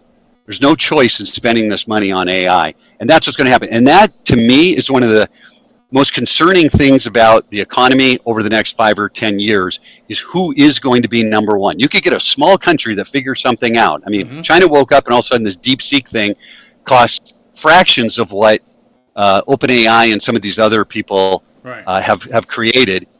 And if other countries can do the same thing and advance faster, this is such a scary technology that you can plug it into things that maybe we don't want to see. Wow. I have not thought of it that way in terms of its military applications. That you're absolutely right. Because I mean, see, I don't know if you've seen the AI robotic dog that can basically be a sentry, and it goes around your property and it can shoot even. And it's a robotic dog on 4 legs. I'm like, this is crazy. Shoot fire, all kinds of different things. Oh wow, that's insane. So if all of this Fort Knox AI all has something to do with the gold market, how does it then reflect onto silver, or does it at all? Oh, yeah. I mean, Russia just came out and said, hey, we could use silver in our central bank because gold is just getting so hard to get that the prices have skyrocketed. But usually what you'll see is the price of gold increase and then the price of silver follows. And that's exactly what we're starting to see. Even today, you see the price of silver up fairly substantially. But the last time gold was at 2,000 or over 2,000, the price of silver was $49 an ounce, and we're hovering right now at about high 33s to $34 an ounce today. It is completely undervalued. It is on sale. My personal opinion, I would be more heavily weighted on the silver side right now because it's got a long way to go just to hit its $49. But at $2,900 gold, you could see silver in the 50s, maybe even the 60s, to play a catch-up game. And it's obviously more affordable. I mean, we've had conversations on this show probably 3 or 4 different times, and that same question comes up, and I'm just going to broach it now before somebody asks it in the chat. Yes, if you call Kevin, if you call any of the people over at Lear Capital, they're going to have a minimum buy, but if you go to the website, you can buy at a much steeper, a less price than it would be if you actually talked to one of the reps. And I keep having to stress that because, Kevin, what's the weight of this? This thing is that like an eighth of an ounce or something? What's this size? Can you see that's a tenth of an ounce. What? A tenth of an ounce? Yeah. Okay, so let me see it. That's a quarter of an ounce. Yeah, it's about the size of a nickel, and then this is a full ounce of silver right here, which just about anybody can afford. I mean, would you say it's like $33 right now? $34. $34. So let me see if there's any questions. Somebody goes, "I love my silver." I hope you bought it from Lear. My rubles are worthless. Bitcoin, keep your eyes on President Trump, give them hell, I love my silver. Okay. Is silver a safer investment than gold? Would you say that at this point, with all the volatility of not knowing what's going to happen if they audit Fort Knox? I would say silver's more undervalued, so the volatility for silver would be less. But risky is a hard question to answer, so I just try to look at undervalued. If it's undervalued, even if gold price comes down to $2,000 an ounce, which would have to drop by $900, the price of silver was still at $2,049, and here we are at $34. So I just think you'd get less volatility over time and a higher rate of return. Hey, Barry, I know you got to jump. The guy you had on the beginning actually has a robotic dog. So Glenn Beck, and that's who I have to jump off this and talk to him a little bit. So we're also partners with them. You're bumping me for Glenn Beck. Okay. Kevin, tell us Ryan, he needs to come on my show so I can interview him. Kevin, I know you have a hard stop. We'll talk again real soon, especially after we see whatever happens. Enjoy your time with Glenn and talk to you real soon. Thank you very much. Thanks so much. Yeah. All right, so that's Kevin Demerit from Lear Capital. I like the idea that, I just got bounced for Glenn. I just got bounced for Glenn Beck. Ashley, you got to give Glenn Beck a call and tell him, hey, man, you bounced Kevin for Kevin to go to his show instead of mine. But, again, I hope you guys find value. I'm not just, yes, they are a partner, full disclosure. They are a great partner for this channel. But as you just saw, we weren't selling anything. We're telling you something. And now he's off to talk to Glenn Beck right now because there's some crazy stuff going on. I don't know which way it's going to go. I don't think any of us can be certain as to what's going to happen. All right, let me just do an actual commercial right now. It's a read on Rumble. This is for Rumble. When Rumble first started in 2013, they built the platform for the small creator.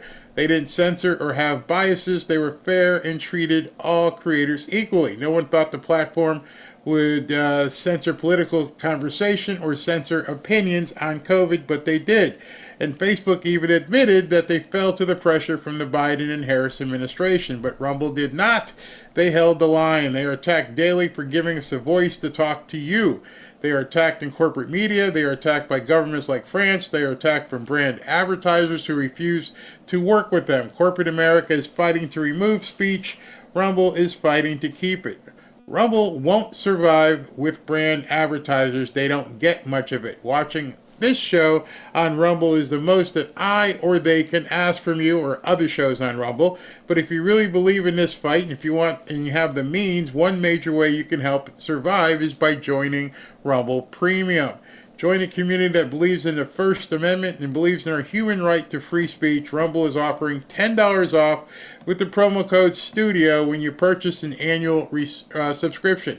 Go to rumble.com/premium and use the promo code STUDIO. And like I said, if you have the means, please go ahead and do it and believe in the cause. Now is the time to join Rumble Premium. If you don't have the means, I am just as happy for you just to watch my videos here or on Rumble as well. So thank you there. Go ahead and click the QR code right there to go to Rumble Studio, and what's it? You get the money off. All right, so we did that. We've got some other stuff. I'm waiting to see if there's a video that's coming out. Anything about Kash Patel being sworn in. I'm searching for it. Don't see it as of yet. All right, so where are we here? Let me go back to this window. And then again, tonight, what we're going to be doing is covering President Trump's speech. And if they have the video of Kash Patel being sworn in, we will definitely cover that as well. My sister has sterling silverware. Yeah, it's worth some money right now. Do we get a discount if we mention your name? Actually, if you go, where was it? I have it here, right here somewhere. You can just click here if you want to go to Lear, right there. Go to learberry.com or call 800-601-5430. Go to learberry.com. You'll see my big mug on the front page right there, and you can go ahead and do whatever you'd like to do. Let's see. Yes, Kash has been confirmed. We were watching it. Let me see what they're doing now. Now they're talking about the budget, and it looks so sad. I mean, it looks so sad. These people. Let's see here. Yes, you can buy silver by the ounce. Yeah, silver by the ounce is easy to buy. This, whoa, hey, almost skipped over my cup there. That's an ounce of silver. There it is, right there. Right there. I just keep it right with me, and if you have someplace a safety deposit box, it's real easy. Well, when I got this, it was 27 or 28, and now it's like 32 or 33. So, yes, you can do that. I'm waiting to hear hands behind your back. Time to see accountability. I'm waiting to hear hands behind your back. Oh, from with those people from Kash. Absolutely. Will SSI get the 5,000? I haven't seen the entire proposal flushed out, but I'm pretty sure people are not going to be left out if you pay taxes. How far back? I'm not sure. I'm sure they've got some stuff to actually flesh out. If that gold is really not $45, then our debts are higher. Actually, the other way around. Just to make sure you understand what Glenn Beck said and then Kevin explained. For some reason, for 50 years, whatever gold is supposed to be in Fort Knox has been, and this is important to understand, the market price of gold is around $2,800. So if you had a bar of gold, it should be $2,800 an ounce.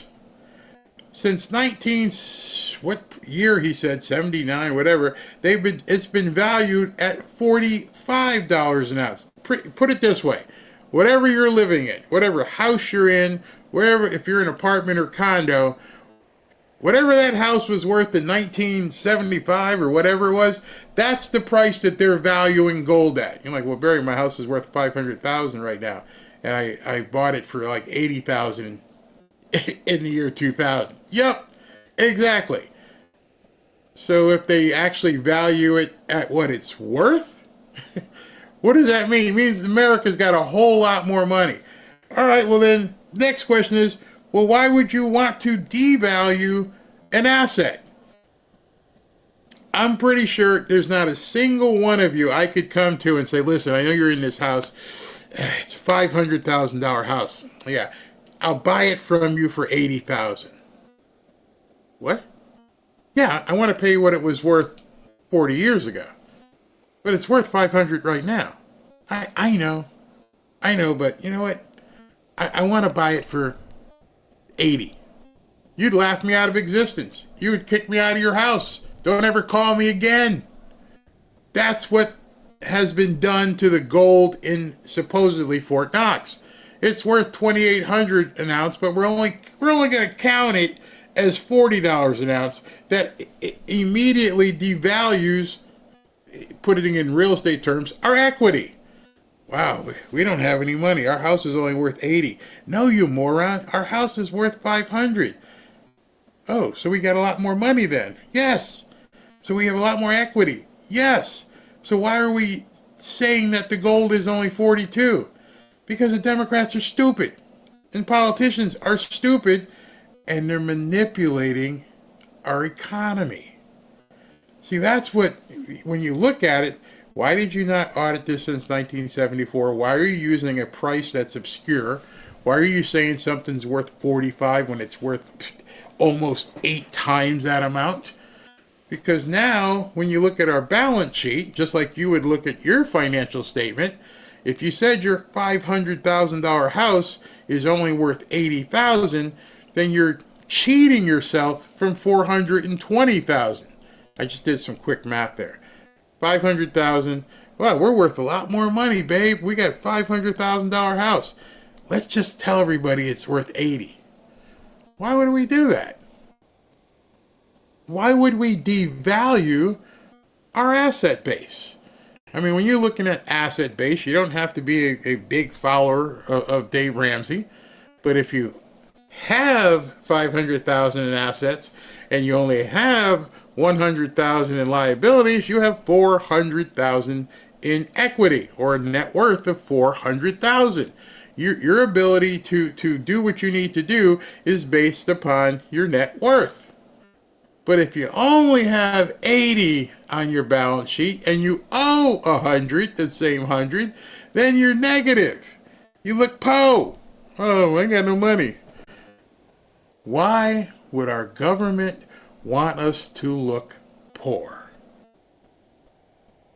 That's a question you have to ask. It's gone on for a long time, 50 years. You've devalued what we have. You've devalued America. And now Trump's coming in, having bamboozled before, going, hey, I was here before, and I know what these idiots did. They wouldn't let me, but they devalued our asset. He's walking in going, okay, here's what we're going to do. We're going to tariff you, we're going to tariff you, we're going to tariff you, and we're going to raise the value of our assets. So think about what's happening. He's reducing liability, i.e. expenses. I'm cutting this, I'm cutting. Think about it. I'm cutting. And that stuff in Fort Knox, I'm raising. Oh, what happens? You're more prosperous. You have more than you owe. Now, we still have $36 trillion in debt, which I'm sure that's the next thing we're going to audit. Who got the money? Where'd it go? Prove it. Prove it that we borrowed 36 trillion, whatever that number is, over the last couple of years. Show it coming into the account, showing it going out somewhere. Prove it.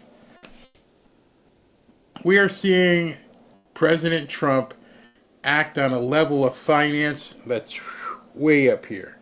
Way up here. This can tilt the axis of the world right now. As Kevin was saying, when you're seeing countries going, oh crap, put the gold on the plane and fly it to America. Bring it. Bring as much of it back here as you possibly can. We're calling the markers. We are calling in our markers. Now you're going to see how prosperous America is. Now you're really going to see how powerful America is. Because we're bring me my money. And don't for an instant, don't doubt it, that President Trump already knows what is or isn't in Fort Knox. Now all he's doing is setting the table for you to know. He already knows. There are a few people who've already peeked in there and went, yeah, here's what's here. And what he's doing, in my estimation, he's giving these people a little bit of time to bring it home. Notice what Kevin was saying. They're flying it from all over the place. Ooh, crap. We got to give America back its stuff? Yeah. Daddy's home. Time to clean up the house. I'm going to see if I can find that article he was talking about. See if it's in here.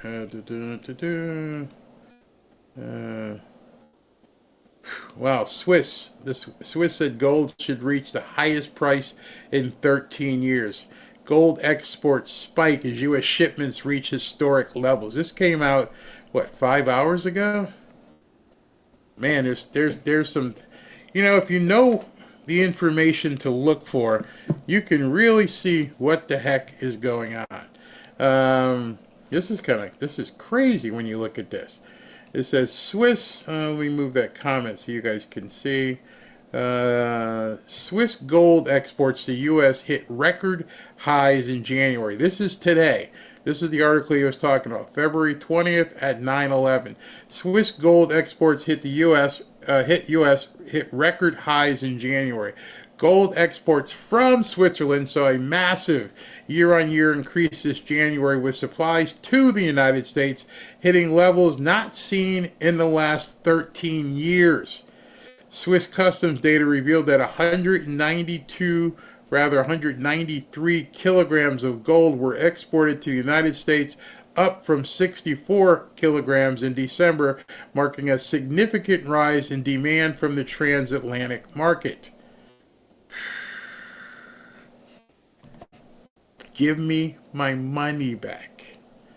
192, so basically 200 kilograms. That's what? 200 kilograms. A kilogram is 200,000 kilograms, which is, each kilogram is 2.2 pounds. 200,000 times 2 is 400,000 pounds. 400,000 pounds divided by 2,000 in terms of tons. That's a whole lot of tons. Are you seeing what's happening? I know in its largesse, it becomes like, oh, wait a minute, Barry, earlier you were talking about taxes and prebates, and I don't get all this stuff. That's why I'm here. I'm telling you, showing you what's going on. Now it's time for you to do your homework. Things are much different, and the fact that the President of the United States has said a couple times, and Elon, yeah, we're about to audit Fort Knox. Why would you tell people that? Why would you just do it? Just show up at Fort Knox one day and say, hey, open the doors. I want to see what's in here. Why would you announce it a couple weeks in advance? Hey, we're gonna check out Fort Knox. There's only one reason. There's only one reason. Actually, there's two reasons. You're telling people you already know. Meaning you've already looked in it or had somebody look in it. You already know. And the second reason is, better fix it. You think things are bad now in Europe and around the world? Don't let me go into Fort Knox and find out you owe me money. Just imagine that. This guy is playing cards at a level we've never seen before. So there's nothing he's doing by accident. And he said it yesterday in front of the Saudi business conference. Yeah, we're gonna go to Fort Knox. Why would you tell anybody that? That's like your mom telling you, at about 5 o'clock, I'm going to check your room. Why would your mom tell you that? You need to get your butt in there and start cleaning your room. That's why she told you. Yeah. Go clean your room. He's telling people around the world, I'm going to check. You got, I don't know, maybe a couple days. I'll give you a week. Give me my money. Party time is over. Or as Dan Bongino says, which I love that phrase, cutesy time be over. Absolutely. Oh, he's enjoying the stress he's putting on the thieves. Yep. This is going to be a wild ride. All right, so I'm going to get out of here because I want to eat and go see the wife and get ready for the evening show when President Trump will be speaking. While I do that and get ready for and I'll be giving out hoodies tonight as well. So let's do this. Hey, if you'd like to join 15,000 plus fellow patriots on X in our private X/Twitter group, go to fanfareshop.org/group. Just put in that URL in your browser. It'll take you right to our private group on X. Love to see you there. Let's share some content. And if you'd like to win a hoodie, or rather if you'd like to enter to win a hoodie, go to fanfareshop.org, fanfareshop.org, and register to win a Trump hoodie. Welcome back to Fanfare with Barry Cunningham. So I'm going to acknowledge the super chats if there's anything in here so we can get going and get ready for tonight's show. Let me see what's going on here, and I think I am ready to do this. All right, here we go. Doing them this way from now on because it's so much cleaner to be able to let everybody see it, and instead of just a plain chat, we'll just do it this way. All right. Thank you. Waylon Jennings, reminder, USA rematch against Canada tonight at 8 p.m. Exactly. Maga Mama, love and prayers to all Fanfare family. This is the best place to be. Thank you very much. I'm so happy. Do your own research. I'm so happy we never gave up on Mr. President. God is truly a blessing. Have agreed. Demon of Cybertron, I'm praying for them all to go to jail. I can concur. Ryan, will Kash be voted today? Hopefully. I'm not sure how long ago your comment was, but yep, he was confirmed. I'm waiting to find out when he's going to be sworn in. Jeremiah Kerr, I'll say it now, not only was the departure from Afghanistan at August incompetent, it was also intentional. Job for 9. Barry, can we do this with our current currency, or do we need to switch to digital currency? No, currency is currency. If it has value and you can spend it, yes, you can do it. Mayor Wolf, my problem, I had a college degree, worked 26 years as a BSN and RN, and make too much from any services. At what point will I be cut off? I had to leave and go on SSDI. Cut off from what? Again, I think you're talking about the taxation thing and possibly the Doge money. But in any event, it's time to start digging in and doing some serious research. Rick Allen, thank you. Genmar World. So the working will pay payroll taxes, right? Otherwise, no Social Security or Medicare for retirees. Parents will rely on children in old age who will govern Social Security. I'm not sure you understood what was being said earlier. Nobody's talking about entitlement programs. Nobody's talking about touching the entitlement programs. Those entitlement programs would still be there. Completely different. Ken Romolino, Barry, you have amazing patience explaining Cloture 1,000 times a day. I don't know. People sometimes just don't get it. Tommy, Barry Lemon, $1,200 a month, 13,000-ish per year, no taxes for 10 years, pay taxes, Medicare for 37 years. What happens to my income taxes? It's not a rebate, it's a prebate.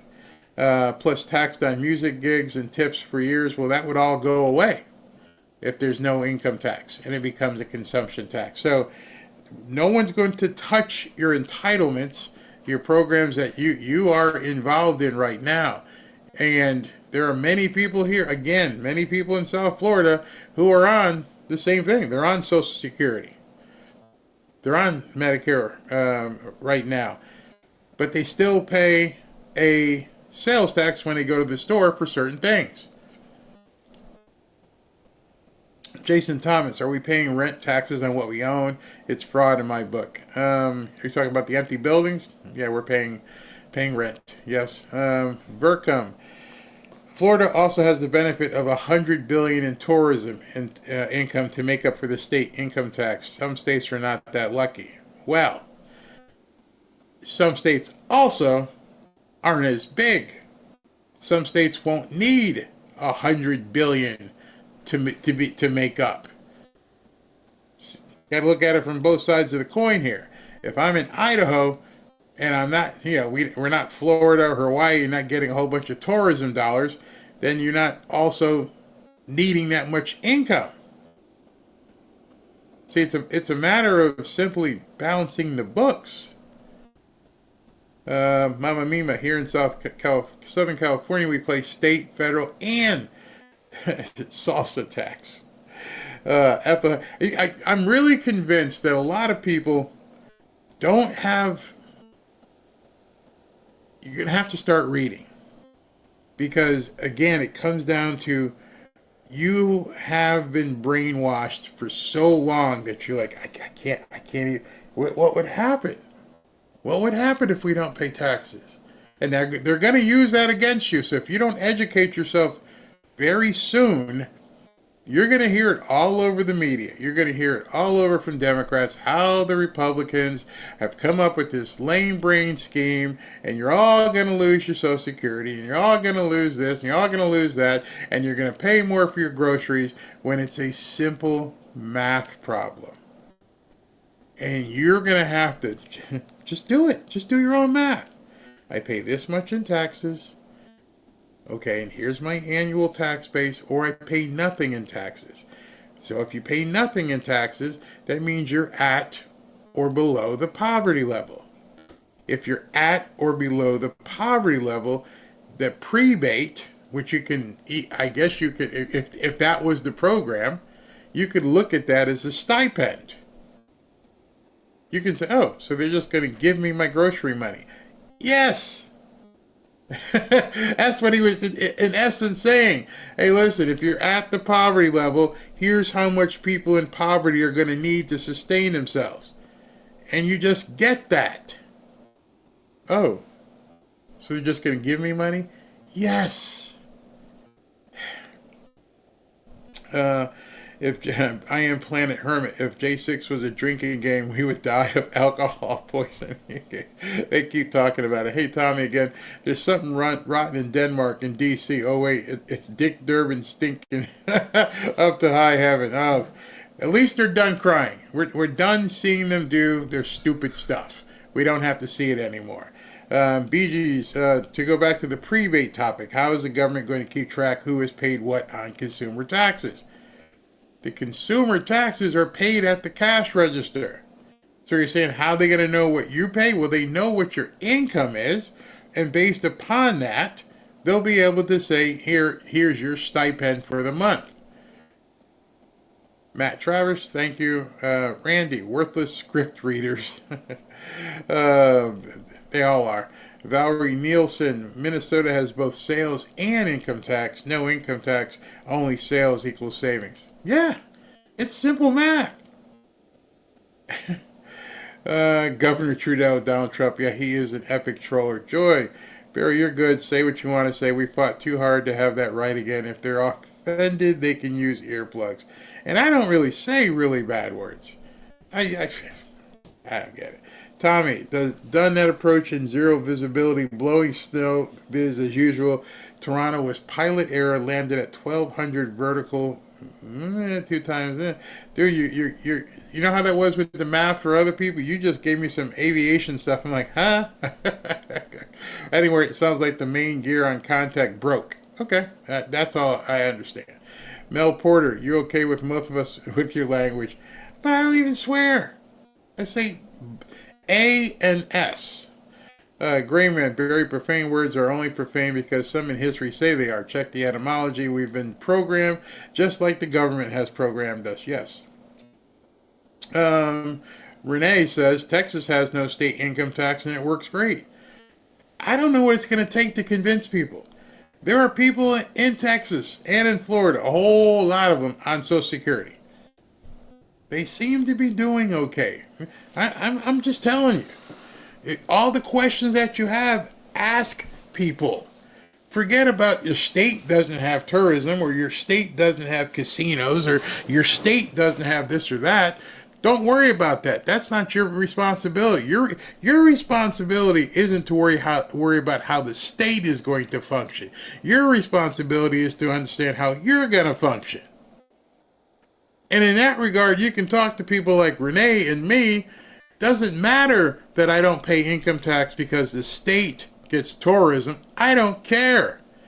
You shouldn't care how the state manages the money. If the state came to you and said, hey, we're not going to charge you income tax anymore, you can ask them why?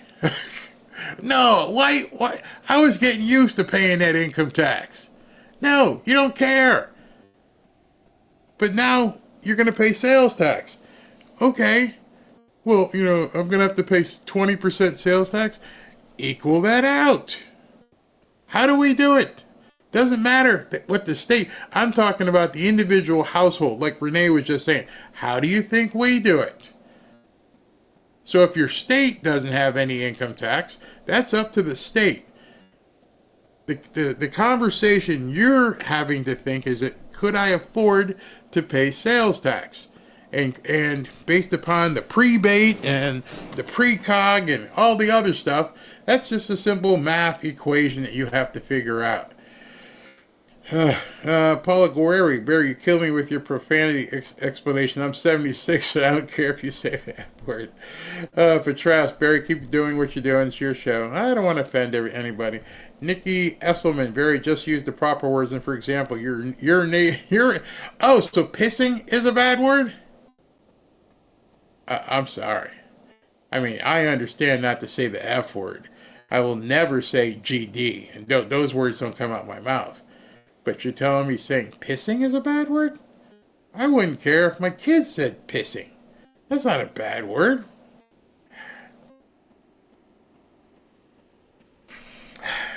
I don't know. Michael Balliot, it's been a month of miracles. God is good. Absolutely. Fazul, thank you. Disco Mom, Barry, thank you for everything you do to bring us all the truth. Rose Hunter, thank you. And this, folks, is why you hire a businessman as your president, not a career politician. Jeff, you are so right, because what we're seeing in the comments and what we're going to see a lot of are people going, I don't get it. I don't understand. And you're saying that because you've allowed your politicians to dictate your business, personal or otherwise. It's time for you to learn to take personal accountability and say, okay, here's what's best for me and my family. And the only way you're going to do that is to learn, not listen to CNN or even CNBC or even to politicians that are saying something. You're going to have to learn accounting of a certain level to know what's best for you. Jeff hit it on nail on the head. That's why you have a businessman. He's talking at a level up here that they can't even. You want proof of that? He's talking about auditing Fort Knox. Has anybody anywhere even spoken about that on any network? No, because it's up here. Tommy again. Okay, Patriots. Classic rock solos by Tommy on request. Dirty Deeds and Bohemian Rhapsody. Oh, wow. Bohemian Rhapsody. Nice. I Am Planet Hermit. Here's a novel idea. Put the remaining 60% after rebates into a sovereign wealth fund to prime the pump. I think people forgot about that. Remember, he mentioned a sovereign wealth fund. He's moving so fast, even people who support Trump can't keep up. Deanna Church, we're in a military occupation. Things are coming to light and more to come. Great time to be alive. Absolutely. Tommy again. Robin, Ashley, Raging Roar, Roaring Rage, all mods. Love you here, Barry. You've truly become a part of our family from a distance. I feel the love from everyone. So true, brother. Rios Family Garden, thank you. Mega Mama, long live fanfare. Thank you. CAD, Barry, Robin, Ashley, Beth, Roaring Rage. You guys always forget SV.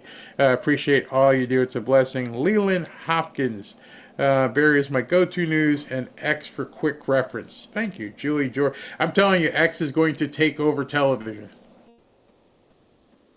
Yep. I can't believe the scumbaggery of Fox. Like, hey, well, okay, so Trump's talking. I mean, Caroline Leavitt's talking. She's having a press conference. But you know what? We're going to go ahead and break away and do something more important and show you about some dish detergent. Yeah, okay. Paddlefoot, Barry, appreciate all you do for us. Thank you. Thank you very much. Ken Romolino, Barry, you really care about the things you talk about. Don't listen to profanity police in here. You say nothing bad. Democrat Pearl Cutching. Demon of Cybertron, Mitch probably made a deal with Pam Bondi. Maybe. I was so surprised that he voted yes. Karen C4, Mitch voting aye. Surprising. Must have decided to do one right thing before he gives up the ghost. New toothbrush, thank you. Tammy, if it's definitely going to go towards the Republicans, why wouldn't Murkowski and Collins give it an okay? They don't even pretend to be Republican. That's a great comment. You know you're on the losing side, so even for appearance's sake, you just don't want to vote for Kash Patel? You're going to vote no? Jennifer Jaros, is platinum included in the rising gold price? I think all of the minerals are going to go up because of this. All of them. June McLaughlin, Barry Swear Jar Fund, congratulations. Gold and cash on the same day. Gold and cash. Miga Sauce, question, why doesn't Lear Capital serve in New York? I don't know, but I'm sure you could call them and ask them. If you need the number, I can give it to you. I don't know that question. That would have been a good question for Kevin at that time. I'm sorry. Biden probably gave the gold away. Yep. Let the gnashing of teeth begin, especially if they gave away that gold. Buckbrink, Trump toilet has more gold than Fort Knox. Claudette, where'd you go? I can't. Okay, Claudette Bruley, Barry, you need to get a robotic dog. I showed you a picture of my Mexican right now, my Chihuahua. Miles, what are you doing? He's on his back with his feet up in the air. Esmeralda, what's the best way to insure silver gold? I'm leery of even telling an insurance company. Well, that's what you'd have to do to insure it. I mean, that's who insures it. Damian Weaver, Barry, so say if you have 6,000 and some change in gold, and do they like a stock split? What if they roll the price back to that $42 price? No. It's not going to work that way. They're not going to roll back. There's no. Trust me, Donald Trump is not going to roll back the pricing. If anything, he's going to, like Kevin was saying, and Glenn Beck said, it may go to 5,000. It ain't going backwards. So if you're in right now, whatever the spot spot price is, 2,900, it's going up. Erica, enjoy the show, mods and Fanfare family. Thank you and appreciate the info you bring on all topics. Thank you.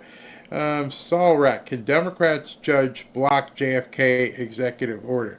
Well, it'd be very kind of hard to block JFK. Just kidding. You mean RFK? Yeah, they'll try. I don't doubt that they won't try. They will absolutely try. And it'll get overturned.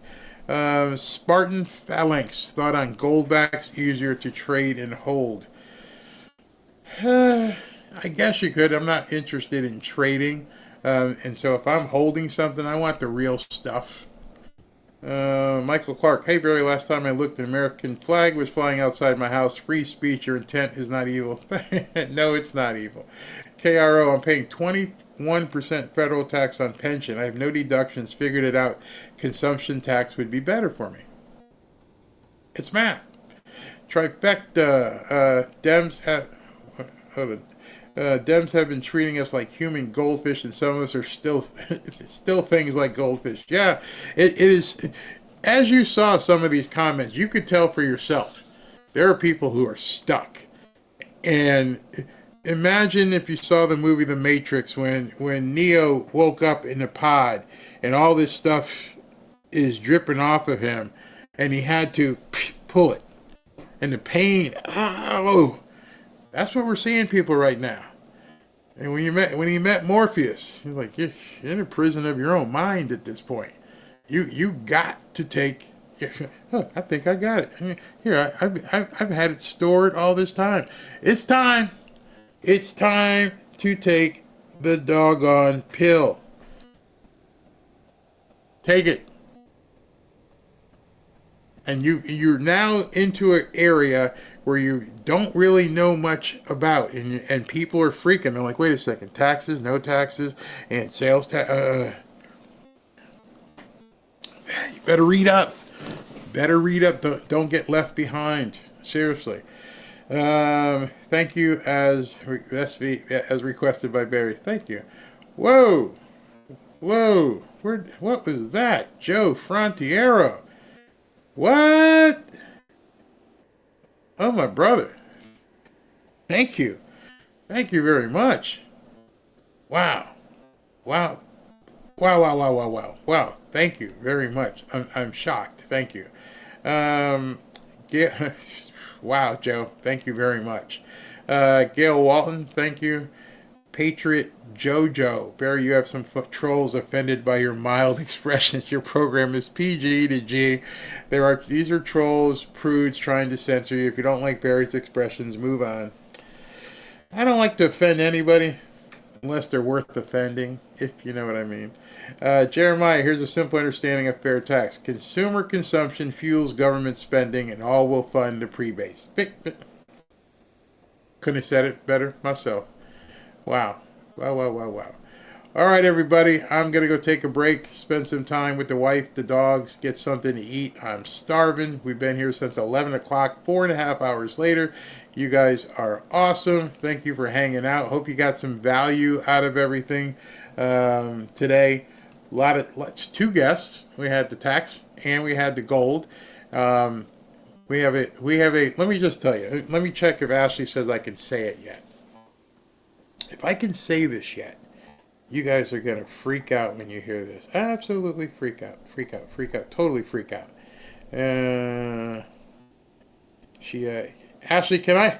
No, I can't say it yet. Put it this way. We have a potential guest next week. And if she confirms it, it's close. If we get, no, it's not Trump. But if we get this guest on, it'll probably, I would say it's probably going to be our biggest show to date. How about that? I will promote it for 3 or 4 days in advance. It's somebody really big, really big show. I'm sorry to tease you, but as of right now, I can't tell you who it is. But it game changing would be the term I would use. All right, so can I say it? Not yet. All right, so I'm going to play the after party, and I'm going to go get something to eat. I'll see you guys back here at about 6:30 or 7. Watch for the notification. Thanks for tuning in. See us on the X group tonight. We'll give out some hoodies. Love you, all of you. Joe Frontier, fantastic brother. Thank you.